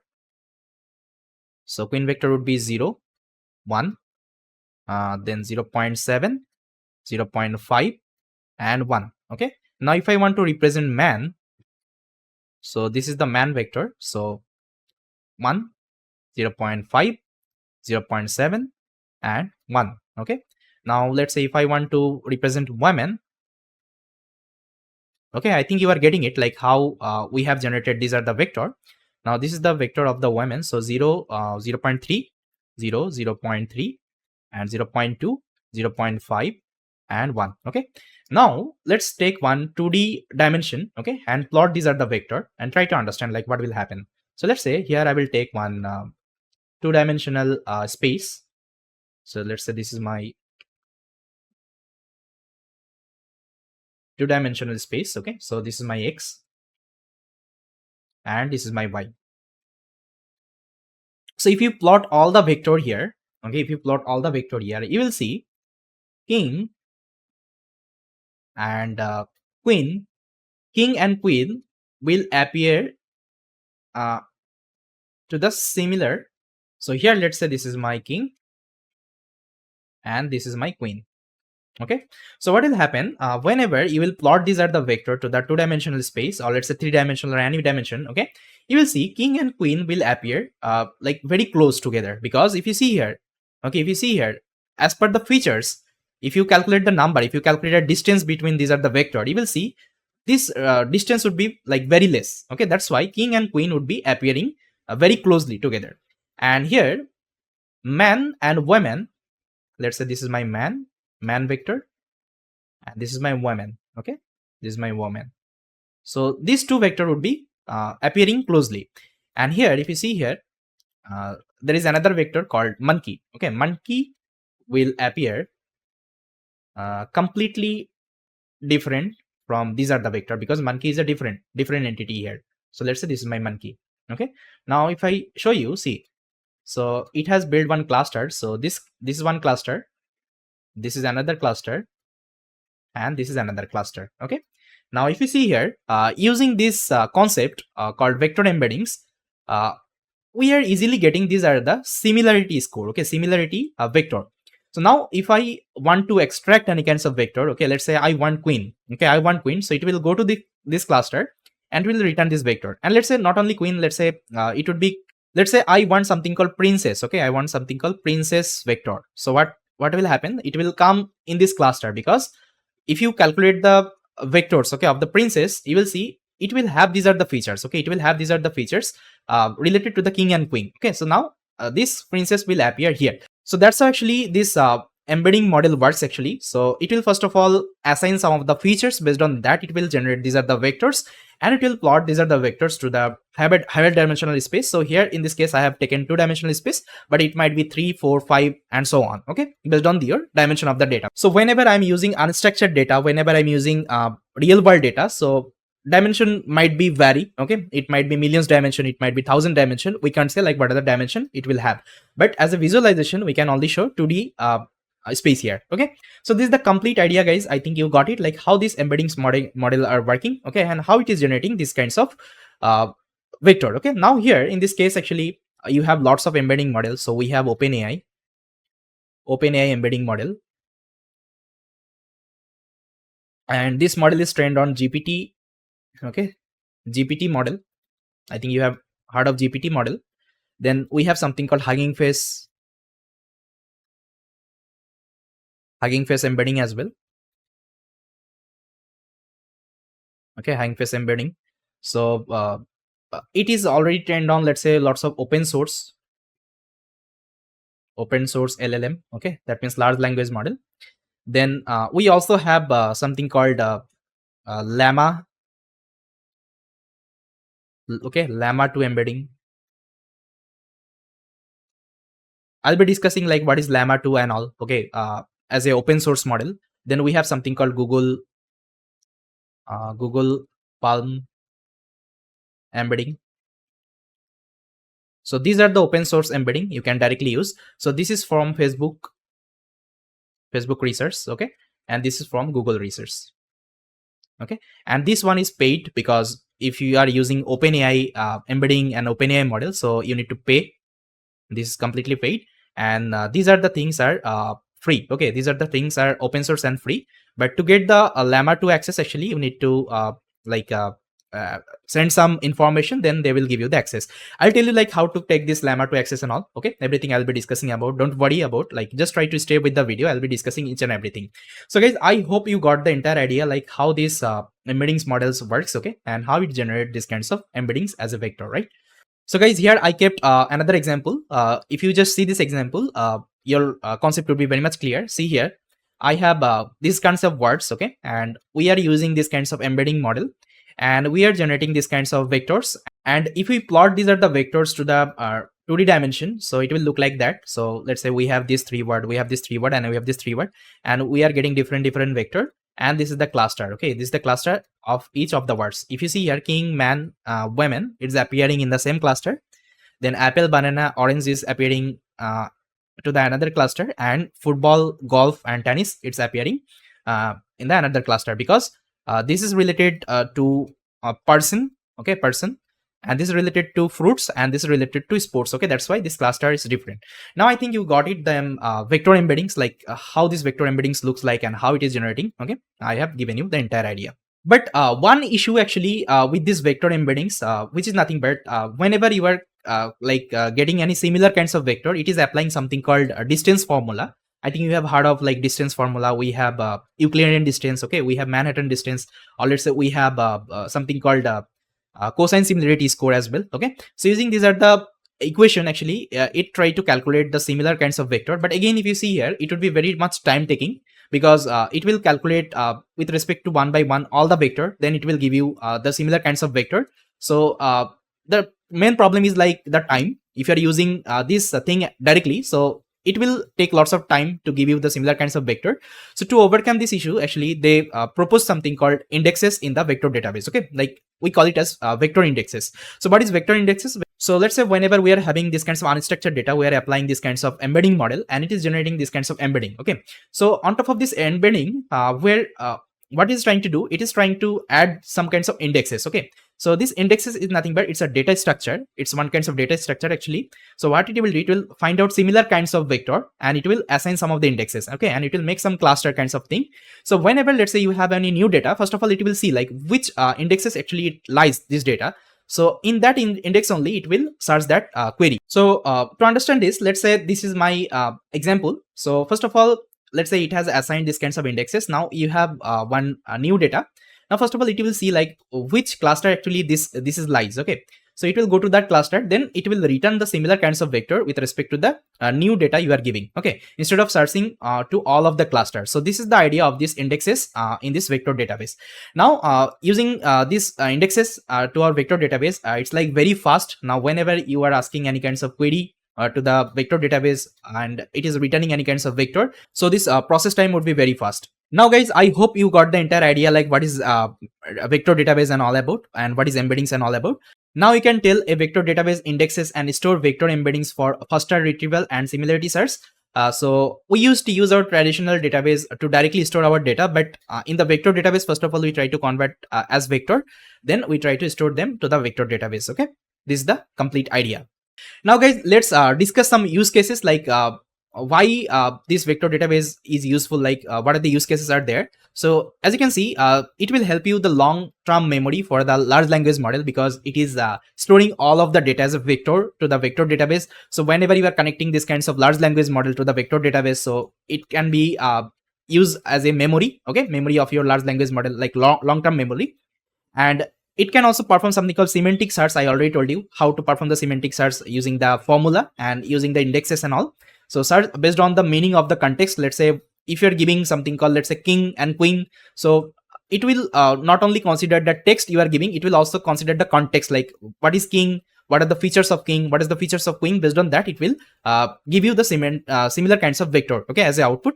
Then it can also perform something called similarity search, as I already told you, like on the text data, image data, video data, or let's say audio data. Let's say I have one image, let's say dog image. I will tell hey, just give me some dog images, okay, similar kinds of dog images. So it will first of all try to see the vector, okay, similar kinds of vector, and it will return the similar kinds of representation of the dog to you. Okay, so we call it as similarity search. Then it can be also used in the field of recommendation system, because as you already saw, like if you are having these kinds of vector together, and it can perform similarity search. Let's say I want to build something called recommendation system. So let's say I'm asking for like food related content, so it will suggest me food related content only, okay, using these kinds of similarity search and all. So guys, this is the entire idea of this vector database, and these are the use cases actually you can consider, okay, inside this vector database. So guys, here you can see some widely used vector database, like we have ChromaDB, Webbit, Neo4j, then we have Fires, we have Pinecone. Okay, apart from that, there are some more like vector databases are available, but these are some widely used vector database, okay, you will be getting. So in our program also, we'll try to utilize some of the vector database for implementing these kinds of LLM powered application. Okay, then I think your understanding would be more clear.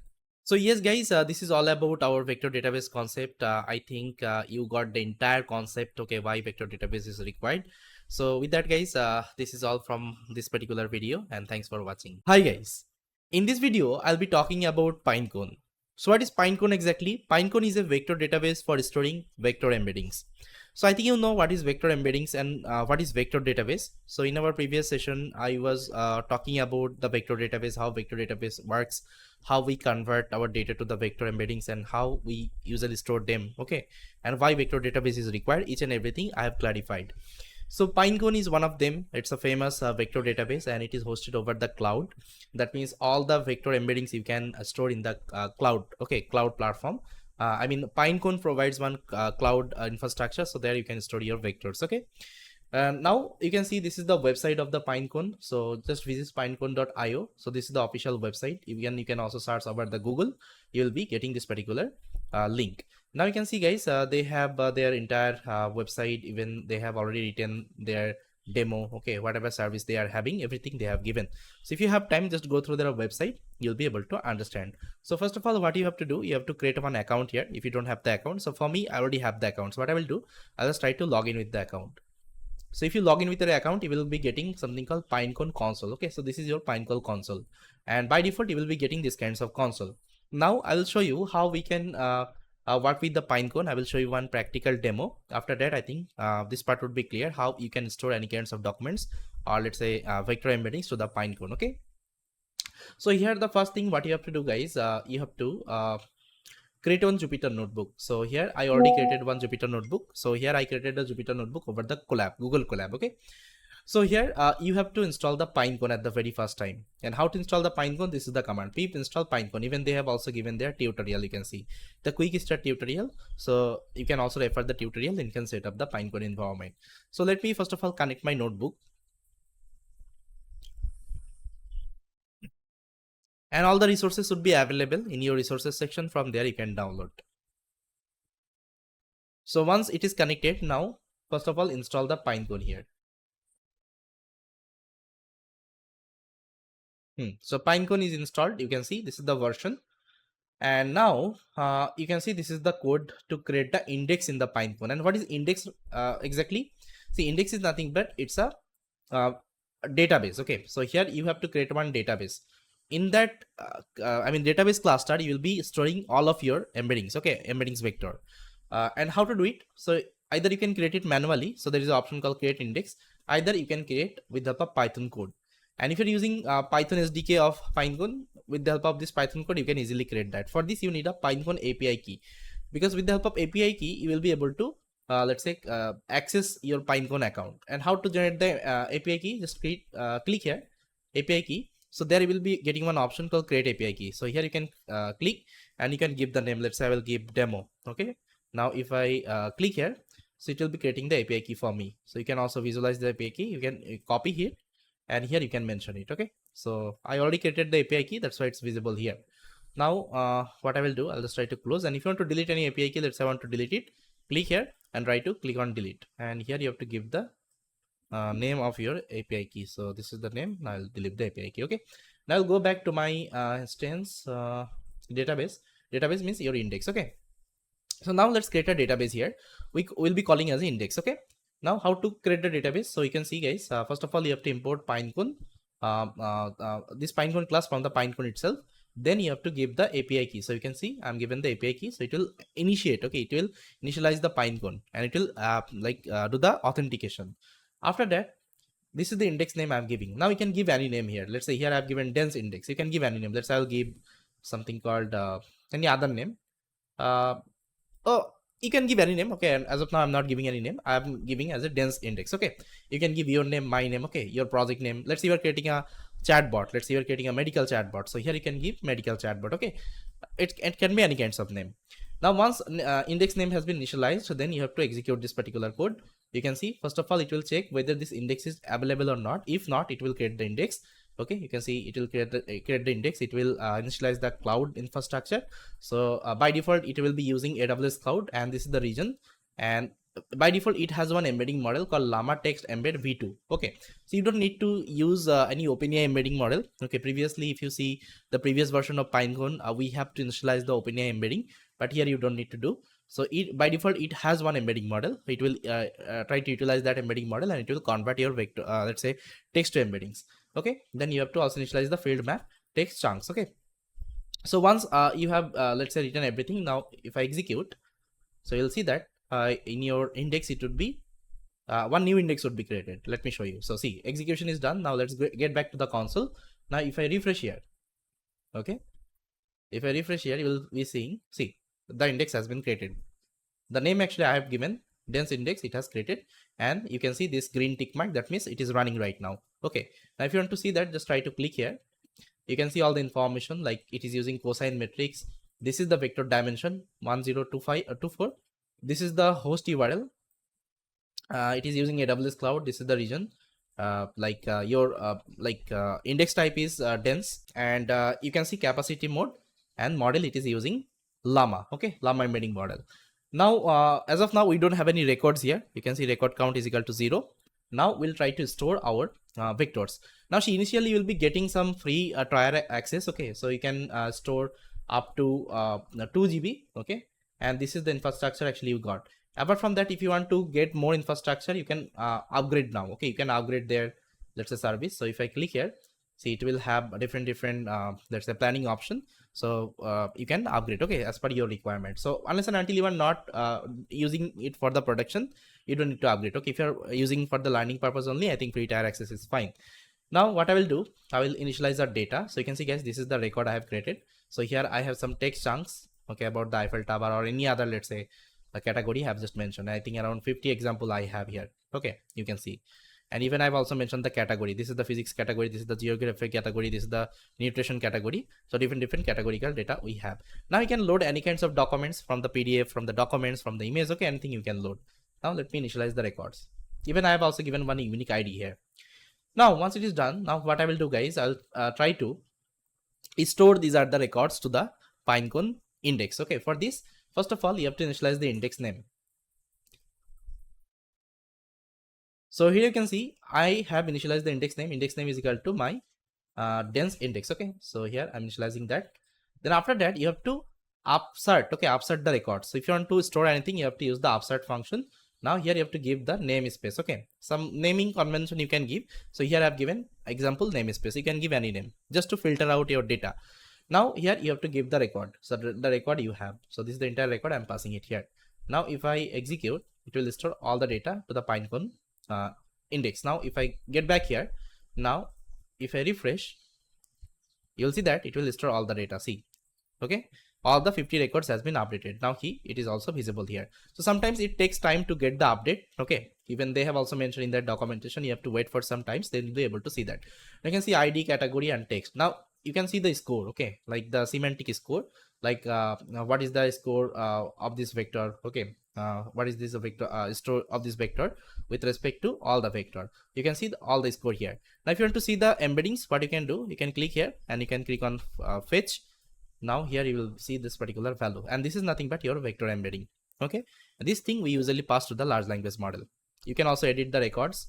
Okay, if you want, you can also edit the records. It is also possible here. Now this is one of the amazing vector database, guys, because here you can visualize your vectors and all the things are interactive, and it is hosting your let's say embeddings to the cloud. So that's why I personally like Pinecone a lot. But if you want to let's say store your embeddings to the local data, let's say local store, that time you can use Fires, ChromaDB, okay, or any other vector database, which I'll also discuss, okay, going forward. Okay, so now you can also filter out with respect to the dense value, with respect to the text. Okay, even see the namespace we have given, it is also visible here. So this is the like filtering option. If you want to filter your records, you can also filter it here. Now guys, we have successfully stored our vector. Now we'll try to see how we can do the semantic search operation. But before that, let's say you don't want to open the console and you don't want to see like how many records you have and what are the, let's say, metadata you have. For this, you can execute this particular code. This particular code, what it will do, it will see the status of your index. Now if I execute, you'll see that it will extract all the status, all the metadata, like how many records you have, what is the type of that, everything it will show you. But before that, I'm giving one time because you have to wait for upstart. Okay, let's say you have executed this code, and sometimes you have to wait let's say 10 to 12 seconds. Okay, sorry, 10 to 20 seconds. That's why we are given one timer, because it takes a little bit time for the upgrade operation, okay, in the index. Now see guys, this is the dimension of the vector, this is the index, okay, that many of record you have. So everything it is showing you as a code. Now we'll try to do the similarity search operation. So this is my query, let's say famous historical structure and this one monuments, okay, monuments. Now here you can see I'm doing the search operation, index.search. This is like naming space, okay, you can see this is the name space I'm giving. Top k, that means top records, it will show me top similarity score, it will show me 10, okay, 10 records it will show me. And this is the query I'm passing. After that, whatever results I'm getting, I'm just looping through it one by one. Now if I execute, now okay, see guys, this is the 10 similar results I got, okay, 1 2 3 4 5 6 7 8 9 10. Okay, now you can see also this code, this is the ID and this is the text name. Okay, so that's how guys we can easily store our vectors to the Pinecone and we can do the similarity search operation. Okay, I hope you got it. So yes guys, this was the entire demo of our Pinecone. Now you can try, you can use your documents, you can store to the Pinecone index and you can create some amazing application with that. And you can also consider this is one of the LLMOps tool, because at the end you are optimizing the, let's say, application performance whenever you are storing this as the vector to the vector database, and you can you are connecting the large language model there, so that means you are optimizing the entire application. Okay, so yes guys, this is all about. I hope you liked it. Thank you so much. Hi guys, welcome back with another video. So guys, in this video we'll be talking about another vector database called Waviate. So Wave8 is also a cloud actually based vector database. So here also you can store your vector embeddings to the cloud. And it is also a like premium vector database. Here you have to also take the subscription, but if you're using for the first time, they will give you some free credits. So here guys, first of all, what you have to do, you have to create one account. Just click on the try now button, and there will be getting one option called sign up. Okay, sign up button. Just try to click on the sign up and try to create one account with the help of your email address. Okay. Once you have created the account, now I'll show you the demo. Okay, practical demo how we can store our, let's say, embeddings to the Wave8 platform. So all the practical demo I'm going to show you, and all the resources guys I'm going to share. You can check the resources and you can try it, okay, from yourself. So now guys, let's see how we can use the Wave8, okay, to store our vector embeddings. So here first of all you need to install some of the libraries. So these are the libraries are common. So here, so guys, here now I'm using something called Wave8. So this is the like Python package like Wave8 client. So you need to install this package to connect with your Wave8, okay, Wave8 cloud database. Now let me just quickly set up them.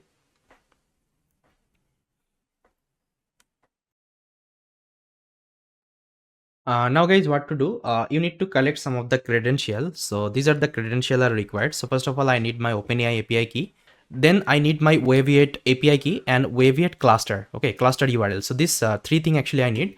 So I think we already created my OpenAI API key. Just try to copy from my previous notebook. So here is my API key, so I'll just copy, and here I will just try to paste it. Okay, now let's see like how we can collect this Wave8 API key. So for this just visit your Wave8 dashboard, and here just try to create one cluster. Just click on create cluster. Okay, you need to give the cluster name. So let's give any name. So I'll give test.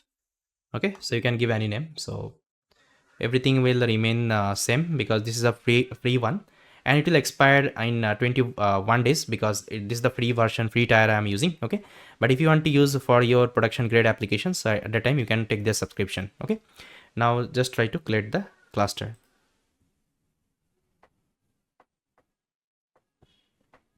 So it will take some time. Once it is ready, so it will give you the status message. And guys, if you see, Wave8 also support these kinds of client like Python client, Java client, CLI, TypeScript, then Go. So it has actually multiple client support. So like those are working in Java and all. So you can also use it. Now guys, see my Wave8 cluster is ready. Now if I click on detail, now here it should give me that detail of my cluster. Now here, first of all, I need to copy this cluster URL. Okay, just copy this cluster URL here. From here you can also copy. Now let's go back to my Wave8, and here you need to paste it.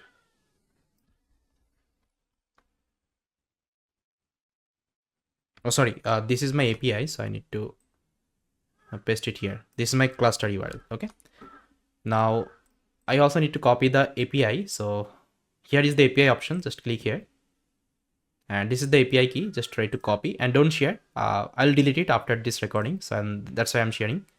And I'll just paste it here. Okay, now I got my three credentials. Now let me execute them. Okay, so first of all I need to read my data. So let me read the data. So here first of all I will create one directory called mkdirs data.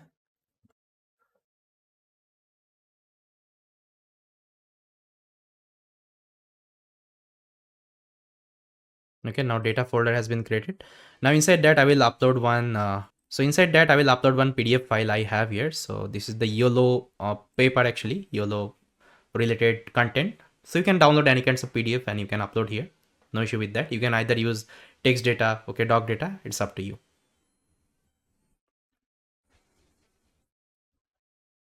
So guys, as you can see, my PDF has been uploaded here. Now what I will do, I'll just try to load this PDF, okay, and I'll just extract that text from it.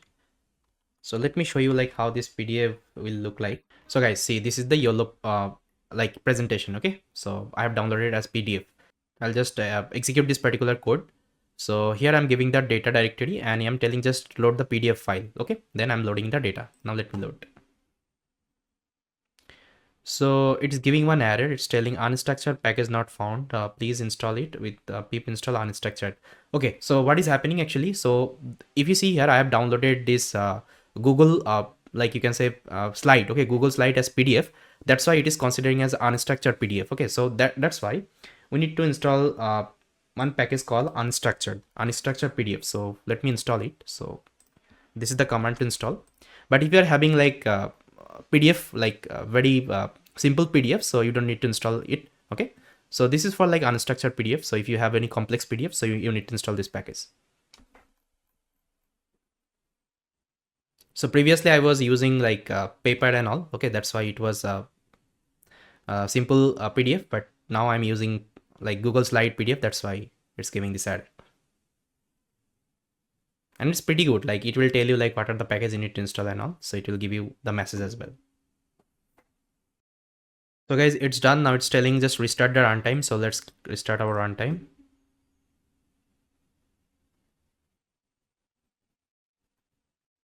Okay, now let me execute this code. Now it is extracting all the text from this PDF. You can also upload multiple PDF here. It's up to you, but I have already added one PDF. I just want to show you the quick demo. Done. Now let me show you the data.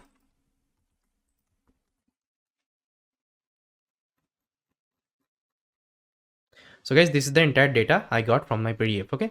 Now I need to apply something called text splitting. I think you remember. I need to convert it to chunks. So let's convert it. So recursive character text splitter. Okay, I'm importing from Langchain, and this is the chunk size and chunks overlap. You can give any number here. So let me just do it quickly. Now I got my chunks. Okay, see, this is my chunks, and also let me see the length. See, all the things are common only. We are just changing the database client. Okay, like I'm using ChromaDB, Pinecode, and Waviate. So just client is changing, but steps are same. I think you are getting. Now I need to convert to embeddings. So let me just comment it out. So here I'm going to use OpenAI embedding. OpenAI embedding, and here you need to pass the OpenAI API key. If you're not passing, it's fine. You need to add inside the environment variable. So previously we added, if you see here, environment variable, but here I'm not adding environment variable. If you're not adding inside environment variable, you can directly pass them. Okay, that will also work. Okay, it's giving error. OpenAI is not defined because we have restarted the runtime. So I need to execute this cell again. Now I think it should work. Now here I'll be initializing my Waviate vector database.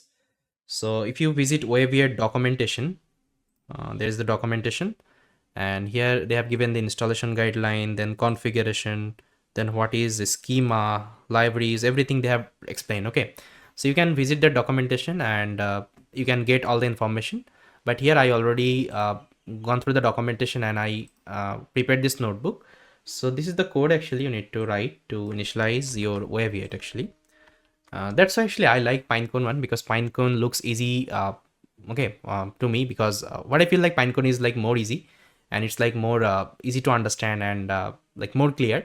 But if you're using Waviate, so you need to write some extra code it. Okay, but it's completely fine. Okay, no issue. You can use it. I will share my notebook. You can use this notebook as it is. So here I'm just first of all importing Waviate from Langchain. You can also import directly. It is also fine. Now here you just so first of all you just need to connect with your Waviate cluster. Okay, this cluster we have created here. I think you remember this is the cluster. So to connect with the cluster, you need to give the API key, Waviate API key, and I think you know we already collected the Waviate API key here, and I stored in the variable. Okay, then I also need collected the cluster URL.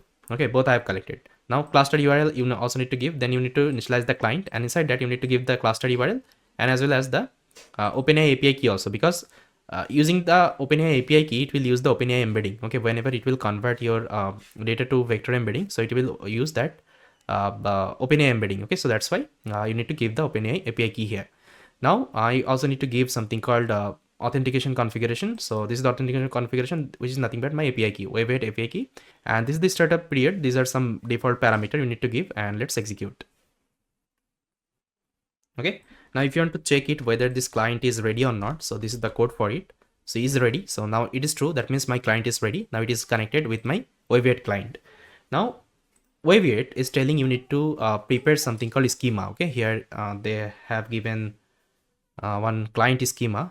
So if you visit this client libraries, okay, so here if you see example client schema, so you also need to define some schema here. Schema is nothing but it just it kinds of configuration it will take, okay, as an input. Like you can change the configuration with the help of code. So that's why these are the things they are giving. But if you're not able to get it, okay, it's completely fine. So you just need to give this schema and it will come on for every experiment you'll be doing. So this is the complete schema, guys. Okay, so client schema detail. First of all, if it has any schema, it will delete, then it will add this schema. So here you can give any name. Okay, so I have given chatbot here. Then here you can give any description. Then what are the vector actually model you are using, you can give the name here. So in OpenAI actually you have ADA model. Okay, so here I'm using ADA model. I think you remember. If I print my embedding, so here I was using something called ADA model. Okay, as you can see here I was using something called text ADA embedding ADA model. That's why you can also give the name, and these are some description you can give, and after that you can create the schema and you can create your client. Okay, now this is the code, so you can execute. And this thing is not required in Pinecone. So Pinecone can handle these are the thing automatically, but in Wave8 you need to provide. That's why I personally like Pinecone. Okay, now once it is done, you need to initialize the vector store. Okay, so now this code will initialize the vector. So what it will do, basically it will take your documents. Okay, I think you remember we have created the documents. Okay, we have created a cluster, and from this cluster with the help of this embedding, we are just trying to generating the vector and storing inside our Wave8. Okay, now let me execute and show you. Now see guys, now if I go to my Wave8 and refresh, now it hasn't updated yet. So after some times you will see it will update, like how many embeddings had generated. Okay, then how many times you have you can say did the request, everything it will show you here. Okay, so all the information actually it will give you, and these are the, and guys, these are the embedding model are available by default with this Wave8, so you can use any of them, it's completely fine. But we are using this ADA model, OpenAI generative model. Okay, so yeah. So guys, usually it takes some time, around 5 to 6 minutes. After that you will able to see all the update here. So in between what I can do, I can show you the other step. Now we have successfully stored our embeddings. Now let me just do the similarity measurement, that means similarity charts.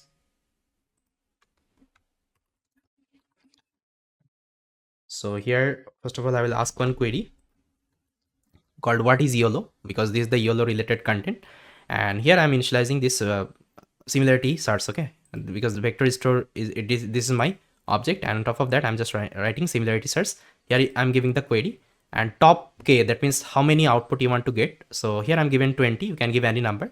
Now it will return like 20 results. Okay, 20 similar kinds of results. See, okay, but I can't actually take the answer. So what I can give, I can give one chain with the help of Langchain. So here there is another parameter called question answering. Okay, load QA chain. You can also use this chain. Otherwise, you can also use retrieve QA chain. Okay, that is also fine. Now here I'm going to use OpenAI LLM. Now I'll define my chain, and here I need to pass my OpenAI API key, and this is the chain type. And temperature means like if temperature is 0, so your model would be like more you can say stick to the answer, like it won't be giving any randomness. And if you're changing the temperature to close to 1, so it will give some random output as well. Okay, so this parameter you can change. I think if you have learned like LLM, so I think you know this parameter and all. Okay, so these are like basics thing, okay, in LLM. Now let me define my chain. Now here I will ask this query. So chain.run input documents. So this is my documents. This is my entire documents I'm giving. Okay, the documents I have, and see, this is the documents. That means I got all the answer, right? 20 answer, and from this 20 answer I want my query. That means the query I'm asking, which is nothing but what is yellow.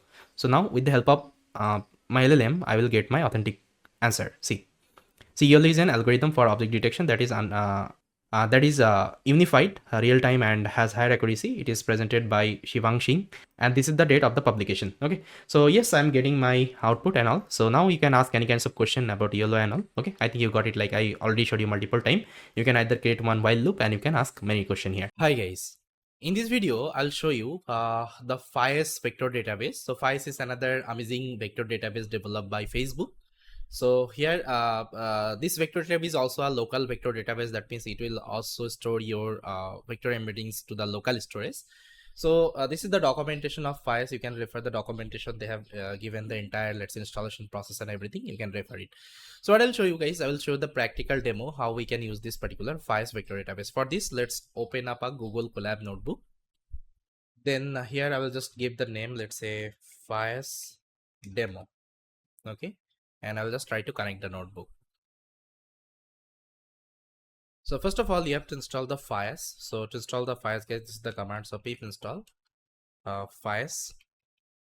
Okay, FIAS CPU, and I also need the NumPy package. Okay, so let me install them. Then once it is done, I also need the OpenAI. So let me also install OpenAI. So pip install OpenAI is equal to I'm going to install one specific version, that's 0.28.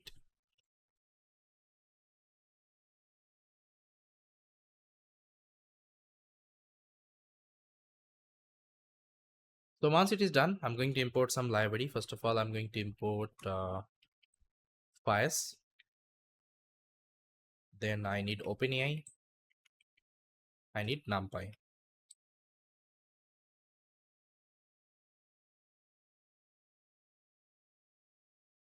Okay. So let's import all of them. Then I'm going to initialize the OpenAI API key. So to initialize the OpenAI API key, just write OpenAI dot API key API underscore key. And here you have to pass the API key. Let me give my API key. This is my API key. So now what I will do, I'll just try to initialize. Okay. Then here I'm going to write a function. This function will return you the embeddings. Okay. That means here we'll try to use the OpenAI embedding model to generate the vector embedding. So here, this is the function. This is the function, guys. Get embedding. So it will take the text and it will initialize the OpenAI embedding model. You can see text embedding ADA model, and it will return the embeddings. Okay, we as a NumPy array. Now let me initialize it. Okay, so once it is done, I'm going to also initialize one example text. So let's say this is our example text. Okay, you can use any documents, whether it's a PDF, whether it's a documents, anything you can use. So here I have written like FIAS is a library for efficient similarity search. Okay, it's developed by Facebook AI Research and blah blah blah. Okay, this thing I have written. Now first of all, I have to get the embeddings. So to get the embeddings, I can use this code. So here I'm passing this text to the function. Okay, and this function will return the embeddings. Okay, one by one you can see I'm calling this function, and here I'm running a for loop. So it will loop through one by one, and it will pass the text, and this will return you the embedding. Let me show you. So if I show you the embeddings right now, so this is the embeddings I got, guys. Okay, now what you have to do, you have to normalize if you want to perform the cosine similarity. Okay, only for cosine similarity you have to do the normalize operation. And how to normalize? FIAS has already one function, normalize L2. Okay, we are doing the L2 normalization. Now normalization is complete. Then we have to create the FIAS index. For this I have to get the embedding dimension. So how to get the embedding dimension? So this is the code for that. So embedding.shape.1. So this will give you the dimension. So this is the dimension of the vector. Now let's create the FIAS index. Okay, so here we'll try to create the index. FIAS index flat IP. Okay, and I have to give the dimension. So it will create the index. Okay, index has created. If you see the index object, see it's created one object. Now guys, see again, I told you, so this is a like local vector database. Okay, it will create the index in your local storage. Okay, you can see in the memory. Now we'll try to add the embeddings to the index. So here you have to use the add function, and whatever embeddings I generated here, I'll just try to store them. Okay, store is complete. Now I also need to store the original text ID. So for this is the code. So here we are enumerating over the text, and we are adding one ID. Okay, so you can see this in the this is the ID. Okay, that means this is the first, this is the second, this is the third, and this is the fourth. Okay, that's how. Now we can perform the query operation. So let's say this is our query. Okay, so what is fires? So first of all, we are getting the embeddings of that text. Then we are we're doing the normalization. After that, we'll do the search operation. You can see we are getting two similarity search results. Okay, so here index.search, we are giving the query vector, and we are reshaping the results, and we are getting the k parameter, that is 2 output. Now if you want to see the output, you can run a for loop to display that output. So see guys, this is the first one and this is the second one. Okay, you can see based on this particular question, these two results are similar. Okay, you can see this is the score, highest score. So yes guys, that's how we can use the FIS vector database, and you got it. Now you can use any kinds of data, and you can reuse this particular code, and you can do the experiment. So yes, I hope you got it guys. Thanks for watching. Hello guys, welcome back with another video. So guys, in this video I'm going to discuss about another amazing vector database called ChromaDB. So ChromaDB is the local vector database. That means you can store your vector to the local storage. Okay, so this is the website of ChromaDB guys, you can see. Okay, and how we can use this ChromaDB. So they have one amazing documentation. You can also open the documentation. Okay, and you can also refer each and everything. So let me show you the practical demo how we can use this ChromaDB. Then I think your understanding would be more clear. And all the resources I'm going to share, you can download and you can also try from your end. So let's see the demo of ChromaDB. So guys, as you can see, my notebook is connected. Now, if you want to test it, whether it's working or not, just write one message here. So I'll just write print. Okay. So it should, yeah. So it's working fine. Okay. So now the first thing, I'll be installing some of the like required packages. Like I need to install the ChromaDB and all. So there is the guide actually. They have given like you need to use pip to install the ChromaDB, and how to like set the client and all, everything they have given. Okay. So first of all, what I will do, I will just set up this ChromaDB. So to set up the ChromaDB, you will need some more required package. Okay. Some more dependency. I'll tell you like what are things you need. So just write pip -q install. First of all, I need something called ChromaDB. So I'll copy the name from here.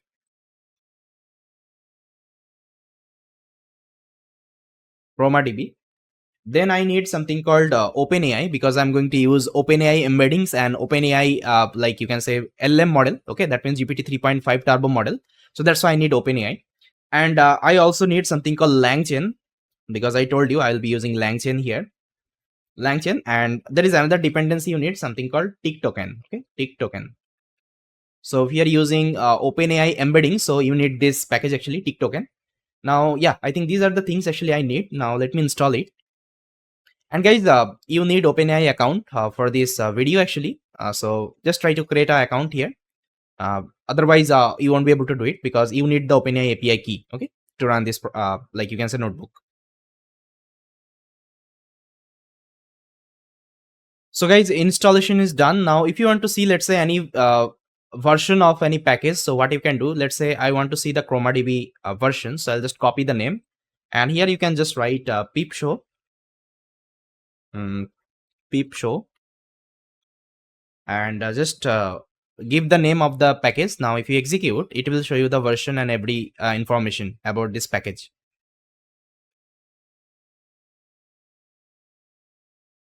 See guys, name is ChromaDB, and this is the specific version, and this is the entire summary of your like ChromaDB package. Okay, so that's how you can see for all the packages, okay, you have installed. Now here, first of all, I need to download some data. because here I'm showing you vector database example, and there actually I need the data, okay, to show you like how to store and all. So for this actually what I will do, so there is a actually this Dropbox links, actually you can see this is the Dropbox links, and inside that actually you have some article data. If you see Google article is there, then you have some AI startup article, Amazon article, then you have Databricks article, ChatGPT article. So we have different articles here, okay, and this is a txt data, txt format data. Now if I open any kinds of txt file, see this is the article related to this default, okay, generative AI. So they have written all the article and all, okay. So I'll be using these kinds of data. You can use any kinds of data, it's up to you, but this is the open source data actually I got from the internet, and this is the link of the data. So to download this data, first of all I will copy this link, and here I'll be using something called wget to download this data. So I'll just write wget. So wget is a Linux command, and here we are using Google Colab, and Google Colab is running on the Linux operating system. Okay, so it is running on the Linux kernel. So that's why you can execute any kinds of Linux command here. So here I'll just write wget -q, and here I'll just paste this link. Okay, I'll paste this entire link. Now once it will download, let me show you how it will download. So if I execute this cell, left hand side you will see it will download that zip file. Okay, see new article.zip file, this zip file has been downloaded. Now I also need to unzip this zip file, so I'll just write unzip -q, and this is the name. I'll just copy the name. Mhm.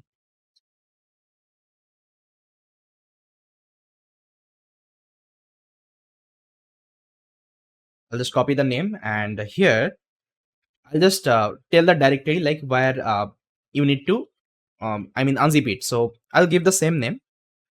So this is the name, new underscore articles. Okay, so it will create one folder, new underscore articles, and inside that it will unzip everything. Okay, now if I show you, it's done. Now if I refresh the page, I think inside new articles, now see guys, all the articles are present. Okay, now let's see, if you want to open it, you can also open and see. So this is the article and all about. So now let me close this thing. So we have successfully downloaded our data. Now what I need to do, I need to first of all create one OpenAI API key, and I'll be setting up my environment. Okay, give a comment here, setting up setting up environment. And don't share this key with anyone guys, otherwise they will also able to access your like you can say OpenAI account. I will be removing these keys after this recording, so that's why I'm showing. Now here first of all I will import operating system package called OS, and here I'll set the environment. So I'll just write os dot environment environ. Okay, and here you just need to give the keys like which name you need to save it. So I'll just give OpenAI underscore API underscore key, and equal to, I'll set my API key here. So this is my API key. I'll copy or I'll cut it, and here I'll set it. Yeah, that's it. Okay, now I can remove this cell. Now let me execute. Done. Now I need to import some of the necessary library. So import. So first of all, I need to import something called Chroma. Okay. So if you're using Langchain, so Langchain already has this Chroma API, because I already told you the integration. So it is the integration with the Langchain as well as the LLaMA index. So instead of like importing directly, like import Chroma, okay, import Chroma, we have to import it like from the Langchain itself, because here I'm going to use Langchain framework, okay, to build my application. That's why I need to call it from the Langchain. But let's say if you're using it for any other like task purpose, let's say you are not creating any generative AI application, let's say you are doing some different thing, okay, different application, at that time you can directly import it, and all the functionality will remain same only, all the code will remain same only, you just need to change the import, okay, at that time. So here I'll be using Langchain, so I need to import it from the Langchain itself. So how to import it? So just write from Langchain dot vector store. So there is a function you will get called vector stores import. So I'll import my chroma. So I'll just write chroma. Then I also need to import uh, OpenAI embedding, because I think you remember. Let me open my board. I think you remember, first of all, what I need to do. Let's say I have my unstructured data. So let's say this is my data. So the first place what I need to do, I need to use something called embedding model. Embedding model. So this model might be anything. So in this case, I'm going to use OpenAI embedding model. OpenAI embedding model I'll be using. So you can use any model here. Okay. Then after that, it will return me my vector embedding.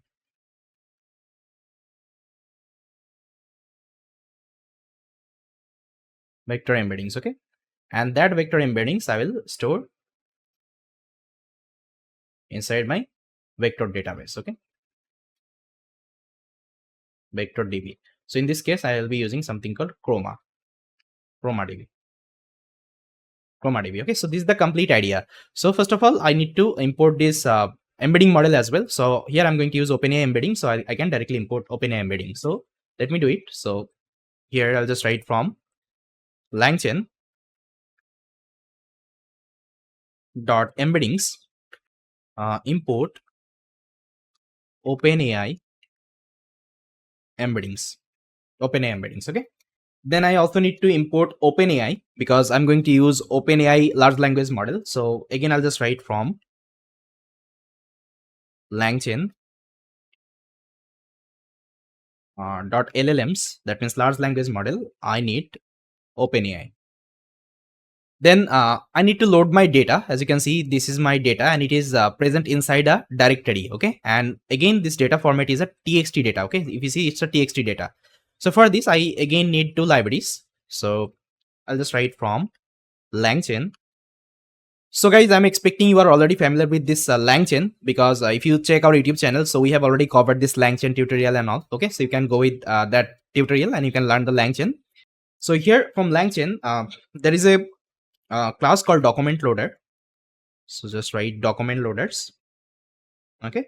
So first of all, I'll be import something called directory loader. Okay. Directory loader, because my data set is present inside the directory. That's why I need this directory loader. Then I also need to load my text loader, because it's a TXT data, right? So I'll import the same thing only. Sorry, it should be data loader, I think. Document loader.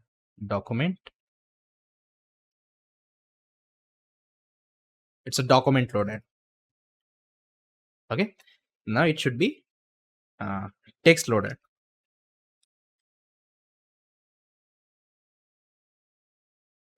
Okay. Yes. So as of now, I need, these are the libraries, and if I need anything, I will be importing later on. So let me just quickly import them. Now we'll be loading the documents. So load data. So guys, to load the data, just write directory loader, and inside that you just need to mention the directory. So here, this is the directory.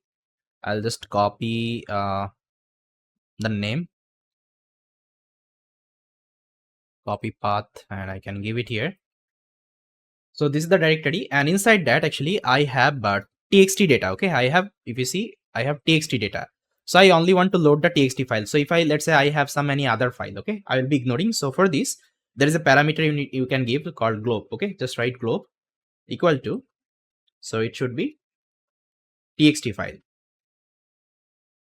So all the file just load. Star means all the file. Okay, it should be dot txt.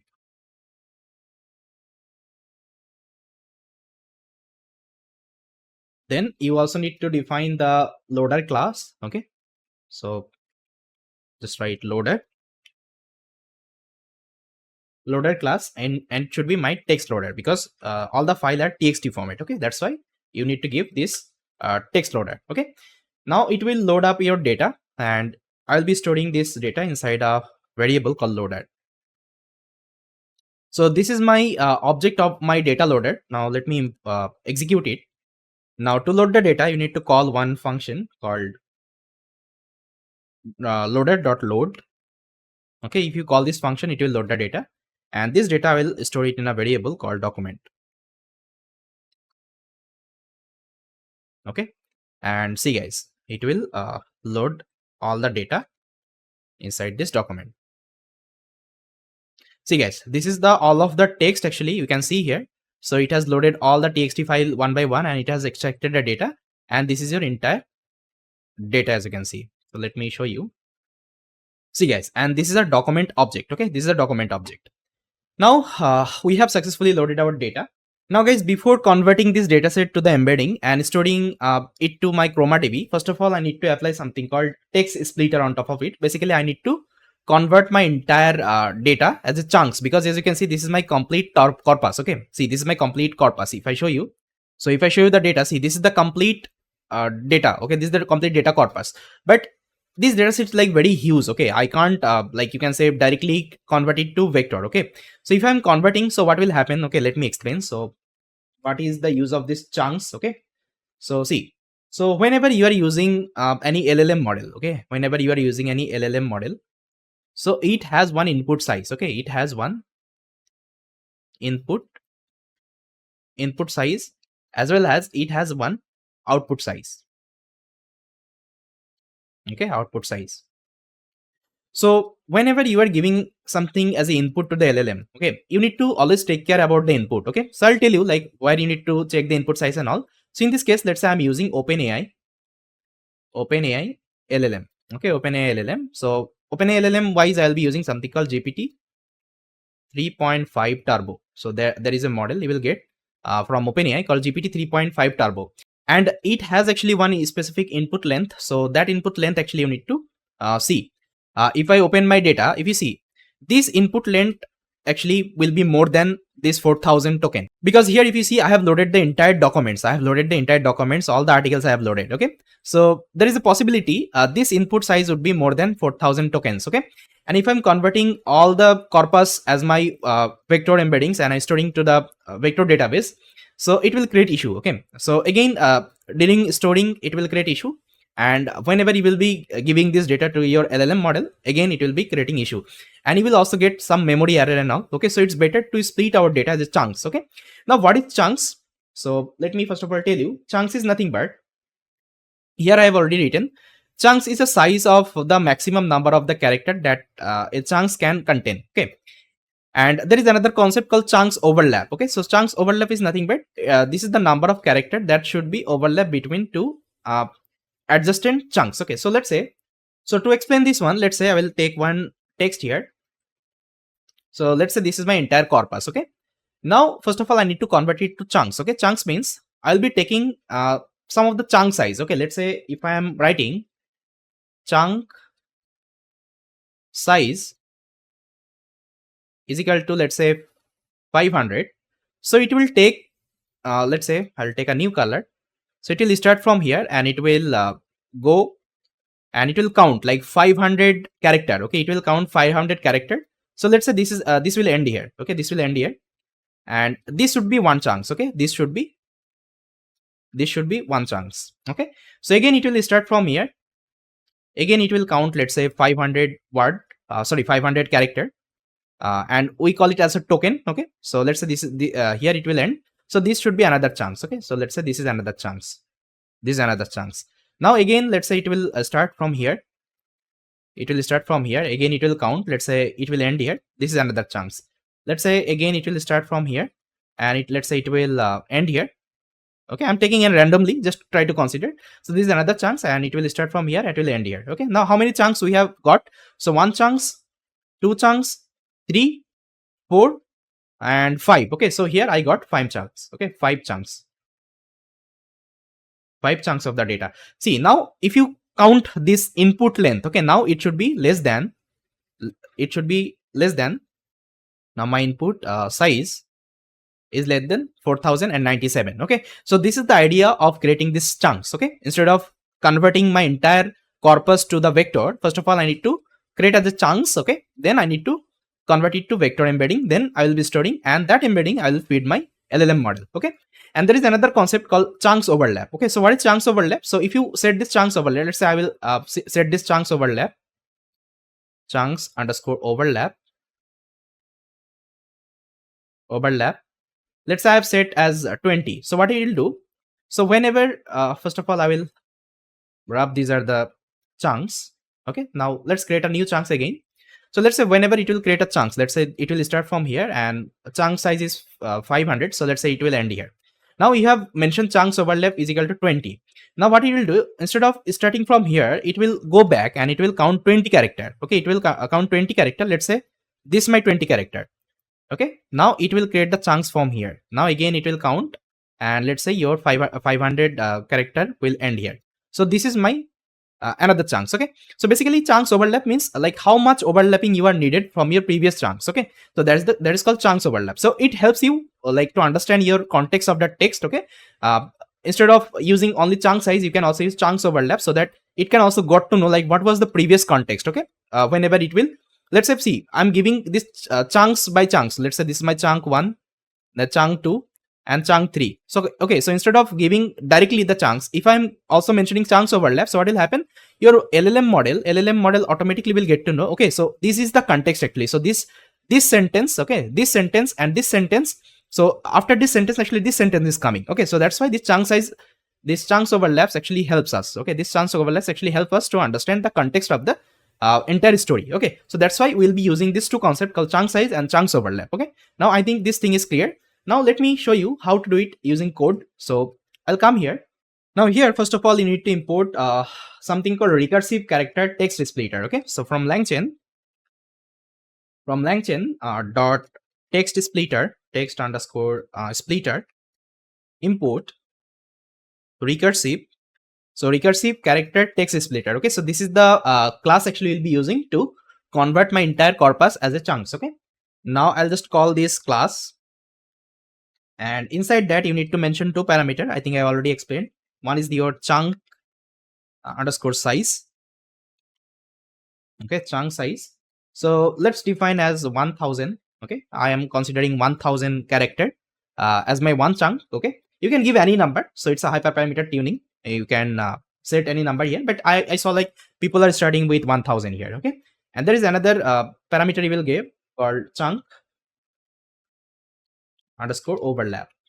So chunk overlap, I'll give, let's say, 200. Okay, so again it's a hyperparameter tuning. Now guys, I've created this object. Now I will save this object. So I'll just create a variable called text splitter.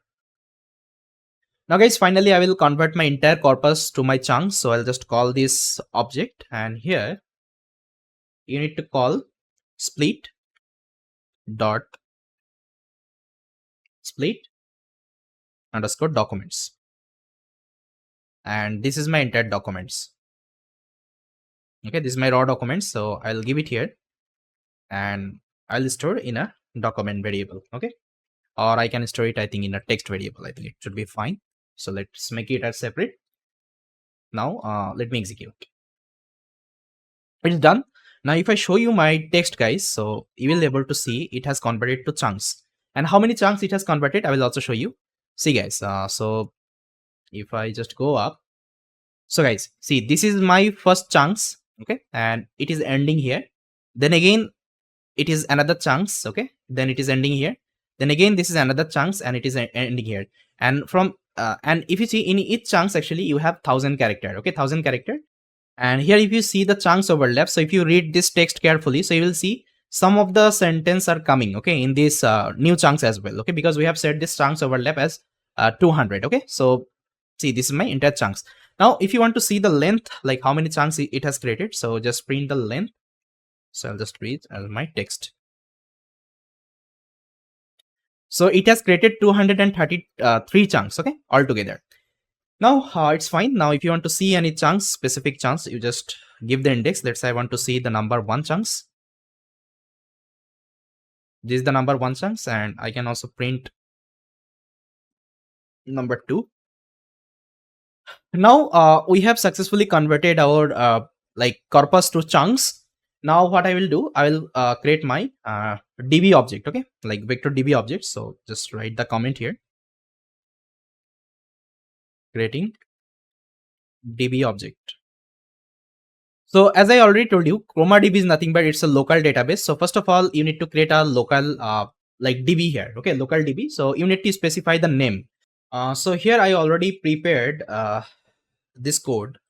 So here you need to first of all create one persist directory, and the name can be anything. So here in this case I'm giving as DB, that means database, and you need to specify the embedding first of all. Okay, like I think you know why we need the embedding, because first of all I need to convert my text to embeddings. Okay, that means vector. Then I will store this vector, okay, to my vector database, which is nothing but my ChromaDB. So in this case I'm using something called OpenAI embedding. I think you remember, here we imported. So OpenAI embedding, so I'll just call it OpenAI embeddings. And by default, if you execute this code, so let me show you which embeddings model it is using. It has this model called text embedding ADA 002. This is the model. It has also another version, text ADA 001. Okay. Now we have successfully loaded our embedding model. Now what I need to do, I need to create my vector instance. Okay. I need to like create my vector database instance. So to create it, so this is the code for it. It's a simple code only. So first of all, I have created one variable called vector db, and here I'm just calling my chroma. I think you remember we imported chroma from my Langchain. I'm just calling this chroma. So inside chroma, you have one function called from documents. Okay, from documents. Now here you just need to give the data, like you just need to give your text, like you just need to give your chunks, like which chunks actually you want to convert as a vector. So in this case, this is my chunks called text. As you can see, this is my text. I'll just copy the name, and here I'll just name it text. Okay, and it will also take the embedding model. Okay, so this is the embedding model I want to use. So in this case, you can use any embedding model. You just need to import it here. Okay, so here I'm using OpenAI based embedding model, so that's why I have initialized it here. So here I'm giving the embedding model, and here you also need to give the persist directory, like where it will save after, let's say, converting to vectors, where it will save. So it will save inside this db folder. Okay, so here I'm giving the directory. So these three parameters you just only need to give here. Okay, that's it. And if you're not giving any embedding model inside ChromaDB, it will automatically take OpenAI embedding model. Okay, I think they have already written here. If you see here embeddings, so they're automatically, I think, taking some embedding model using OpenAI API key and all. Okay, so they have already mentioned here, like it will automatically load, but it's better practice to mention. Okay, always better practice to mention here. That's it. Now if I execute it, so first of all, what you will do, I'll just remove this directory. Now see, it is converting everything to the vectors. Okay, all the text has been converted to vectors. Now I need to save it to my disk. Okay, now see, it has converted everything to the vector. Now I need to save it to the database. Okay, now this is the code for it. Just write vector db persist and vector db is equal to none. Now if I execute it, now you'll see it will create one db here, local db. Now if I refresh, see guys, db has been created. Now inside that, it has saved all the vector. Now see, it's a binary format. You can't see the vector here, so that is the issue with this local db. But whenever I will be showing you like Pinecone and Waviate, you will able to see the vector, like how it has generated the vector. Okay, how it has generated the embedding. Everything you can see in the cloud. Okay, you can like see all the list of the vector there. Okay, so that was the beauty of this cloud vector database. But again, it's a local one. Okay, so that's why it's a binary representation here. So yes guys, we are successfully able to save our vector here. Okay, now let's say you want to load it. So how to load it? So this is the code for it. So here you just need to mention chroma. Okay, just call the chroma, and here you just need to mention the directory you have your data. So this is my database db. So here I'm giving the persist directory, which is nothing but db in this case. And here you also need to give the embedding. Okay, so this is the embedding I'm using. Now here I'm giving my persist directory. So in this case, it's db. Okay, now it will automatically load this vector and everything. Okay, from this db itself, because it's a binary representation. I already told you. Okay, and as well as I'm also giving my embedding model. Now let me load it.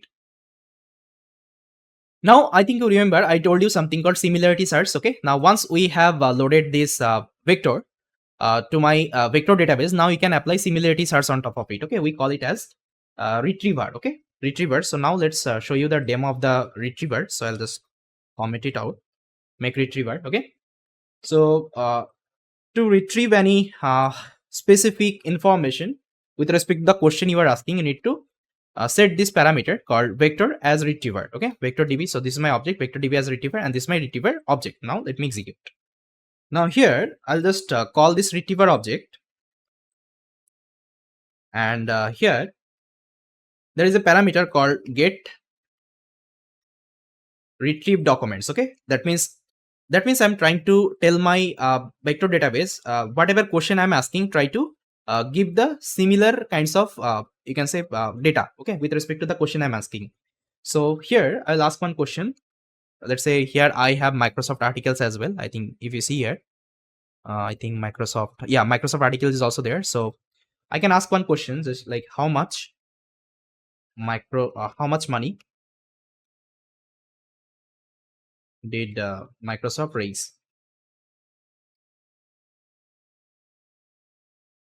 Okay, so let's say this is my question. Now by default, uh, I'll store it in a docs. So by default it will return for a relevant answer. Okay, for relevant answer, if I print it, see, it will return you for similarity answer. Okay, for most similar answer. Okay, like whatever vector are closed, I think I was explaining in the theory. So it is the most relevant and most similar answer. Okay, for most similar answer. So if I show you the length, so you can also set this parameter like how many relevant information you want. See, it is returning me 4. So let's say you only want, let's say, 2 relevant answer. Okay, so in this case you can set this parameter vector db as retrieve, search keyword as k2. Okay, k means like how many answer you want. Okay, so let's say I have given 2. Now if I execute it, okay, done. Now if you want to see like search type, so it's a similarity matrix. I think they're using similarity equation, they're using cosine similarity to calculate this answer. Okay, like the question you are asking, basically it will match with the vector, like what are the closest vector, okay, it will come, so it will return you. So they're considering this similarity cosine similarity matrix, I think there. Okay, so cosine similarity equation, and this parameter will give you like number of return actually it will provide. So it will only provide 2 answer. Okay, 2 answer. Now if I again execute this code,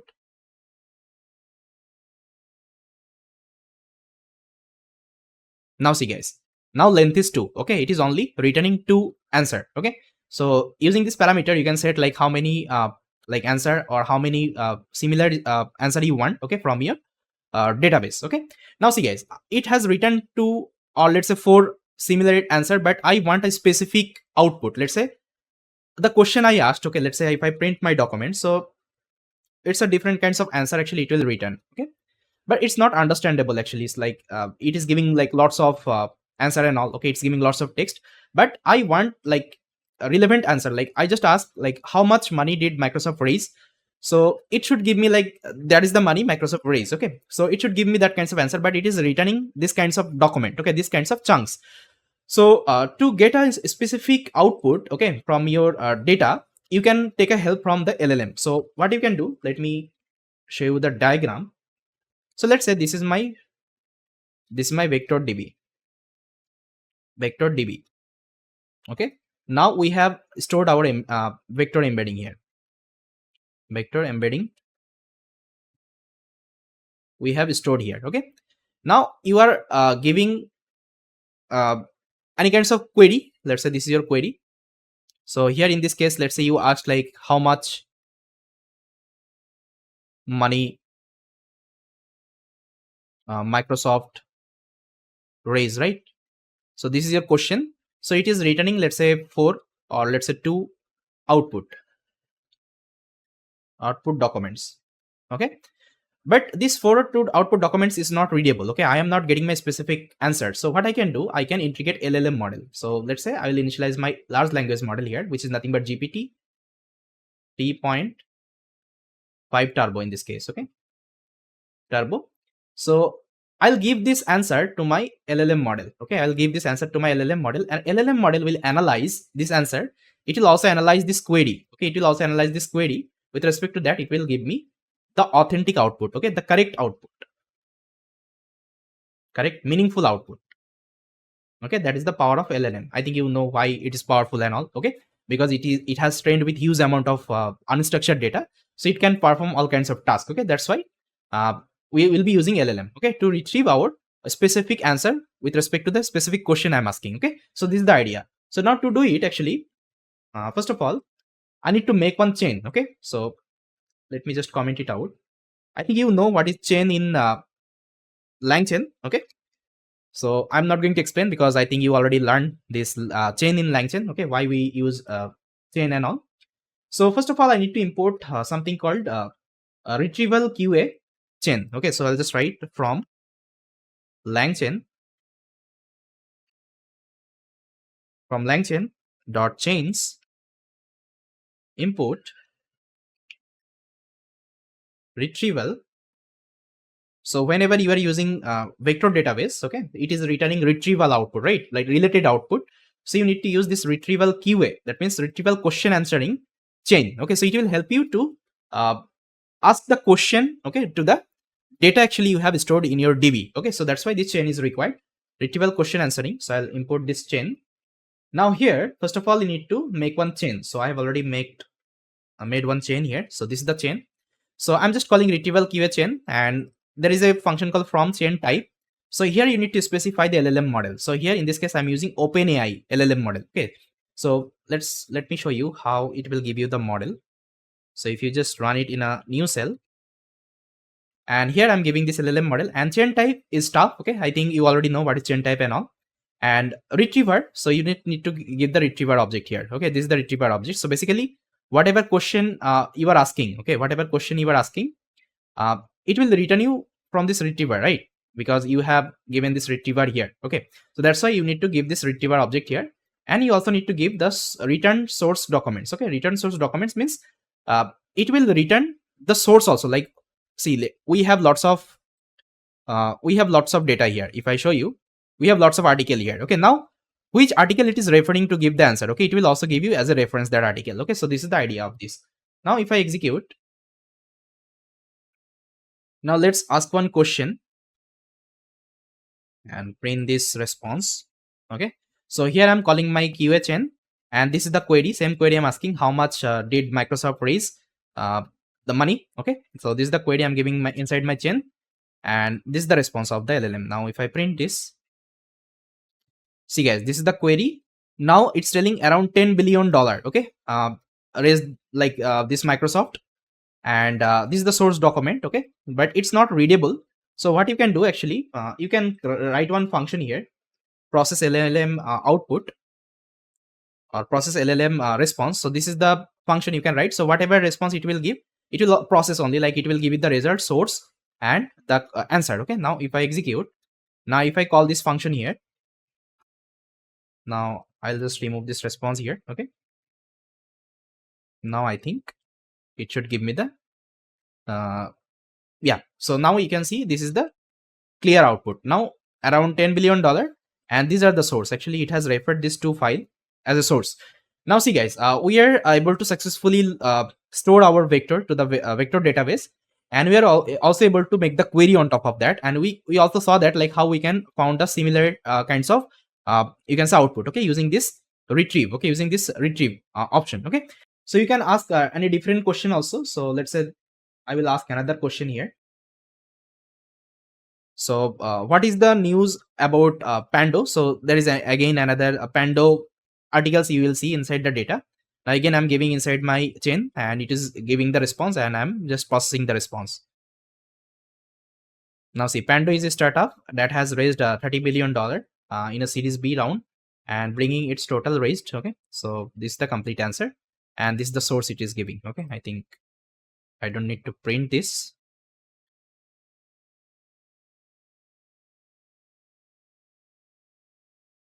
Yeah, so this is the source.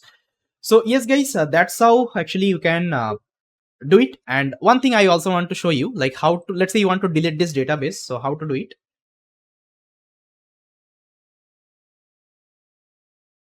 So deleting DB, so it's like very easy. First of all, you can make a zip file, okay, of your existing DB, so that Later on, if you want to retrieve it, you can retrieve it. Okay, so first of all, I'm making it a zip file, then I'll be deleting it. So first of all, I'll make a zip file. Now see guys, if I refresh, so first of all, it will make a zip file of this DB. Okay, now I'll be deleting. So this is the deleting code.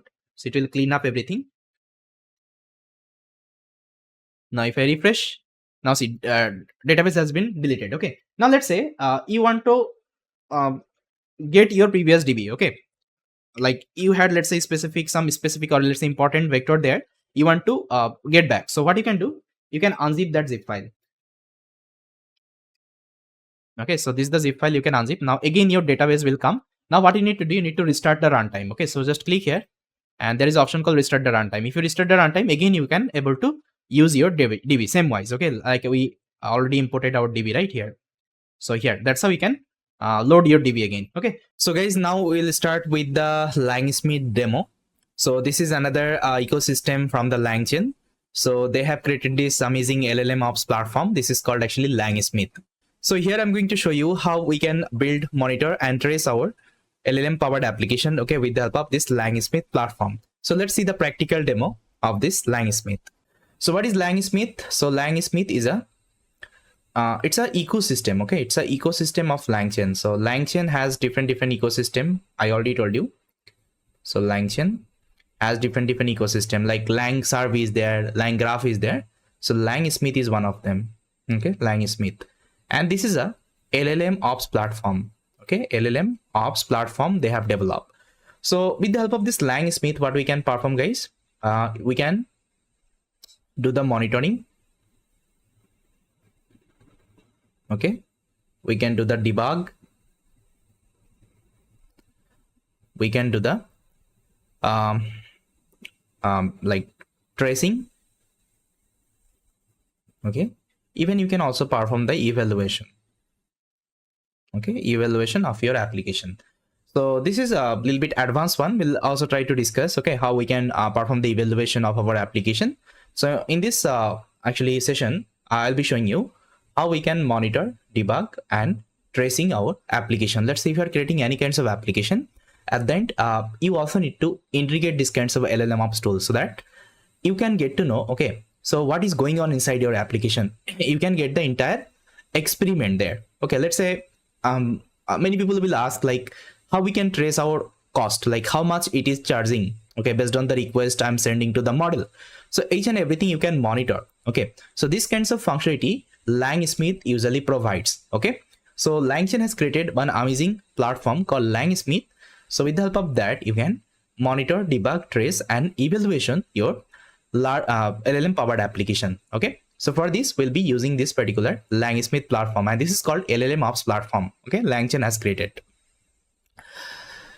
Fine. So now what I will show you guys, I think practical demo would be better, because what I believe in practical, unless and until I'm not showing you the practical, things would be more difficult. So first of all, we'll see the practical demo. So I already prepared the code and everything. Okay, I'll just execute and I will show you, okay, how we can configure with the Langsmith and all, and how we can monitor, debug and trace our application. Okay, so for this we'll be first of all opening the Langchain website. Okay, so let me just open the Langchain website. So I'll open the Langchain website. So the first thing, you have to create one account in the Langchain website, guys. Okay, so everyone, if you don't have the account, first of all try to create one account in the Langchain website. So for me, I already have the account. If you don't have the account, guys, just try to sign up with your email address and you will be getting one account. So for me, I already have the account. I'll just try to do the sign up here. See, for me it will automatically log in. See, okay, so initially we'll see these kinds of interface, but for me, see, I already created actually one project here. I was tracking one project, that's why you can see this particular project name. But if you're opening for the first time, you will see that it would be completely empty dashboard. Okay, now the first thing what you have to do, guys, so you can see this is the Langsmith platform. Now you can also open up the documentation. I think so they have also given the documentation link somewhere. So let me open the documentation. See, this is the documentation. So this is the Langsmith documentation. So here they have already written, with the help of Langsmith, it's a platform for building production grade LLM application. It allows you to closely monitor, evaluate your application, so you can ship quickly with the confidence.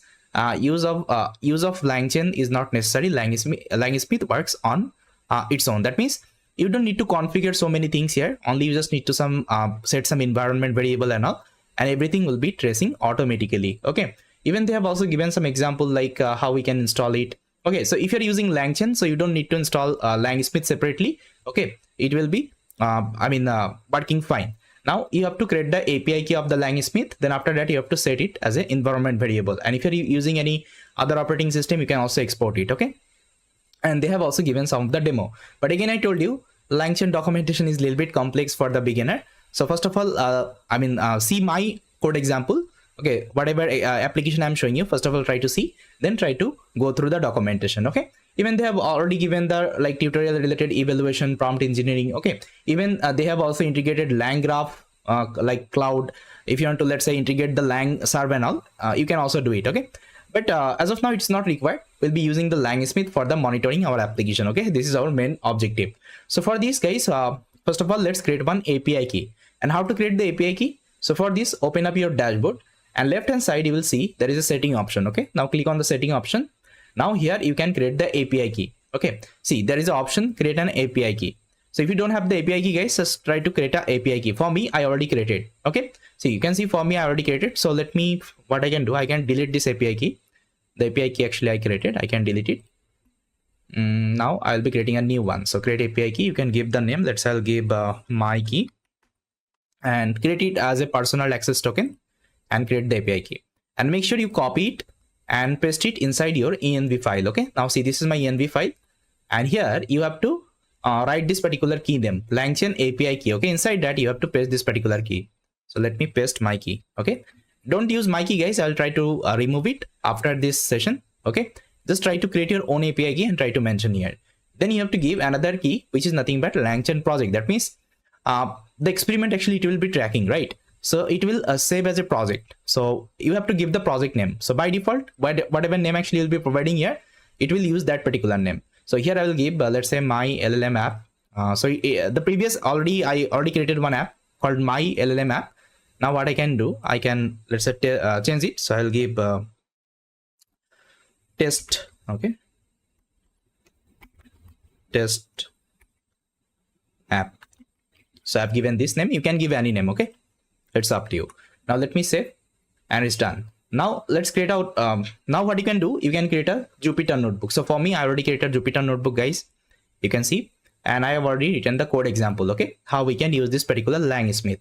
So again, these are the code snippet. I think you are already familiar with. I already explained everything inside Langchain. Okay, so here I'm importing operating system library, then chat OpenAI because we'll be using the chat completion model.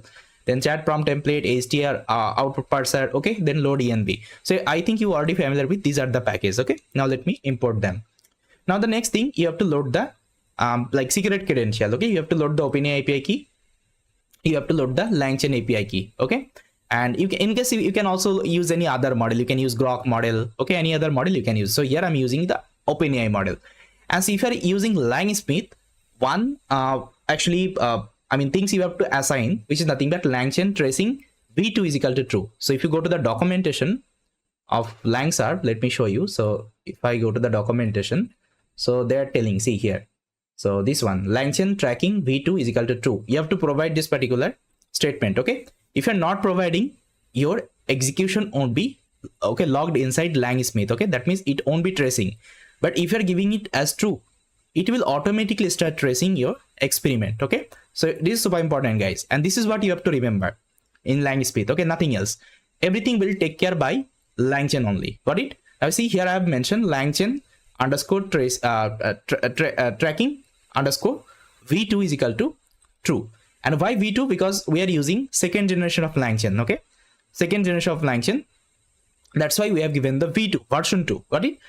Now let me load the environment. Now here I'm creating the ChatPromptTemplate. I think you know what is ChatPromptTemplate. If I want to give some prompt to my LLM, first of all I have to create the prompt template. So here I'm creating my prompt template, and here I'm using the chat completion model. That's why I have to give the system prompt as well as the user prompt. So this is my system prompt. You are a helpful assistant. Please respond to the user request only based on the given context. Now this is the user. So user, in case actually what user will pass the question, and they can also pass the context. Okay, so context wise they can also pass. So this is my entire prompt template I have created. Now I'm initializing the model. I'm using the GPT 3.5 turbo model and as well as the output parser. Okay, now this is a basic simple chain I'm creating with the help of LCL, that means Langchain expression language. And I already told you this kinds of ecosystem supports latest Langchain, okay, the second generation of Langchain. Okay, if you're using the legacy Langchain, in case actually it won't be working. Okay, that's why I already told you have to learn the second generation of Langchain. Now this is my simple chain prompt model and output parser. So first of all, prompt will be created, then it will pass to the model will give me the response, and it will pass to the output parser, and output parser will return the string output. Okay, this is the idea. Now let me create the chain.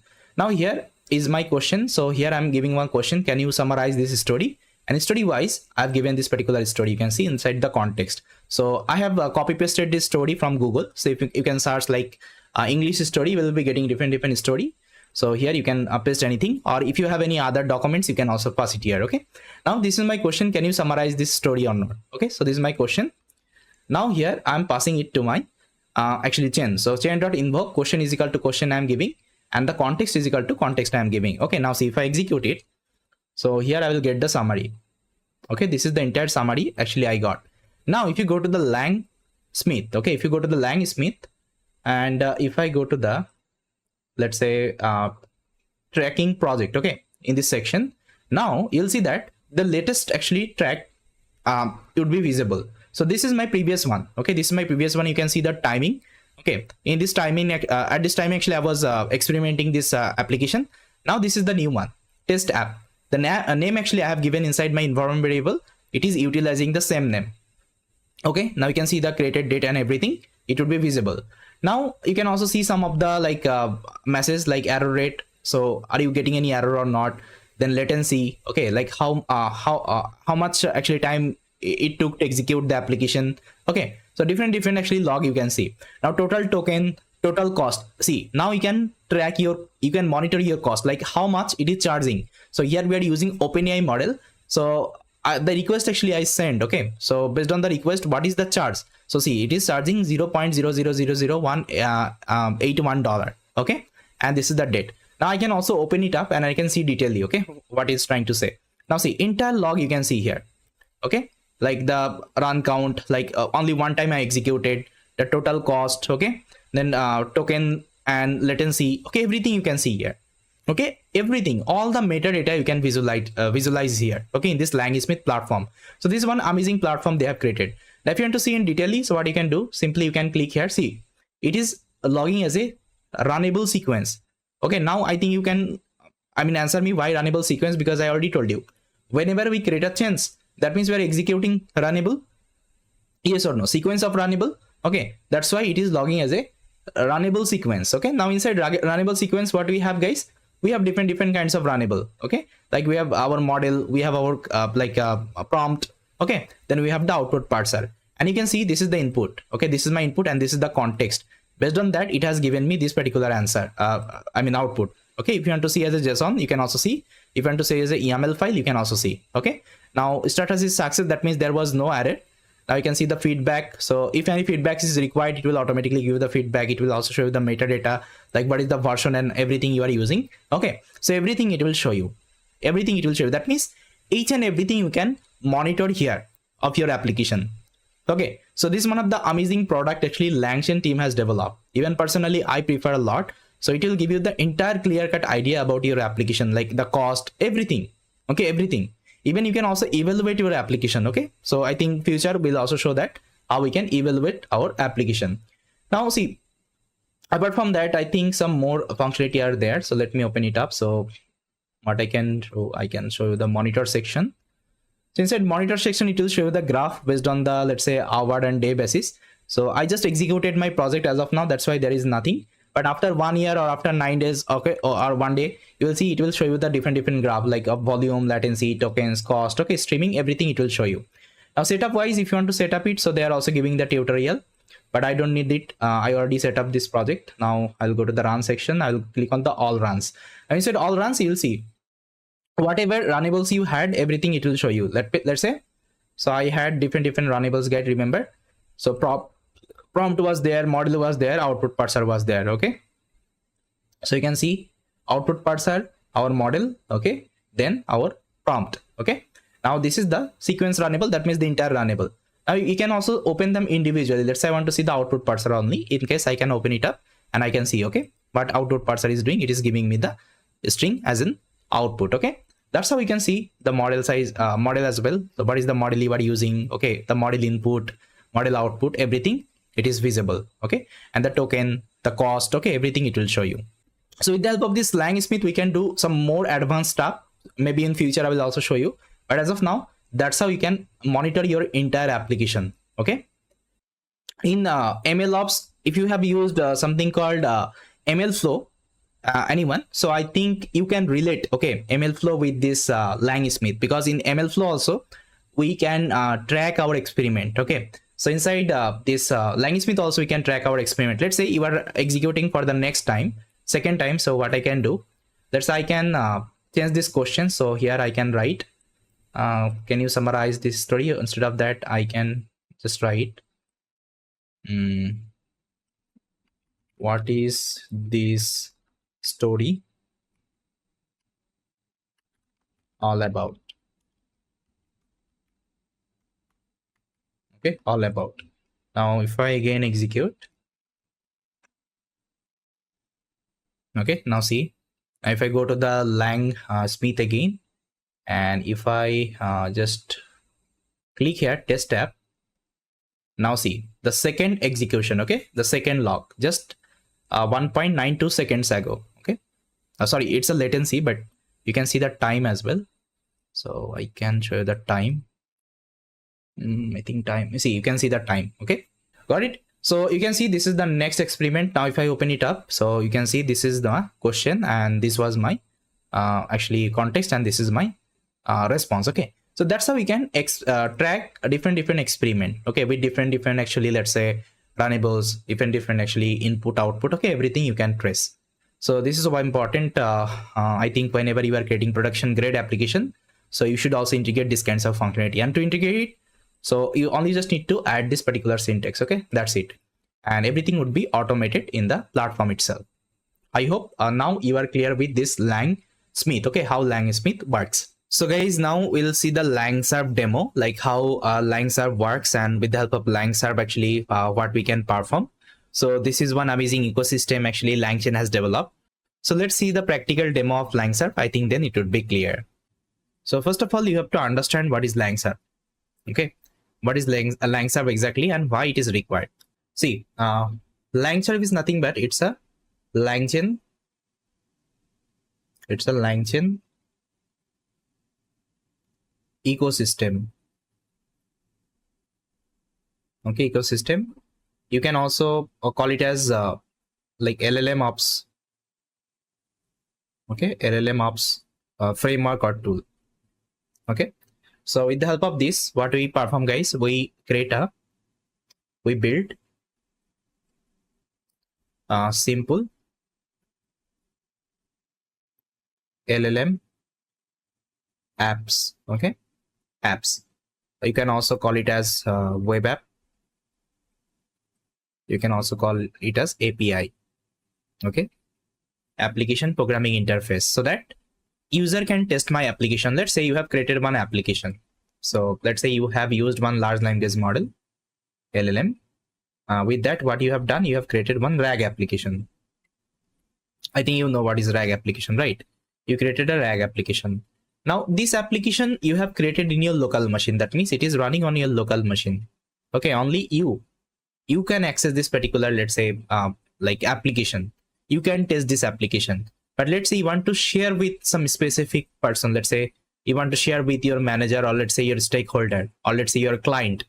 That time, let's say your client want to see how this particular application is working, whether everything is fine or not. He just want to test it. Like he's telling, I want to test that application. If everything is working fine, if I'm liking this particular, let's say, project, then we'll be pushing this project to the production. Okay, so before pushing it to the production, first of all, you have to test. And for testing, you have to share this application with some of the person. So how to do it? Okay, for this you will be using something called this LangServe. Okay, LangServe. So when we didn't have the LangServe, guys, what we used to use, I think you remember, we used to use a Flask to create the API or web interface. We used to use something called Streamlit. Okay, then we used to use something called Fast API. Okay, Fast API. So that's how actually we are having different kinds of web framework. Okay, with the help of that you can easily create a API, okay, or web app. Okay, easily you can create a web app or API, and this web app you can simply deploy and you can share with your, let's say, client or stakeholder, or let's say to your manager, and they can test your application. Okay, it's working fine or not. But if I'm using these are the tools, then I should have knowledge on these are the tools. Let's say if you want to use Flask, so definitely you should have knowledge on the Flask. That means you have to learn the basics of Flask, like how to create the API, how to create the web app and all, right? And again, if you're using Flask, you have to also learn how to write the HTML code. Okay, HTML code, how to write the CSS code. With the help of that, you'll be creating the template. If I'm talking about Streamlit, again, it's a Python package. Here you don't need the HTML and CSS code, but again, you have to learn some basic syntax. Okay. If I'm talking about Fast API is the production ready actually web framework, or let's say API framework. So with the help of that, you can create a production grade API, production grade actually application. But again, you have to learn the Fast API, because if you see the Fast API, okay, if I open this Fast API documentation, you'll see that it's a like huge package actually. It's a production grade package actually developed, and inside that we are having so many concepts. But again, see, I don't recommend you have to learn all of them, because you as a generative AI developer, your task is to create the application. Okay, your task is to create use the model. You have to create the application. And when it comes to create the web interface, that means user interface, let's say if I'm talking about ChatGPT, it's a full stack development, yes or no? Because they are using let's say React, they're using Node.js. Okay, with the help of that, they are creating the beautiful web interface. They are creating interactive web interface. But as a generative AI developer, this is not my task. There would be other team, they will be creating this particular web application. But in the backend, okay, in the backend, the mechanism actually, let's say it is using, that means the core generative AI concept it is using, this is your responsibility to create. Okay, but initially, whenever you are creating your application, now you have to create some basics API, so that at least you can test this particular application, or your manager or your client, let's say, test this particular application. Okay, for this we can use, these are the framework like Flask, Streamlit, Fast API. But again, I should have knowledge on this one. But let's say you don't have the knowledge, then that time what you have to do, again, you have to take the help from the web developer, or let's say a front-end developer, yes or no? So that's why Langchain, what they did is they introduced something called LangServe. Langchain, they introduced LangServe, and this is an ecosystem.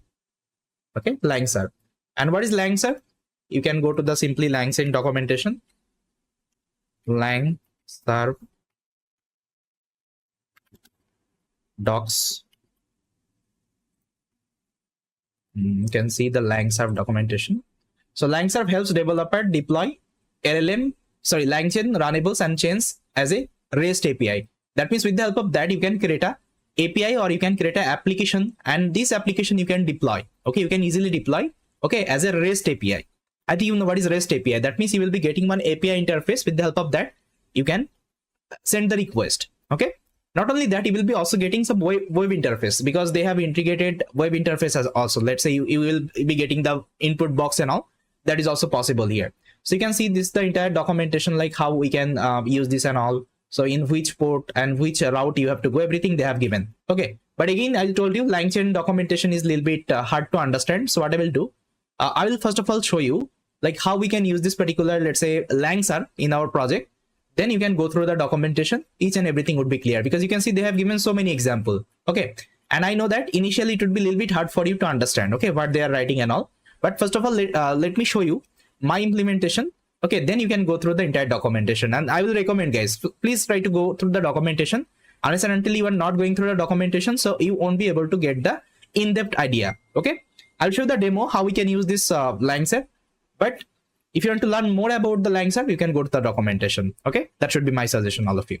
So now let me show you the demo how we can actually use this LangServe in our implementation, and how we can create the REST API. Okay, so I'll show you. And one more thing I want to tell you, see this LangServe they have created. In the backend, they're using fast API only. Okay, they're using fast API only. So it is the high level of the fast API. Okay, if you go through the fast API documentation, you'll see that to use the fast API, you have to write so many code, right? So many configuration you have to do. But if you're using LangServe, you don't need to do it. Based on the fast API, actually they created this LangServe. Okay, LangServe, this tool. Now let me show you how we can use this one. So for this, I'm going to open up my VS Code. So here I'm going to see if you're using actually LangServe, instead of running from your Jupyter notebook, you can create a Python file. That would be better, because see, Jupyter notebook we won't be using whenever we are developing the application. Okay, so whenever we are experimenting the things, that time we'll be using, but whenever we are creating any application, that time we'll be using the Python file. So let's me create a Python file here. So I'll name it as 10. I can name it as, let's say, LangServe. Okay, LangServe underscore demo.py. So the first thing, you have to install the LangServe. Okay, in the requirements, you have to mention the LangServe. So let me mention it. So here is the LangServe package, because Langchain actually created this framework separately. So you have to install it separately. Okay, so you can see I'm installing this LangServe 0.2.2. Okay, you can also use any other version, but I'm using this version because this is the stable version I'm using. Now I have to set up it. So to set up it, guys, what you have to do, just open up your terminal in your directory. So let's say this is my directory. I'll open up my terminal, and I think you remember we created a virtual environment. So inside this readme, I shared the command. So this is my environment I created. You can activate, and simply you can run this requirement.txt command. Okay, so it will install this LangServe in your actually environment. So for me, I already installed, so that's why I'm not going to install it again. Okay, now here simply I'm going to create a simple app. Okay, simple actually translator app. So let me just write here. I'm going to implement what? Simple translator app. Okay, translator app. Okay, so what this app will do, it will take actually two input. One is the, let's say, language you want to translate. Okay, other one is the text you want to translate. Okay, so these two input this application will be taking. So let me just come here. So for this, I think you know how to actually initialize the large language model and all, because I already taught you in my previous session. So first of all, let me import all of the necessary package I need. So I think you are already familiar with these are the package, guys. Okay, so ChatPromptTemplate, str output parser, chat OpenAI. Okay, then python.env, because I have to load my OpenAI API key. So let me select my environment. So this is my environment, LLM app. Okay, this one. Apart from that, I also need something called operating system. Then I'm going to load my OpenAI API key. So let me load. So this will load your OpenAI API key. Okay, then I'm going to initialize the OpenAI model. You can also use Grok API. If you don't have the OpenAI account, that time you can use Grok API. So this is my LLM wrapper. Then I'm going to also create the output parser, and I think you know what is output parser. Okay, we can reformat the output. Then I'm going to create a prompt. So first of all, I'm going to create a system prompt template. So this is the system prompt template, and here I'm giving the system prompt, translate the following into this specific language. The language actually user will give. Let's say user want to translate in the Hindi, Bengali, Spanish. Okay, that time user will give the input and it will come here. It will create the complete prompt. Okay, now I have to create the prompt template. I think you know how to create the prompt template. So this is the syntax. The chat prompt template from message. Inside that, give the system prompt, and whatever user input will provide, okay, will pass in the text variable. This is the idea. Now we'll be creating the chain. So here we are using Langchain expression language to create the chain. You can see prompt template, then LLM, then output parser, sequence of execution. And to create the actually REST API with the help of LangServe, you have to import first of all fast API. Okay, you have to first of all import fast API, and you have to import another library from the LangServe called add routes. Okay, these two things you have to import, guys. Try to remember these two things you have to remember. And inside fast API object, you have to mention these are the syntax. See, so we have already imported fast API. Inside that, I'm passing the title. Title is simple translator. You can give anything. You can also give any kinds of version. I have given 1.0. And this is the description I have given. A simple API server using Langchain's runnable interfaces. Okay. Now we have imported another library called add routes. Okay. Inside that, we have to pass this object. See. So app routes, I'm passing my app. Then whatever chain actually I have created and the path. Okay. Path should be the chain. /chain. Why /chain? I will tell you. Whenever I will execute the application, you will see that I have to go to the /chain. Okay. /chain actually route. And this route actually it will execute. And I also need to initialize the application. For this, I need this package actually called uvcon. And with the help of uvcon, we'll be starting the application. See, that's it. That's it. So uvcon run, give the app, give the localhost port number, anything you can give. I've given 8000 port number. This is, this is what you have to write. Okay. Now, see, if you go to the fast API documentation, you have to write so many code. But here, we haven't written so many code. We are only using LangServe. Okay, with the help of that, easily we are creating the REST API. Now, how to execute, guys? So for this, just open up your terminal. Okay, open up your terminal. Just a minute. And you have to execute this file. Okay, so you have to execute this demo file you have created. So let me execute Python 10 LangServe demo.py. Now see, if I execute, so it will see automatically it will install initialize LangServe. You can see LangServe would be there. Now this application is running on your localhost port number 8000. Now see, if I open this localhost port number 8000, you will see there is nothing. Okay, so for this you have to go to chain route. So chain, okay, chain/playground. This is the route, guys. Chain/playground. Okay, if you go to this route, you will see the application interface, and this is the REST API, guys, we have created. Now let me zoom. See, this is the interface, and by default, LangServe has created this interface. Okay, so you don't need to write HTML and CSS code for this. Now you can see we are having two input. One is the language, another is the text. The input actually have written here. I think you remember. So I need two input. One is the text, another is the language. Okay, these two input automatically it is coming. Okay, now here you can test this application. Let's say I will give language. Let's say I want to translate in Hindi. Okay, and text, let's say I will give my name is Bappi. Okay, or anything you can give. Now simply you can start the translation. Now see, mera naam Bappi hai. Okay, now again you can give the prompt. Another prompt you can give, let's say here I can give tell me about Python. See, so amazing response actually we are getting. See, okay, amazing response we are getting. Now if you want to, let's say, hit this particular REST API, so for this you can also execute this code. So here Python SDK code I'll copy, and I'm going to create another file called test.py. Okay, inside that I'm going to paste it. See, this is the code. Okay, this is the code. Now here simply you have to give the message. Let's say you want to perform the invoke operation. So here you can write this thing. So inside this invoke you can give the input text. Let's say this is my input text. Language is Spanish, and text is equal to generative AI is the bigger opportunity than internet.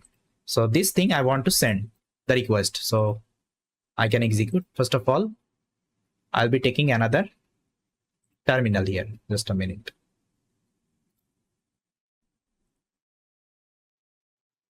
So my previous terminal is running, and now I'm taking a new terminal here. So first of all, let me activate my environment.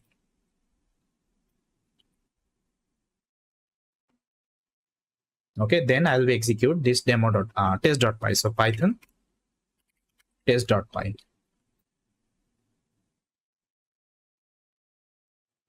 Okay, I'm not getting any output because okay, chain.invoke we are doing. So we have to first of all save inside a variable, and this variable we have to print. Now let me try. See the response we are getting. Now let's say this is your server. Okay, this is your development server. That means the demo server, POC server. You are running your application, and your manager, or let's say your client, are testing your application. Okay, how it is working. Either they can test with the help of web interface. Okay, either they can test with the help of web interface. Either they can use this particular code. Okay, the syntax I shared with you, Python SDK. Okay, with the help of API request also they can test your application. So this is called actually LangServe. Okay, so during development environment you'll be using this particular tool. Okay, just to test your application whether it's working fine or not. Now let's say everything is working fine, it is ready for the production. That time your front-end developer will come and they will create one beautiful interface and they will connect your application, and this application would be available in the production server like the ChatGPT. Okay, I hope it is clear. So this is the simple demo of the LangServe. Now simply you can go to the documentation. Okay, the entire LangServe documentation. Now you'll be able to understand, okay, whatever things I showed you. So simply go to the documentation, guys, and please try to practice at least, okay, whatever they have given. And if you face any issue, you can let me know in the comment. I'll happy to help you. Hi guys, in this video I'll be discussing about Hugging Face inference endpoints. So this is one platform from the Hugging Face. If you search like Hugging Face co/inference endpoints /dedicated, you will be able to get this particular platform. So here what you can do, you can turn your AI model into APIs. That means here you can host here any kinds of like large language model, okay, as an API. And this is the fully managed actually, let's say platform by the Hugging Face. So here you don't need to worry about the load balancing, you don't need to worry about the auto scaling. Okay, everything they'll be doing. So only you just need to do some few clicks, and with the few clicks you will be able to deploy your model. So with the few clicks you will be able to deploy your model, okay, over the Hugging Face inference endpoints, okay, as an inference API you will be getting.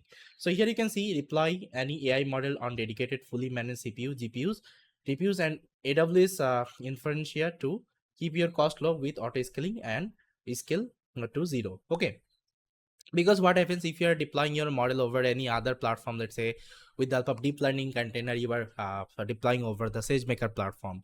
So if you see the SageMaker cost is like very high there, you also need to do like manual auto scaling, load balancing, everything you have to do manually. And to manage the LLM actually it's like very difficult there. But here actually it's not that much of difficult because everything is managed by the Hugging Face platform. So they have given one beautiful documentation, so you can refer the documentation, guys. So see, they have given everything. They have also given the like pricing and all, like what are the price they are taking, okay, per hour, everything they have given. And this is the like architecture. So let's say this is the user, and first of all he needs to create one user endpoint, okay, like model endpoint. Then he can take the model from the Hugging Face repository. Either he can take the model from his repository. Okay, let's say he has trained one custom model, that custom model also he can take. Then he can initialize the compute like the cloud platform. Then he can deploy the model as an endpoint. Then this particular endpoint can access different kinds of user. Okay, this is the entire like architecture. So now let me show you how you can deploy your model over the inference API. So here you can see, guys, production inference made easy.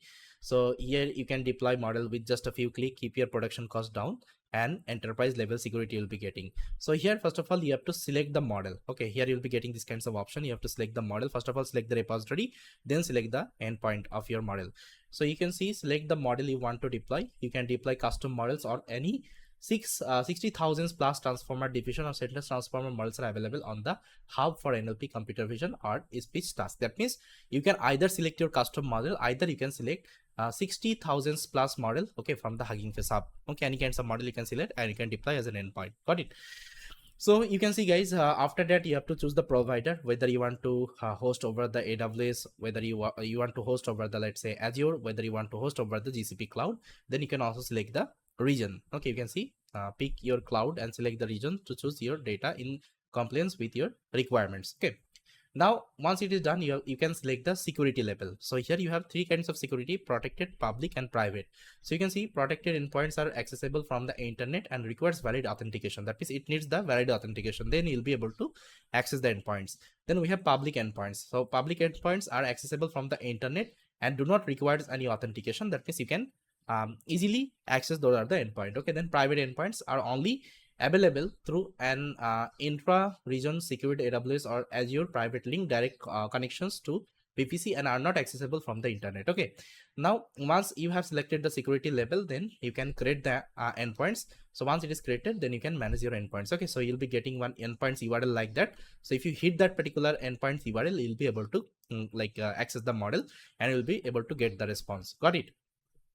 So I will also discuss how we can create our own API, okay, with the help of fast API. So with the help of fast API also you can create the API, okay, API. So there also you can hit the route and you can get the response from your large language model. So I will also show you how we can use fast API for the LLM inference. So this is like the hosted platform guys over the Hugging Face. So there you will be getting different machines, okay, with the help of CPU, GPU, everything you will be getting. Now you can see this is the entire documentation, and they have also given their official tutorial. You can also refer that. Now guys, this is not a free actually. For this you have to pay. So let me show you. So if I, let's say, want to deploy any kinds of model, I'll click on the button. Now here you can see, here you have different model. You can also select the model from the Hugging Face. Okay, now let's say I want to deploy this particular model. So here per hour it will charge you $0.8, and it is using GPU 1x NVIDIA L4 GPU. Okay, and this is the model. Now if I click here, you'll be able to see that it is coming different option like endpoint name. Then you can also select more options like common revision task. Okay, you can everything you can provide everything. Now you can also give the hardware configuration like what is the GPU want. Based on the price you can select your GPU. Okay, now you can also select the security level, then auto scaling if you want to do. So everything is available. Okay, so once it is done, you have to add your card. You can see there is an option called add your card. So first of all you have to create one Hugging Face account. Once you have created the Hugging Face account, then you will be able to add your payment card. So once it is done, you can click here, create endpoints. Then you will be able to see the endpoint URL, and with respect to the URL, you will be able to access the model, and everything is mentioned in the documentation, guys. Okay, so they have given one beautiful documentation that you can check it out. So again, guys, it's a paid one. So as per your requirement, you can select the model and you can use this particular Hugging Face Inference Hub. So I think, guys, you got to know what is Hugging Face Inference Hub, because this is another LLMOps platform I can talk about, because here you can host your large language model if you want. So with that, guys, thank you so much for watching this video, and I will see you next time. Hi everyone. In this video, I will show you how we can use Fast API for LLM inference. So what is Fast API? Fast API is nothing but it's a modern, fast, high performance web framework for building APIs, okay, with Python.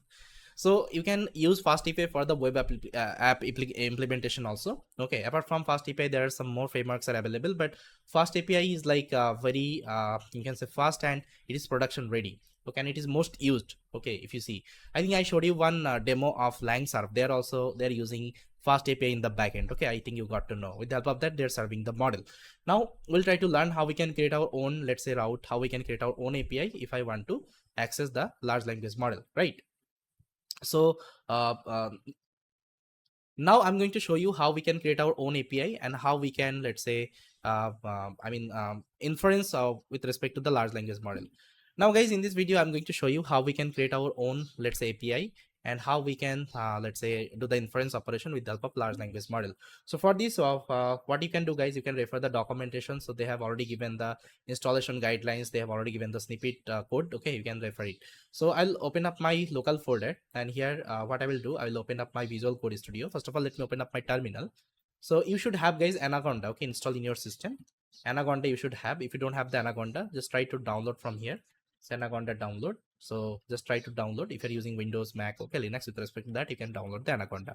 The way you install any kinds of software, you just try to install the Anaconda. Okay. In the second tool, you need something called Visual Code Studio. So here I have my Visual Code Studio. If you don't have, just try to download it from Google. So just write VS Code download. So this is the first website. From here you can download the Visual Code Studio as per your operating system. Got it? So I already have like all the tools in my system. I'm also expecting you already have. Now what I will do, guys, the first thing you have to create one environment. Okay, you have to create one conda environment here. So for me, I already have the environment. Let me show you. So conda env list. Okay, so here previously I already created one environment called LLM app. But if you don't have the environment for this, you can write this command. So conda create, okay, -n. Then you can give the name of the environment. Let's say LLM app. Then you can also specify the Python version. Python is equal to 3.11. Okay, then -y. So this is the command, guys, you have to execute. Once you run the command, it will create the environment for you. Now for me, I already have it, so I'll just try to activate. So conda activate LLM app. Okay, and if you see the version of the Python, it's 3.11. So now let me do the exit operation. Okay, fine. Now what I will do, guys, I'll just try to create the folder structure. So the first thing, you need the requirement.txt file. So let's create a file called requirement, okay, .txt. Then the second file you need called schema.py. Schema, I think. Then third file you need called model loader.py,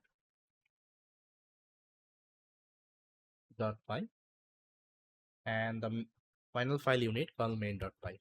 So these are the files I need, okay, for this particular demo.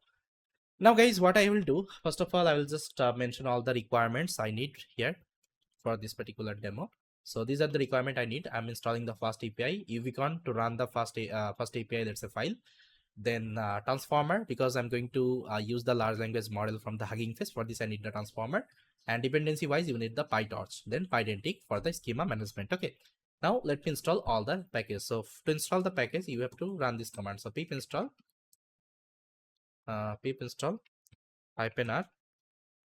requirements. Okay, requirement.txt. So it will install everything. For me, it is already installed because previously I already installed. For you, it will take some time. Okay, so once it is done, now start writing the code. So first of all, I'll write the schema.py.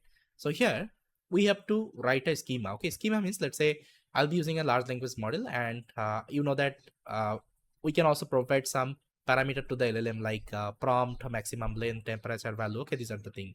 So what I can do, I can create a template, a schema template, and from there I can get that particular, let's say, information. So for this, I'll be using Pydantic library. So you can see Pydantic is a library in Python, and I'm importing something called base model. So here I'm going to create a class. So the class name would be generate request, and I'm inheriting with the base model. And inside that I have some parameter like prompt, maximum length, and temperature. So prompt I'll be taking from the user.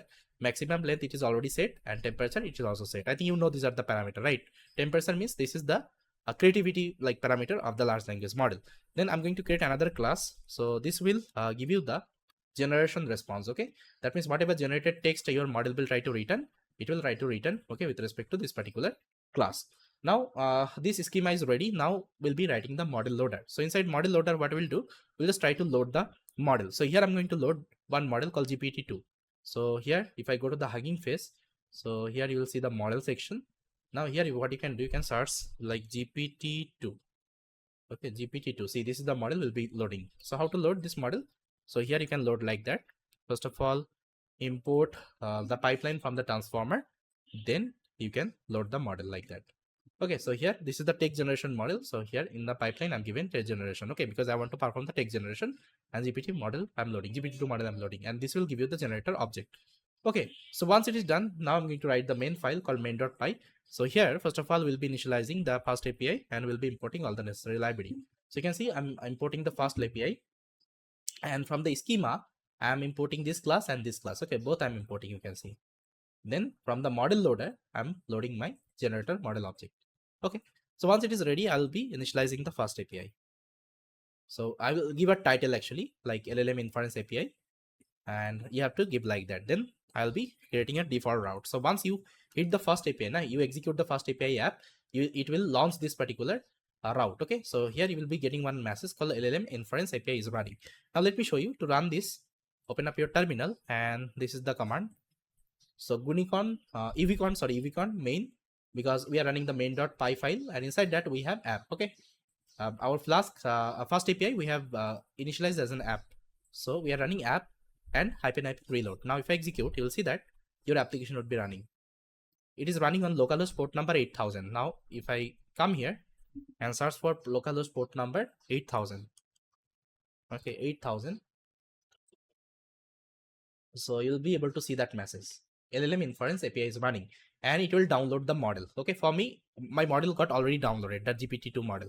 But if you're doing it for the first time, you will see one loading option. Okay, model will be downloading from the internet.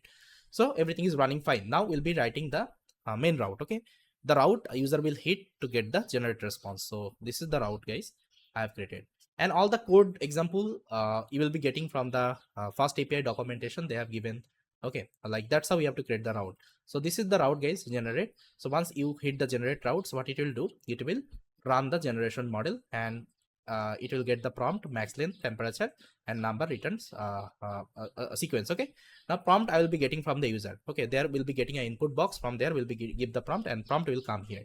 That's why we are using the pydentic class. Okay, now once I got the generation response, I will also try to show in the first API console. So now let me show you how it will work. So for this, I'll come here and I will try to reload. Now here you have to give /docs. So see, this is the interface of your fast API. Okay, by default you'll be getting a web app like that. Now this is the route I'll be hitting. Now here and this is the post request. Okay, you have to get the post request. Now click on try it out, and here you can pass the prompt. So let's say prompt wise I will give once upon a time.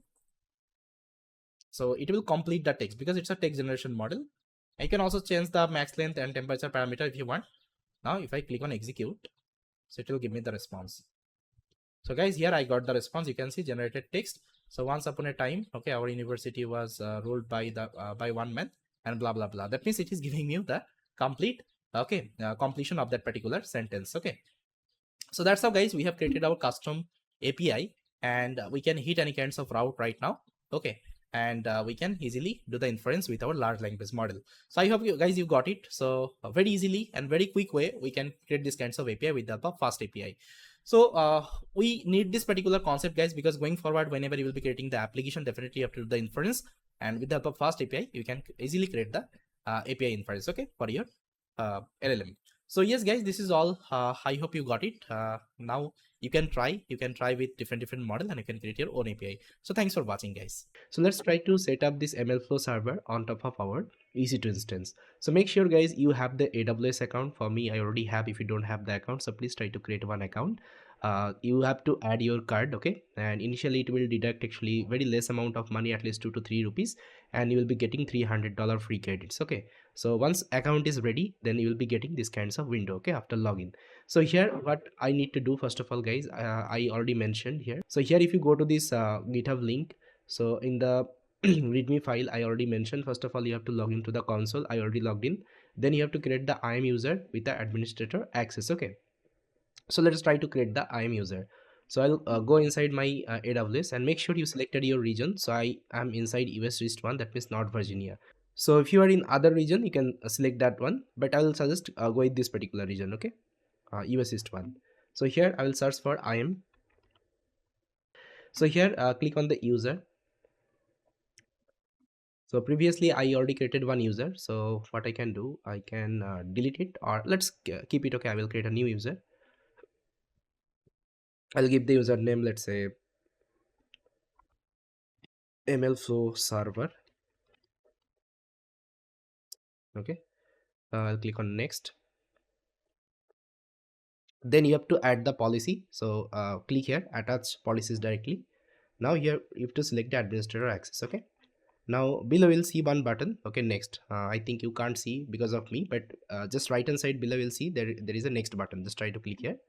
Then after that you have to create the user. So right hand side again below you will see the create user option. Let's try to create the user. So guys, as you can see, I have created the user. So let's go inside that. Now click on the security credential, and here you will see one option called access keys. Okay, so click on the create access keys, select the command line interface CLI, and I understand the above recommendation, then click on next. Okay, so here let's create the key right now. So this is my access key and this is my secret access key. Okay, and you need it to authenticate with your accounts. Fine. So I will download as a CSV file because later on I also need that. Got it? Okay, it's completed. Now what I will do, guys, now again I'll get back. Now it is telling export the credential in your AWS CLI, AWS configure. We'll do it later whenever we'll execute the code. That time we'll try to do.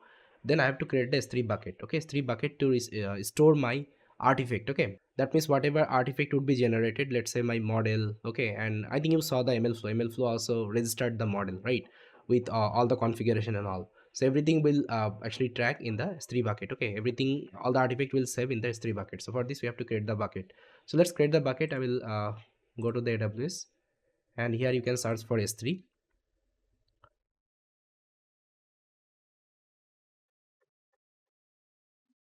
So this is my S3. Now let's create a bucket. So here give the bucket name. So here I will give MLflow. Okay, MLflow bucket and 25. Okay. Hmm. You have to give a unique name, otherwise it won't be working, because S3 is a global service, so you have to take the unique name.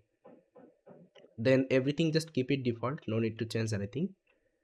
uh, or you can also remove this option, and I acknowledge. Then I will create the bucket.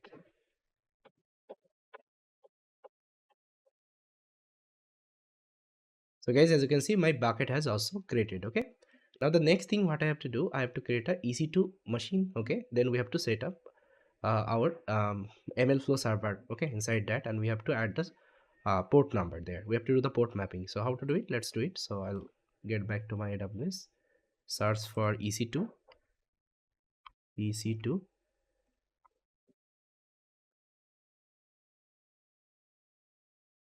So here let's launch one instance. I'll click on launch instance.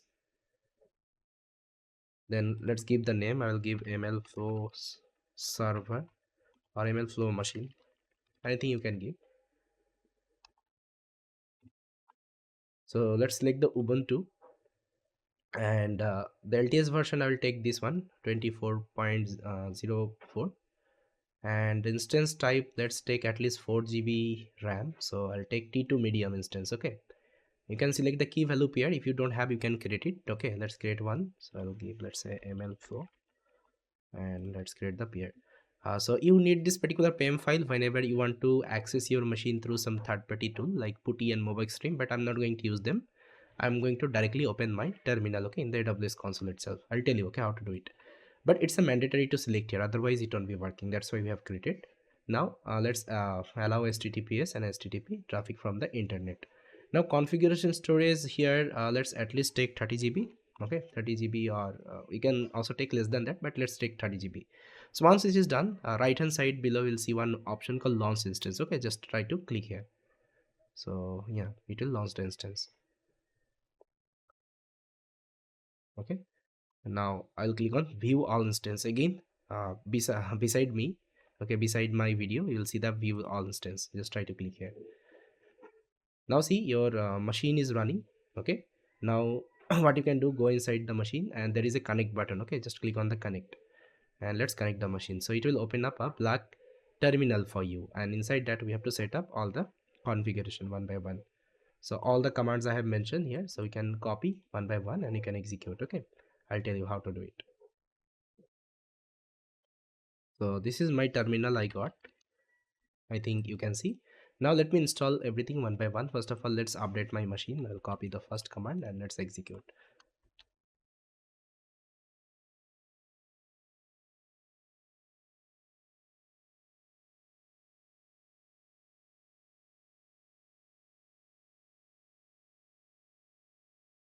It's done. Now let's copy the second one. So we are installing Python here, and I'll give the yes permission and press enter.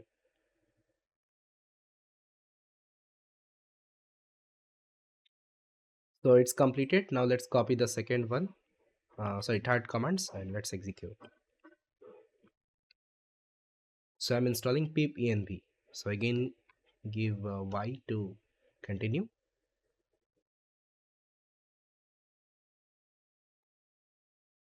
Okay, it is also done. Now I'll copy the next one. I need virtual in env. Okay,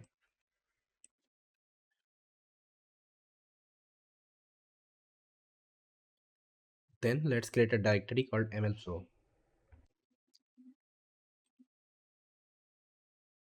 Now I need to go inside that particular directory,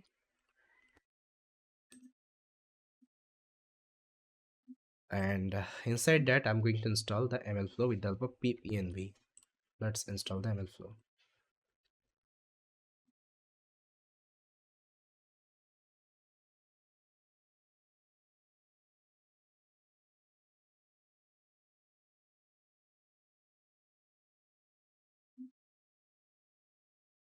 So it's completed. Now I'll install the AWS CLI, because I have to access my S3 bucket. Okay, because your MLflow will store all the artifacts in the S3, so it has to communicate with the S3 from the EC2 instance. So to make the connection, I need AWS CLI. There I will add the credential I have downloaded, AWS secret key and access key. With the help of that, it will configure. Okay, so let's do it.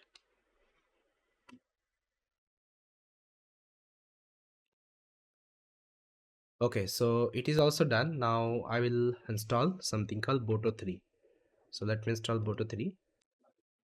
So Boto3 helps us to actually communicate with the AWS, okay, client. So let's install Boto3 as well. Okay guys, so I installed the Boto3. Now let's activate my shell. So MLflow has been activated, you can see. Okay, let me clear the terminal. So yeah, now I'll do the AWS configure. That means I have to set my access key and secret key. So let's do it. So it is asking for the access key. So where you will get the access key, guys, remember? So we downloaded one CSV file. So this is the CSV file. Let me open in a editor, and make sure, guys, you keep this particular secret file safe. If you are sharing with anyone, they will be able to access your machine. So here I'm showing you because after the recording I'll try to delete it. So let's paste. So this is my access key ID. Now I have to give the secret access key ID. So again, this is my secret access key ID. I'll copy, and here let's try to paste. Now it is asking for the region. So I told you I'm inside US East 1, that means North Virginia. Okay, so I have to give the same ID. So let's write, it should be US East hyphen 1. You are giving the same name, okay, otherwise it won't be working. Now it is asking for the output format. I'll keep default, press enter. So my credential has been set. Now finally we can start the MLflow server. Okay, finally we can start the MLflow server. So to start the MLflow server, this is the command you have to execute. Okay, but here you just need to do one modification. So here you have to give this 3 bucket name. So I think, remember, we created a bucket. So let me show you my bucket. I'll go to the S3. So this is my bucket name. Okay, MLflow bucket 25. I'll copy, and here I'll try to paste it. Okay, now this is the command you have to execute, guys. Okay, let's copy, and in my machine I'll execute the command. So it should work. Let's see.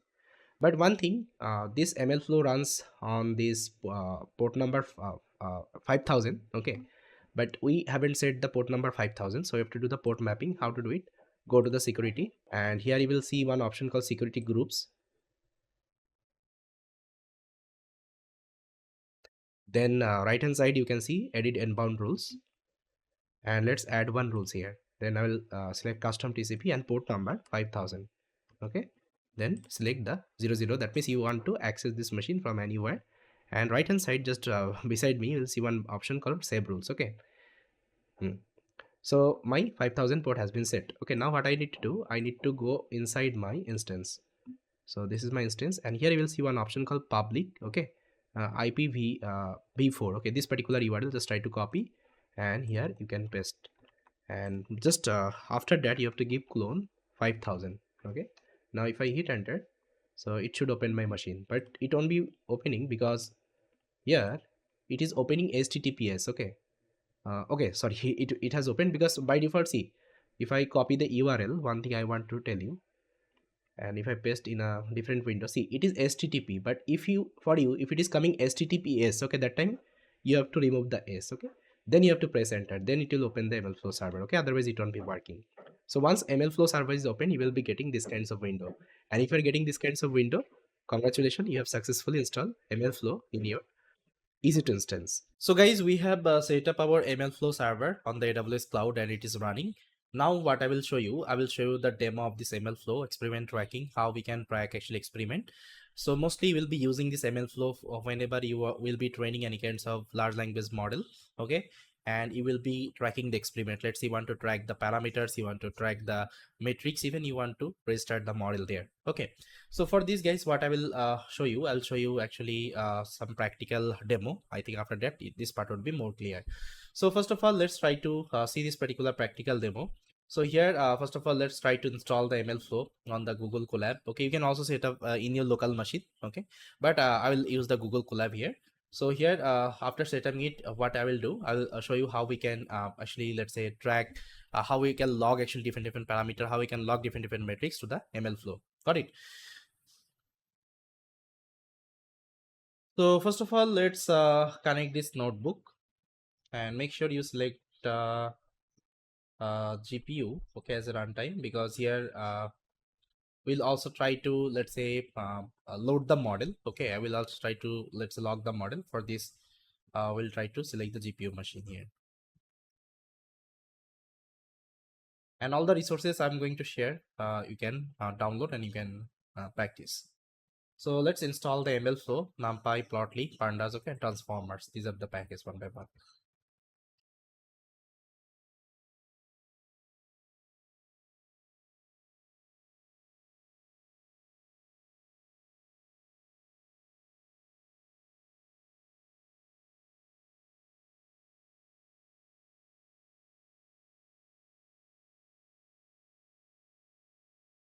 So guys, you can see our installation is complete. After that, you have to restart the session. Okay.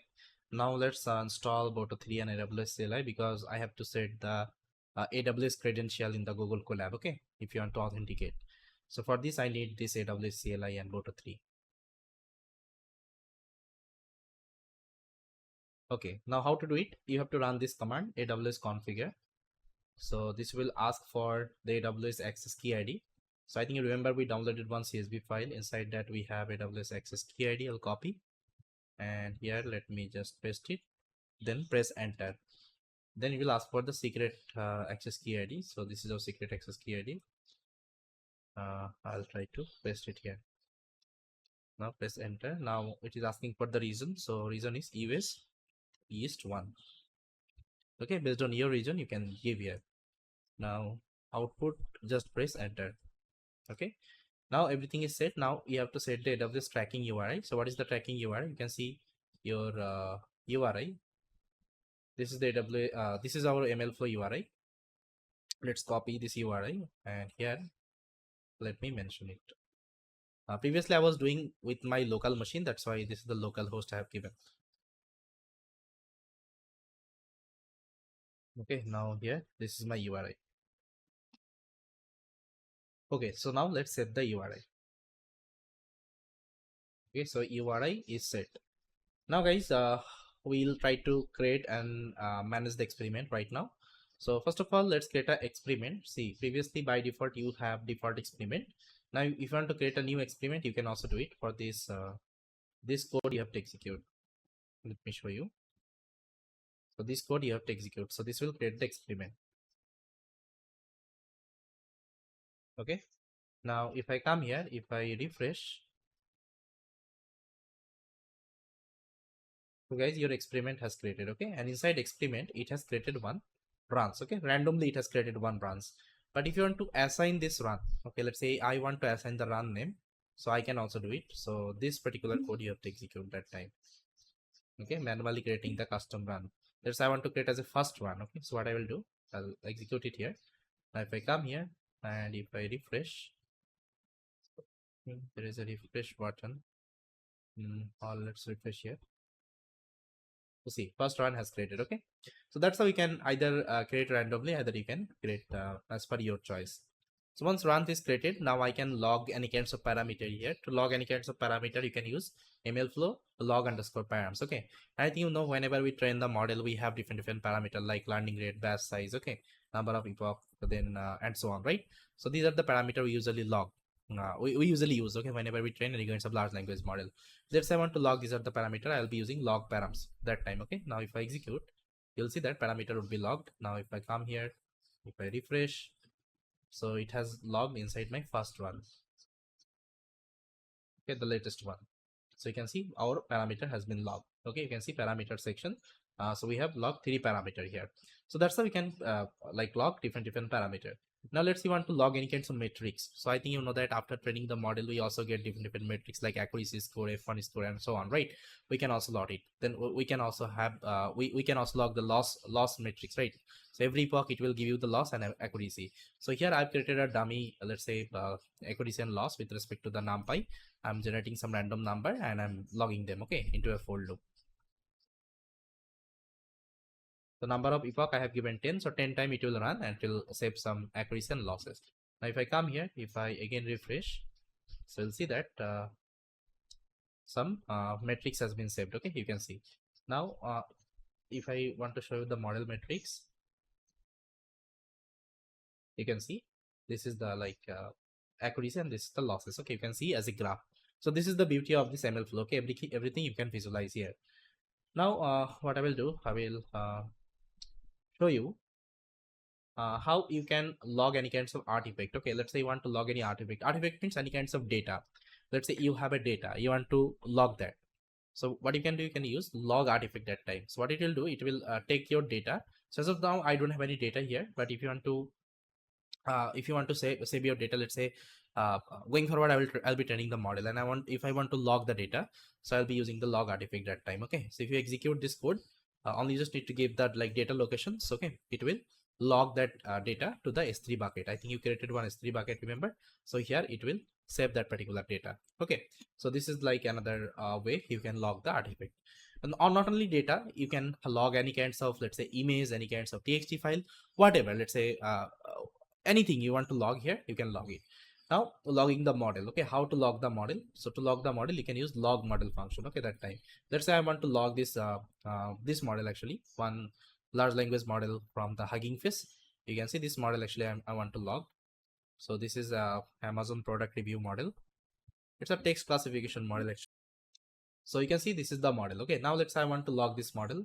So what I will do, I'll first of all load the model, then I will use MLflow, and this is the PyTorch model. That's why you have to use .pytorch. Okay, if you want to log any TensorFlow model, you have to use TensorFlow. Then log underscore model, you have to give the model object and you have to give the name. Okay, so here I have given transformer model. Okay, transformer model, this is the name. You can give any kinds of name. Okay, with that name it will log the model. Now if I execute, so first of all it will download the model, then it will log it. Let me show you.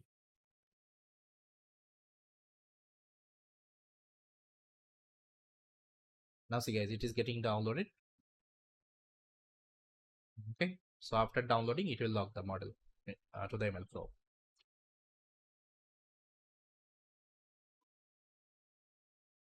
So guys, you can see execution is done. Now if I go back to the MLflow, now if I refresh, so see, you will be able to see the model. So if you want to see the model, go to the artifact, and here is the model guys. Okay, transformer model, we have given the name, and inside that you can see some model configuration file. And to use the model, what are the requirement you have to install, everything it has also saved. The environment you have to create, it has also created. On the environment dependency, it has also created. Okay, and the data folder you have the model.pts file. Okay, so that's how guys we can also log the model, and this model we can use it later on, okay, for the inference purpose.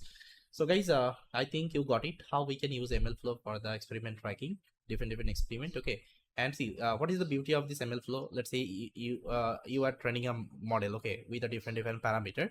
You can log real time, and later on you can compare which model is working better. Even you can also do the model version controlling with the help of model registry. That thing I will show you, okay, after that.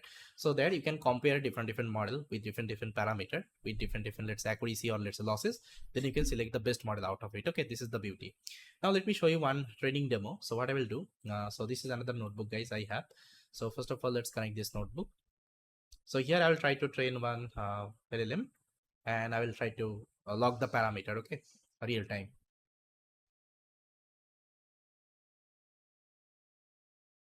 So it's connected now. First of all, let's set up all the necessary library.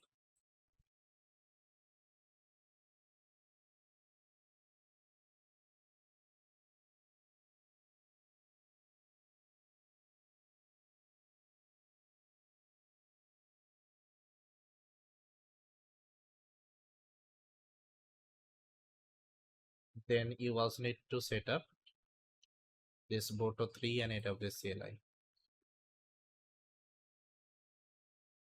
Then after that, you have to configure.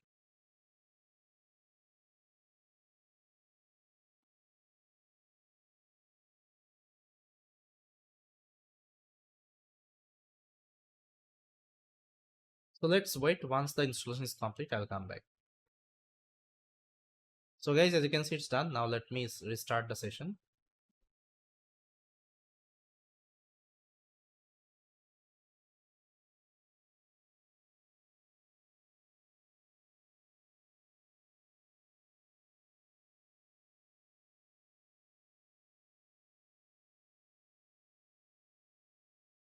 Okay, so here one issue I'm getting. Okay, let me first of all execute and see. Let's say I'll execute this line. So it should import everything.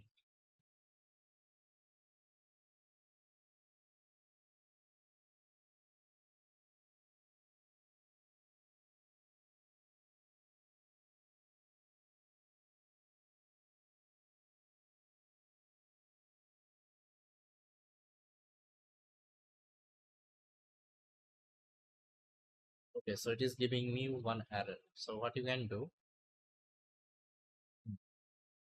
So one thing I can do, just uh, let me check the previous version I was using here, 4.3.3. This one, let's try to install.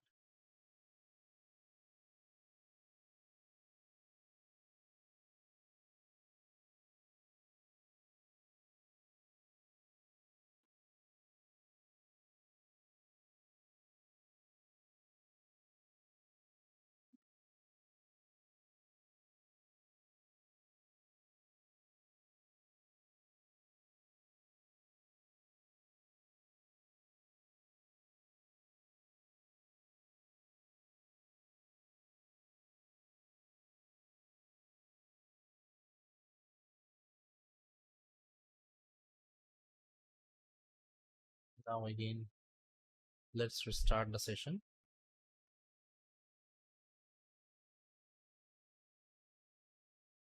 Now let me put.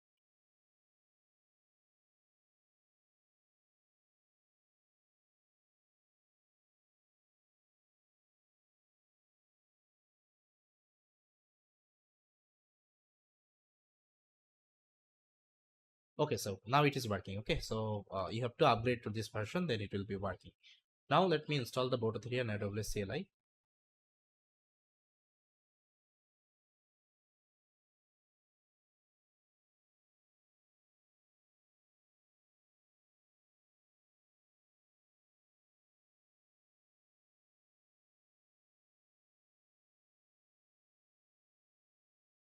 Okay, now let's configure the credential.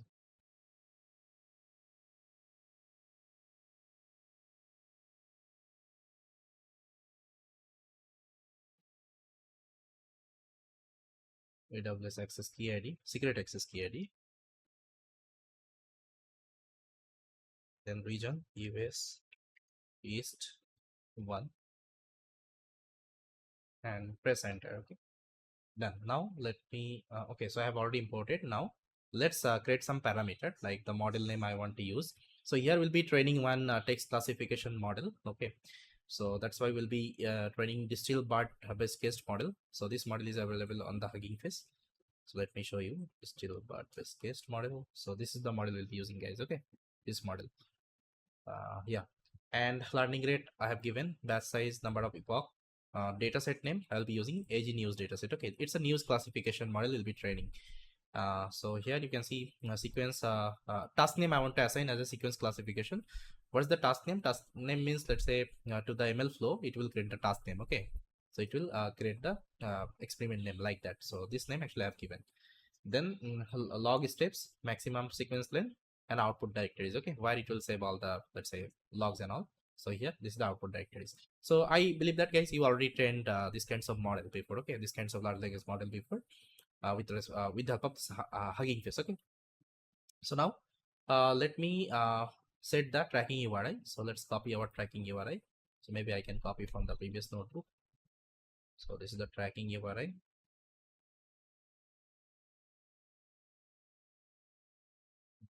So yeah, we'll set the tracking URI and we will create the experiment name. Okay, experiment name is our task name. Task name is, this is sequence classification. It's done. Now if I come here, if I refresh, so you'll see that another experiment will be created, sequence classification. Inside that, there is nothing. Now see what we do usually whenever we train any kinds of let's say model with the help of Hugging Face. First of all, we like to load the data. Okay, and which data will be loading? Data set, this data, AG news data. Then after that, we'll be performing the tokenization. Tokenization means we'll be generating the embeddings. Okay, that means the vectors, and that vector will try to pass to the model. So this is the function I have written. So this will create the embeddings. Okay, and it will return you. After that, we'll try to actually create the data sets. You can see we are doing the shuffling operation. So we are taking some example. After doing the tokenization, then we are setting the format as a PyTorch, because this is a PyTorch model. That's why you have to set the format as a PyTorch. Then after that, we have to use the data loader. I think you know that if you're using PyTorch, you have to use data loader, okay, to load the data. Then once it is done, we are also extracting the labels. Now let me execute the entire code. So these steps are common, okay, for all the training.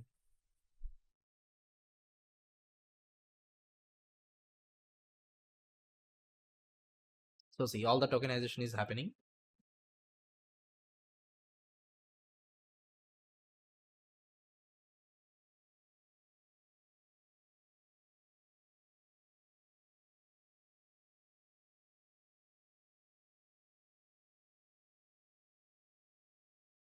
Okay, execution is done. Now if I want to show the label, so see, these are the labels you have in the data.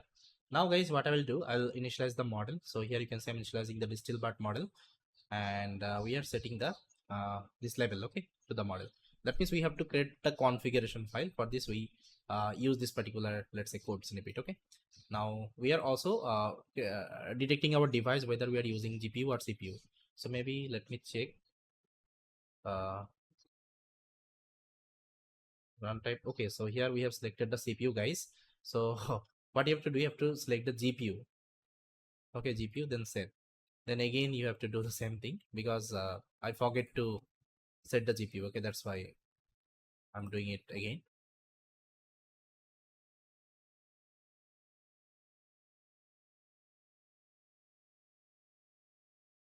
Okay, now let me reconnect the notebook and let's install again everything.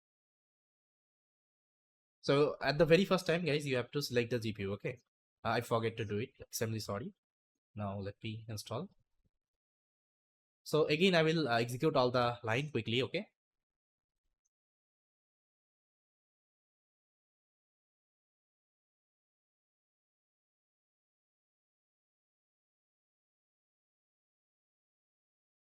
okay, done. Now let me import all of the library.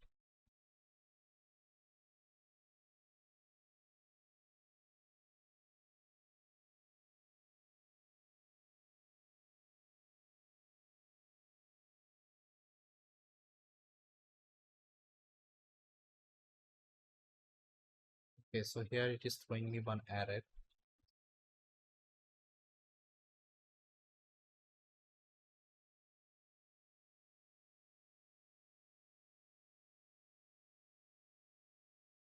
Okay, so guys, you can see it's working fine now. Now let's execute this line. We'll be say installing Boto 3 and AWS CLI, then we'll be trying to configure everything.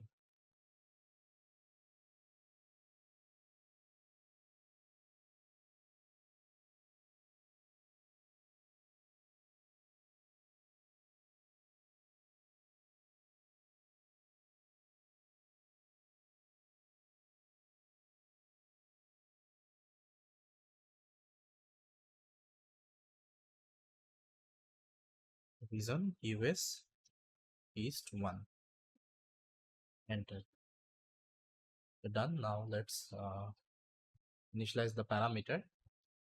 Now I think we have already created the experiment. Let me again execute. Okay, this created. Now if I come here, refresh, okay, it is already created. Now let's execute this code. Okay, I think this will work.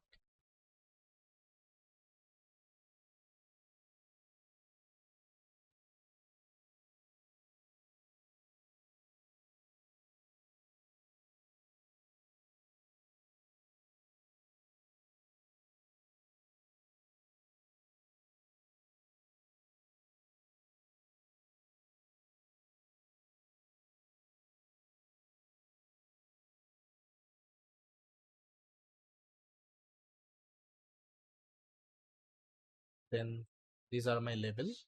Now we'll try to initialize the model and we'll be detecting the device. So here we have selected a GPU, that's why it will take the CUDA, and we are loading the model in the GPU. Okay, done. Now this is our model. Okay, now we'll be initializing the optimizer. We are using RMW optimizers. Okay, now this is the evaluation function. So if you go to the Hugging Face documentation, you will be able to see this function. Okay, so what it will do, it will do the evaluation of the model. Okay, it will take the test data and it will do the evaluation on top of that. It will return you accuracy, precision, recall, and effort score. Okay, these are the metrics. Now this is the training loop, guys. Okay, you have to execute the training loops, and to start the training loops, guys, you have to initialize the MLflow like that with MLflow start run. Okay, and inside that you have to give the run name. And what would be the run name? Run name would be model name, and you are also concatenating the dataset name. Okay, this is your run name. Run name means here it will create up one run name. Okay, so after that it will start logging the parameter. All the parameter you will log. Okay, whatever parameter you have mentioned, I think, remember here. Okay, these are the parameter it will log. Then after that it will start the training. You can see it will load the data. It will calculate the losses and everything. It will do the back propagations. After that all the steps you will be able to see that. Then once you got the let's say accuracy, precision, and recall, after running the evaluation model function, okay, so what you have to do, you have to also log that. How to log metrics? I think I showed you now. To log the parameter, you have to use the log params, and to log the metrics, you have to use the log metrics. Okay, then you have to save the model. So once everything is set, then you have to also save all the outputs. So whatever outputs you got, so you have to save as a artifact. Okay, so here you can see I'm saving as an artifact. Then I am also taking the model URI. Then we are registering the model to the MLflow. Okay, now let me execute the entire code. So guys, you can see our training has started. So this training will take some time, guys, because here we have lots of data. So I'll pause the video. Once this training is complete, I will come back. So guys, as you can see, our execution is complete. Now guys, execution is complete. Now if I come to the MLflow, if I refresh, now you'll be able to see the runs. You can see this is the runs. Okay, I got it. Now if I go inside that, you can see all the parameter. Okay, we have logged. Even the matrices I also got. Now you can also visualize the metrics. Okay, we just run only one epoch, that's why it's coming like that. Okay, but if you run multiple epoch, you will be able to see like more good visualization. Okay, now you can see this is the loss. That means as per your epochs is increasing, loss is also decreasing. That means my model is learning better. Okay, now if I go to the artifact section, so you can see guys, models. So see some of the model parameter it has also saved. Now guys, if I show you the models, okay, go to the model, because we have also done the registration. So if I go to the model, so model registration is also done. So see guys, this is the model. Okay, and this is the version 1 of our model. Now if you run it for the second time, okay, with a different parameter, it will again create another model. That's how you can do the model tracking also. This is another beauty of this MLflow. Okay, now you can see guys, this is our model. Okay, this is our model, and this is the registration date and timing, everything it is showing me. Now from here also we can do the inference, okay, by loading the model. So let me show you.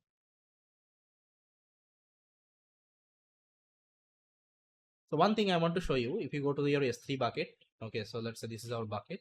So it has also saved your artifact there. See, that means your model is available. Okay, here you can see this is your model. Now I think one local folder has also created. left hand side, this is the model. Inside that you have your DistilBot model. Okay, so that means all the artifact it has saved to the S3 bucket also. Now everything is working fine. Now in the next video, we'll try to see how we can perform the inference operation with this particular model. Thank you guys. Hi guys. So guys, we have seen like how we can track the experiment over the MLflow. Okay, so this is the entire training demo I showed you. So one thing you have to do guys, because I was having some issue later on. See, whenever we are training now, so this training loop, so that time you have to activate this two line. Okay, so I think I told you about this particular, let's say, code. So you have to also activate this two line. Otherwise what is happening, ML model is not getting it is getting registered, but there is one file is getting missing. Okay, so if you want to get that file, you have to activate this line. Then actually this is working. So let me show you what is the file I'm talking about. So let's say if I go to my experiment, so see, I did another experiment here. So if I go inside that, so if I go to the artifact, now if I open my ML folder, sorry, a model, now see here this ML model is missing there. Okay, so this particular file should be there. Otherwise this will give you one error whenever you will be loading the model, okay, from the MLflow. So that's why you have to activate this line. Okay, then again retrain the model. Okay, and you will be able to see it is working fine. Okay, so guys, I have already trained another model, and you can see this model got also registered here. Now let's say I want to do the inference. Okay, because this model is already serving here, you can see. Okay, this model is already serving, and this is the version 2 of the model, because later on I trained another model. Okay, this is available here. Now I can load this model and I can do the inference operation on top of that. How? So again, I created this notebook guys, and I will share in the description section. So you have to do the same thing. First of all, install the MLflow and transformer. Then after that, install the Boto 3 and AWS CLI. Then I try to do the configuration. Okay, and see, if you get this transformer library issue after executing this code, so you can execute this line. Okay, because it will install the latest version of the transformer. Then just try to import all the library. Then try to set the URI, and after setting the URI, you have to make the MLflow client. And to make the MLflow client, just write MLflow.tracking.MLflow client. Okay, now once it is done, then you have to give the model name. So here, this is the model name. I think, remember, if I go inside registered model, model section. Okay, so here go inside experiment models. Okay, see, this is the model name. Just try to copy the model name, and here just try to pass it. Okay, and the version, which version you want to use. So previous version, actually I had some issue, that's why I'll give the second version. Okay, so number 2 version. Now you have to create the URI. How to create the URI? I have given the string models. Okay, model name / model version. Now you have to use model MLflow.pythos.load model, and you have to pass the URI. Okay, if you pass it, what it will do, it will try to download the model from the artifact. Okay, that means this model is already available. Where it is available in the S3 bucket. Okay, so it is available in the S3 bucket, I think, remember. So from the S3 bucket, this model would be downloaded. Okay, downloaded. Then after that, we can do the inference operation, and for this is the predicted function I have written. So this will take the model as well as the tokenizer. Then what it will do, it will try to pass the text, whatever text user will pass. It's a classification model, I think, remember. We will give some classification data and will try to classify. Okay, then you can see this is the prediction I am doing here. Then after that, I'm returning the prediction. So this function I have written, guys. Now guys, here I have some sample text. Let's say here I have some news, you can see. Okay, news category. So now I have to classify what particular category is it. So let me execute. Now see, I have to download the tokenizer again, because I have to convert this text to numbers. Okay, and how to do it? With the help of the tokenizer, the same tokenizer. So I'm downloading the tokenizer, you can see. Then I'm passing the text, the model I have loaded.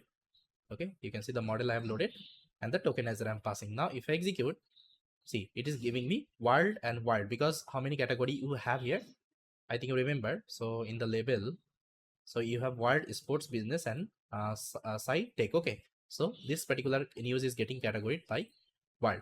Both news. Okay, both news, if you read, it's a world category. Okay, so that's how, guys, we can do the inference operation with our MLflow model. That means this model is serving right now here. Okay, and you can use it. And if you want to clean up all the models and versions, you can execute this particular code. It will delete everything, guys. Okay, so yes, guys, that's how we can perform the MLflow inference. I think you got it, the entire demo. Okay, how we can use the MLflow for the LLMOps purpose. And again, guys, this is one of the amazing tool you can use. Okay, whenever you are doing any kinds of fine tuning, whenever you are doing any kinds of inference operation, you can do it. So here you can use any kinds of large language model. I showed you with the help of DistilBot. You can use any kinds of large language model, whether it's a LLaMA, Falcon, okay, Mistral, anything you can use. Now let me show you how we can terminate all the instance. So here you can see my MLflow is running. Now if you don't want to keep it running, what you can do, you can stop the, like, you can delete everything. So for this, first of all, let's go to the instance. Now select the instance, and what you can do, click here, instance state. Now terminate the instance. Okay, so terminate means you are deleting everything. Okay, deleting, and stop means you are stopping it, and stop means it will charge you for the storage service. Okay, and terminate means you will be completely deleting from here. Then after that, we'll try to also delete the bucket. So for this, what I will do, I'll come here. So let's say this is our buckets. Inside that I have some file. First of all, let me delete. So I have to give the permanent delete option.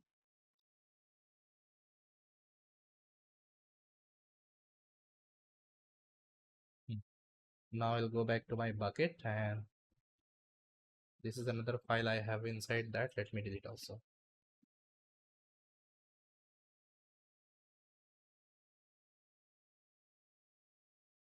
Now my bucket is empty. Now I can delete the buckets. Okay, so come here, select the bucket and delete the bucket. You have to give the bucket name.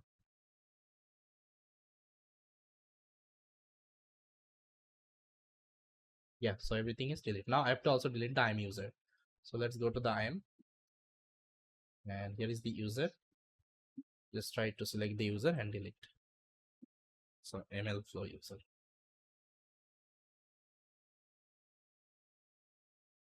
Okay, so everything has deleted. Okay, so all the resources I will share, guys. From there you can try.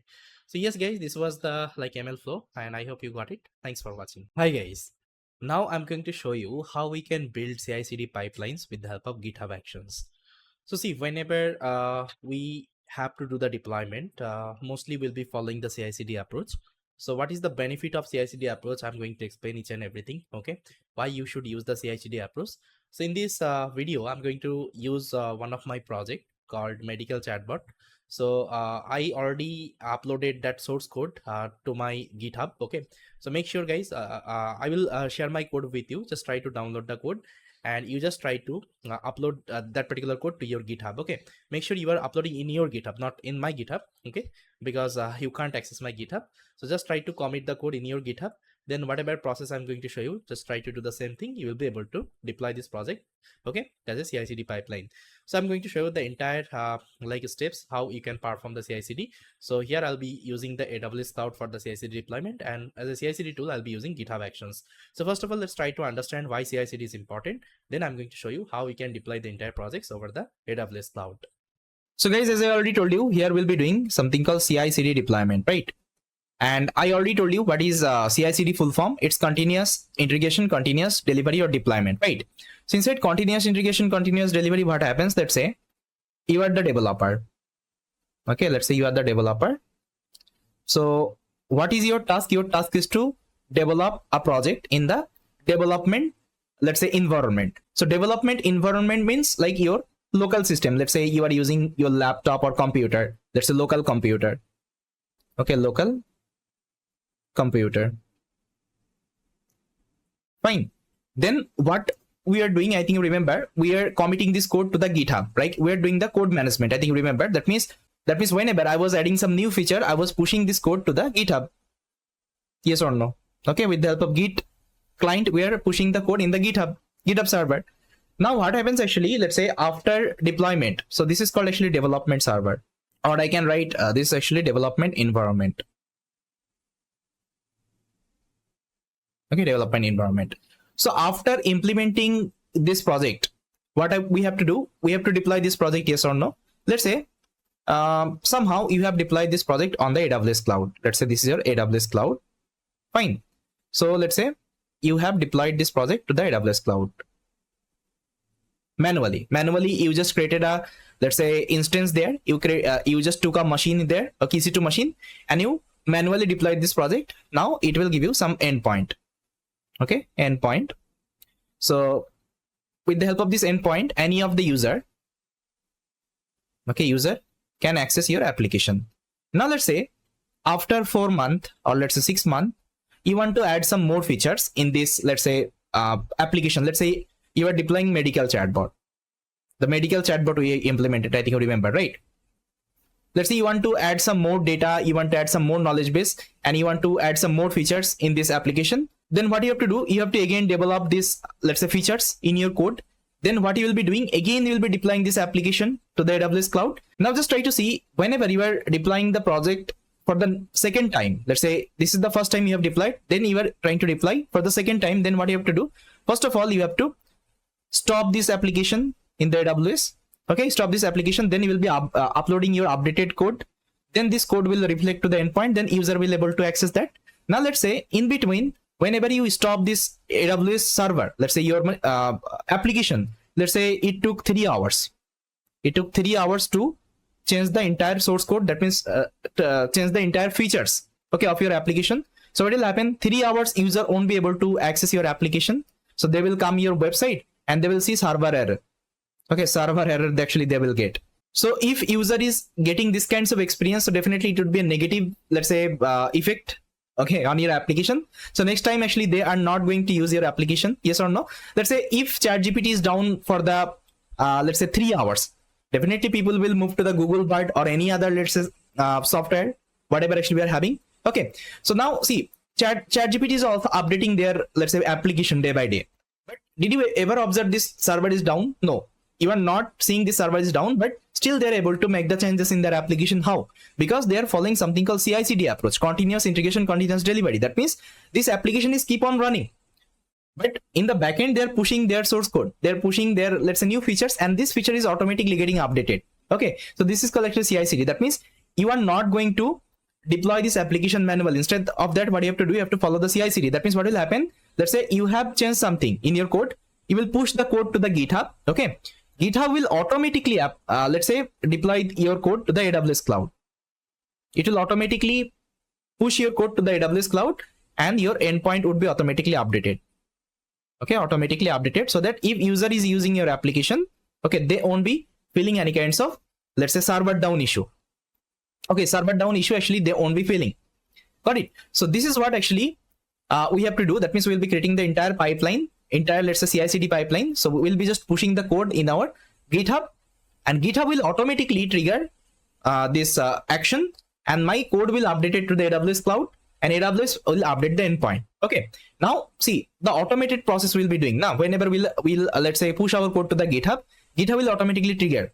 How it will trigger? For this you have to use some CI/CD tool. Okay, CI/CD tool, CI/CD automation tool. So here there are different kinds of CI/CD tool. So the first tool you can use something called GitHub Action. Okay, GitHub Action you can use. Then you can use something called Jenkins. Okay, Jenkins. Then you can use something called Circle CI. Circle CI.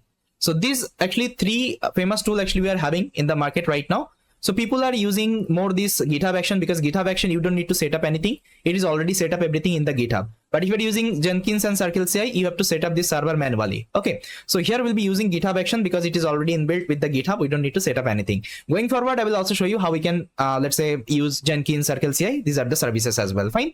So yes guys, this is the complete high level architecture of our deployment. Now let's discuss what are the services actually we'll be using for the deployment. See, here the first services actually I'm going to use called Docker. So I think you already know Docker. So Docker is a containerization service. So with the help of that, you can containerize your code. That means, let's say you are having a source code, you can perform the containerization. That means it will create a Docker image for you. Okay, so this image you can let's say keep anywhere. Let's say you can keep in the Docker hub, you can keep, let's say, in the ECR, that means Elastic Container Registry. From there you can pull the image and you can execute this image. Okay, so if you are using Docker, so you won't be getting any kinds of setup issue. This is the main advantage here. Then we'll be using something called ECR here. ECR means Elastic Container Registry. So this is the service from the AWS. Okay, AWS giving this service. So here you can store any kinds of Docker image. It is the same like your Docker hub. Okay, but it is the service from the AWS. You can store the private image there, but in Docker hub actually all the image would be public. This is the difference only. Now we'll be using another service called EC2. Okay, EC2 is a virtual machine service from the AWS. Again, it is from the AWS. Okay, so this will give you virtual machine. There you can buy, let's say, CPU based machine, GPU based machine. Okay, so all kinds of configuration would be there. So here we are using our local computer. So there we'll be getting a cloud computer. Okay, this is the difference only. Then as a CI/CD tool, I'll be using something called GitHub Action, as I already told you. Okay, we'll be using GitHub Action for the CI/CD management. Fine. So yes, guys, these are the services as of now I'm going to use. So let me show you the deployment step we'll be following. For this, what I have done, guys, I think you remember we implemented one medical chatbot. This is the code, and this code would be also available in your resources section. Now this is the CI/CD deployment we'll be following. So first of all, what I have to do, we have to let's say create a IAM user. Then we'll be creating the EC2 machine ECR. Okay, then we'll be, see, this is the deployment step as of now. Just try to follow this step I'm going to show you. First of all, we'll be building our so here, first of all, we'll be building the Docker image of our source code. That means Docker image we'll be implementing. Then we'll be pushing this Docker image to the ECR. That means Elastic Container Registry to store my Docker image. Then we'll be pulling this image from ECR in the EC2. That means we'll be pulling that image in the EC2 machine in our virtual computer. Then we'll be launching this Docker image in my EC2 machine, and from there we'll be creating an endpoint, and that endpoint user will be able to access. Okay, and these are the policy I have to give whenever I will be creating the IAM user. Fine. So this is the entire step, guys, I have written. Even I have also given all the command you need to execute here. Now let's start the deployment, guys. But before that, you just need to prepare some of the files. The first file you have to prepare the Docker file. So this file will help you to containerize entire your application. That means it will perform the Dockerization. And these are the Docker command you have to write. So I think you remember we are using Python 3.10. Okay, this Python version. That's why I have taken Python 3.10 Slim Busted image. Then working directory, it will create a working directory called app. Inside that, it will copy all the source code. Then it will install the requirements. Okay, whatever requirements actually we are having here. Got it? Then it will execute this Python 3 app.py command. So that means my endpoint would be executed. Okay, my application would be running. Now what I have to do, guys, then you can create another file called Docker ignore. Inside Docker ignore, you can mention like some of the file which is not required. Let's say here this file is not required. Let's say I think this file is not required. Generative AI project.egg.info. Okay, so whenever it will perform the, let's say, containerization, that means Dockerization. So I don't need this folder. That time what you can do, you can mention this folder name in the Docker ignore file. It is the same thing as your git ignore. So it is already mentioned inside my git ignore. That's why I haven't mentioned inside my Docker ignore. Docker ignore is completely empty. As of now, I need all the file. That's why I haven't keep anything here. Now let's say if you want to ignore any kinds of file which is not required, that time you can store these other file inside Docker ignore. Okay, that's the thing. Now the next things you have to create. You have to create one folder called .github. Okay, inside that you have to create one folder called workflows. Inside that you have to create one YAML file. You can give any name. Here I have given CICD.yaml. Okay, now see, this is the complete YAML file. So this YAML file will help me to do the CICD deployment. Okay, that means here it will be using something called GitHub action. Okay, and GitHub action need this YAML file. So here all the command is already written. So first of all, you will see that it will perform continuous integration. Inside continuous integration, it will authenticate with my AWS account. Okay, then it will log in with my ECR. Then whatever, let's say, Docker image actually will be building, you will push that image to the ECR. Okay, that means Elastic Container Registry. Then your continuous deployment will start. Again, it will authenticate with your AWS account. Then it will pull that, let's say, image from your ECR to EC2 machine. Then it will execute it here. And here all the environment variable I have set. You can see -e means this is the environment variable. See, AWS access key, AWS secret key. I'll tell you how to generate these are the key. Then Pinecone API key, OpenAI API key, everything I have set here. Okay, so these are the thing we'll be reading from the secret. Okay, GitHub secret. I'll tell you how to create the GitHub secret as well. So as of now, just try to remember this is the YAML file you have to use for the CI/CD, and this YAML file you can use as it is. No need to change anything in your other project as well. Okay, that's the thing. Now let's open up our AWS account. So guys, this is my AWS account. I already logged in with my AWS account. So here, so first of all, what you have to do, you have to create a IAM user. So let's create a IAM user. So IAM. So the first thing we'll be creating one user here. So let's create one user. I'll create a user. So let's say username is, I'll give medical bot. You can give any name, it's up to you. So let's click on next. Now you have to give policies. Okay, like what are the policy you want to give in this user? I don't want to give my entire policy. That means all the services I don't want to give the access. So I'll be giving some specific access. So access wise, I already written in the readme file. Let me show you. So these are the access I'll be providing. My EC2 container registry full access and EC2 full access. Okay, these are the thing we'll be giving. So here just search it. So this is the ECR. Okay, ECR Elastic Container Registry full service here I'm giving. So let's select. And after that, again, I can delete it. Then I'll try to copy the next service. This is the service. Okay, this is the EC2 machine service. So again, search here and select the EC2 machine and click on the next. Now see that I have given this two service. Okay. Next thing, just create the user. So right hand side, you can see one button is there, create user. Just click on create user. So guys, as you can see, my user has created. Now I'll click on the user. Then here you will get one option, security credential. Just click here. Then you have to create a access key. So click on create access key, select command line interface, and I understand this above recommendation, and click on the next. So there is a next button, just click on the next. Now create the access key here. Now see guys, this is your access key and secret access key. Try to download as a CSV file. So let's download. So and just keep it with you. Okay, this thing I need later on. Okay, and no need to share this key with anyone, otherwise they will also access your AWS account. Okay, so here I'm showing because after the recording I'll delete everything. Got it? So my IAM creation is done. Now I'll go back to the home page. Now the next thing what I have to do, guys, I have to create a ECR repository to store my Docker image. So let's search for ECR. So just search for ECR, that means Elastic Container Registry. Just open it up and make sure you check your region, in which region you are working. See, I'm working in Mumbai, AP South 1. If you're in other region, just try to note it down. Okay, you have to note it down, this syntax actually, AP South 1, then CS Central 1. If you're, let's say, in North Virginia, you have to give US East 1. So just try to remember these are the tag. Okay, so I'm inside Mumbai, that means AP South 1. Now I'll be creating a Elastic Container Registry. So let's create, so let's click there. Now you have to give the name. Let's say I'll give medical chatbot. You can give any name, it's up to you. Everything keep it as default. Now click on next. Now see, my repo is created. Now what you have to do, just copy the URI and just try to paste it as of now here, because this thing I need later on. Just for reference, I'm saving it here. Okay. That's it. Now what I will do, I will go back again. Now the next thing I have to do, I have to create my EC2 machine. Then I have to set up, these are the requirements. Okay, that means I have to set up the Docker there. Then I will be also updating that machine. So let's create my EC2 machine right now. So search for EC2 here, EC2 instance. So this is the EC2 service. Now launch the instance.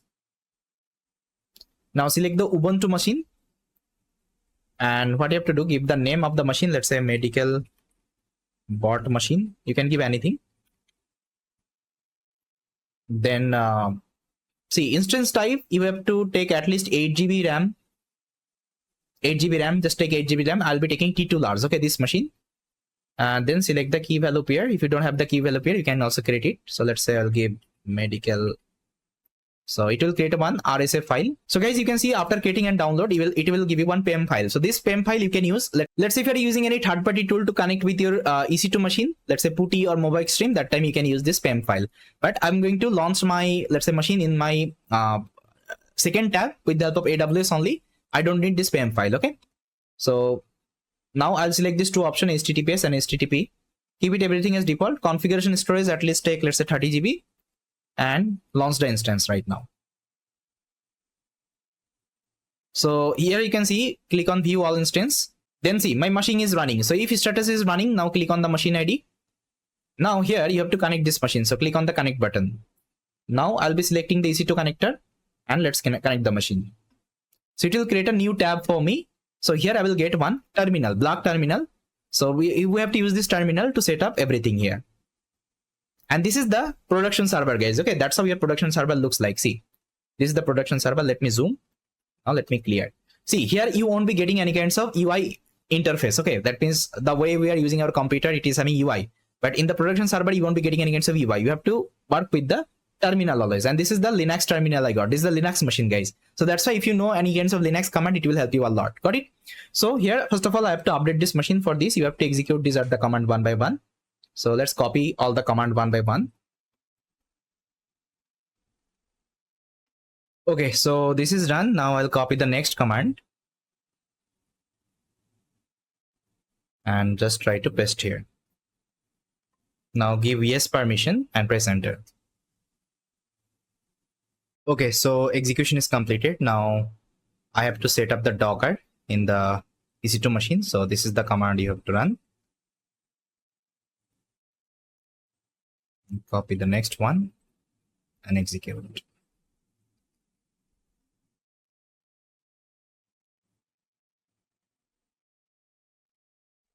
Then I will execute this one, then the last command. So we have to add the Docker in the sudo group. Okay. Now if it is running or not, so what you can do, you can execute one command, docker ---- version. So if it is showing the version, that means Docker is installed successfully. Now we have to set up our self-hosted runner, EC2 as our self-hosted runner. That means we have to connect our GitHub. Okay, you can see this is the GitHub. Now this is our project GitHub. So this GitHub I have to connect with my AWS. That means whenever user will, whenever let's say developer will push the code in the GitHub, it will automatically get updated to the AWS. Okay, AWS cloud. So for this, what I have to do, I have to go to my project. Make sure you you committed your repository in your GitHub and go to the settings. Okay, go to the settings. Now here, left hand side, you will see one option called action. Just click on the action, click on the runners. Now create a new self-hosted runner. Now select the Linux machine and you have to execute. These are the commands. So let's copy this command one by one and let me execute here. So it will automatically make the connection with your GitHub. Let me show you. Then the third command. Then fourth command.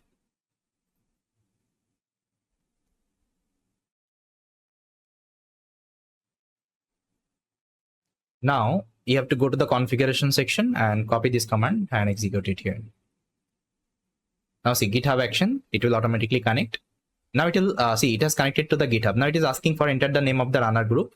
I don't want to give anything, press enter. Now it is asking enter the name of the runner. So here you have to give self-hosted. Okay, self-hosted. This is the thing you have to give. If you're giving another thing, it won't be working. Okay, make sure you're giving self-hosted. Now let's press enter. Now keep it everything default, just press enter again. Then again press enter. Now see, it is done. Now the last command we have to execute, this one. And you can ignore this one, it is not required. Now see, it would be connected with my GitHub. See, connected to the GitHub, listening for the jobs. Okay. Now if I show you, if I come back and now if I go to the runners, let's say, I'll go to the runners. Now see, status should be idle. You can see it is connected. Okay. Now the next thing what I have to do, I have to set up all the GitHub secrets. Okay. Now let's go back to the secret. So secret variable, click on the action. Now new repository secret. Now give the secret ID. Okay. So for the first ID I have to give AWS access key ID. Just copy and give the key name here. And why we will get the value? I think remember we downloaded one CSV file. So let me open this CSV file. I will open in a Notepad++, and this is my AWS access key ID. I'll copy, and here let me paste it. Then the next one I have to give secret access key ID, copy, and create another new repository secret and give it here. And in the CSV file, you will get the next one. See, it is comma separated. So before the comma, this is the AWS key ID, access key ID, and after the comma, this is the secret access key ID. So let me copy the secret access key ID and I will paste it here. Okay, now the next thing you have to give AWS default region. So region, I already told you I'm inside Mumbai. That means AP South 1. So I think remember I'm inside AP South 1. See, AP South 1, you have to write it. So let's write AP-South. Okay, -1, AP South 1. Let's try to check AP South 1. AP South 1. Okay, fine. Now let me add it. Now the next thing I have to add my ECR repo. So ECR repo wise, I think you remember we copied one URL. So just try to get this name only. Okay, after .com, just try to get the name and try to mention here. Then the next thing I have to set my Pinecone API key. So let's copy and add it here. And I think I remember in my .env file, I had my Pinecone API key. Let's copy. And this is not available inside my GitHub. That's why I'm reading from the GitHub secret. Okay, this is the idea. Now I also need to add my OpenAI secret. Okay, that means OpenAI API key. The last one you can see OpenAI API key. Let's add it. So let's copy the OpenAI API. Here I'm going to paste it. Now let's add the secret. Okay, now see everything is added. Now let me see anything is left. No, everything I have added. Now what I have to do, I have to push the changes. Okay, but before that, let me get back to my project. Now I'll push the changes. So just try to commit. To commit, just open up your git bash and try to write this command: git add space dot, then git commit -m, let's say CICD edit, then git push origin main. Now if I go back to my GitHub, now see, if I refresh here, so it will start running my action. Now just go to the action. Now see, my action is running. See, first of all, it is running the continuous integration. So inside continuous integration, first of all, it will authenticate with my AWS ECR, build the Docker image, push it to the ECR. Okay, everything will happen. See, automatically. It's just a one-time setup, guys. Next time, you don't need to set up it. You just need to write the code and push it to the GitHub. Automatically, it will push to the, let's say, AWS server. Okay, now see. So let's wait. Once this execution is completed, I will come back. So guys, as you can see, my continuous integration is completed. Now it is running the continuous deployment. Now what it will do, it will again authenticate with my AWS cloud, and it will pull that image from the ECR to EC2 machine. And if you go to the Elastic Container Registry right now, and if you refresh here, you will see the image. Okay, see, Docker image is been uploaded here. Now see, it is running the deployment. Now see, it is pulling the image. So once it is pulled, then we'll doing the port mapping. We'll create the endpoint, and we can access our application. Let me show you. So guys, as you can see, my execution is completed. That means both integration and deployment is executed. If you're not getting added, that means congratulations, it's done. Now I will go back to my EC2 machine. Okay. Now here in the EC2 machine, you will get one public IP address. Just let me show you. So this is the public IP address. Just try to copy and just try to open it. Okay. Now see, if I open it up, so it won't be opening because see, my application is running on port number 8080. I think, remember. Okay, so by default, port number 8080 is not set. So I have to do the port mapping. So what I have to do, I'll go back, go to the instance. This is my instance. Then I'll go to the security. Okay. Now here you will see one option called security group. Just click here. Now on top you will see edit inbound rules. Okay, just try to click here. Now I'll just add the rules. Custom TCP port number, just give 8080. Just select 000. Okay. And here you will see save rules. Okay, just click on the save rules. That's it. Okay, so rules has been added. Now I'll go to the instance again. I'll open it up. Now I'll copy the public IP address again, and here let me paste. Now you have to give clone port number 8080. Now see, if I hit enter, my application should be running. See guys, this is my chatbot is running. Now if I give any message, let's say what is acne. See guys, it is giving me the response. Now see, my application is live right now. So it is already deployed. Now user can use my applications. Now what you can do, you can buy a domain, okay, your custom domain, and you can publish this application to the audience. Okay. Now for the second time, let's say you changed anything in the code. Let's say you added some more function. What you have to do, only just need to commit the changes. It will automatically get updated here. Fine. So no need to set up anything from scratch. It's just a one-time setup. Once setup is completed, just try to commit the changes, it will automatically running. Okay, now you can ask me, if I close this terminal, will it work? Yes, definitely we can close it. Let's say I will close this terminal. Now if I again go to the chatbot, if I refresh, see, still my bot is running. Okay, so that's how guys we can do the CICD deployment. Now let me show you how we can terminate all the instance, like whatever instance we created, if you don't want to keep it running, otherwise it will charge you, right? So what I can do, first of all, I will stop the EC2 machine I've created. So select the machine, click on the instance state and terminate.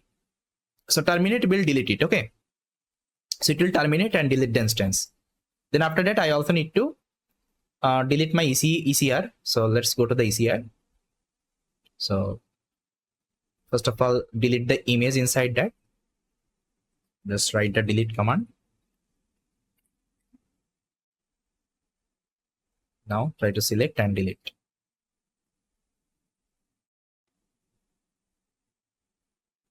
Okay, then what I have to do, I have to delete the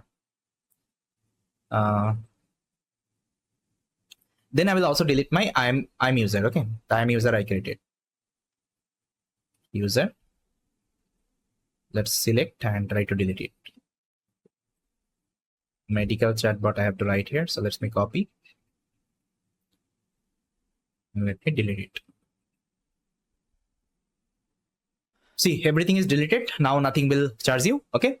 So guys, that's how we can perform the deployment. And this is the code. You can use this code as it is. Okay. The code actually have shared. So guys, I think you have seen the entire deployment, and now you can use the same pipeline. You can use those same file, okay, for any kinds of projects you will be implementing. See, all these steps will be common. Only you just need to change your project there, and whatever .git folder, whatever Docker file I showed you, everything will remain as it is. Okay. Now you just try to implement any kinds of projects from your side and try to integrate the CI/CD pipeline with your projects. Okay, that means you can use those are the file as it is. Okay, only just try to change your project. So yes guys, this is all about. I hope you got it, how we can perform the CI/CD deployment. Thanks for watching.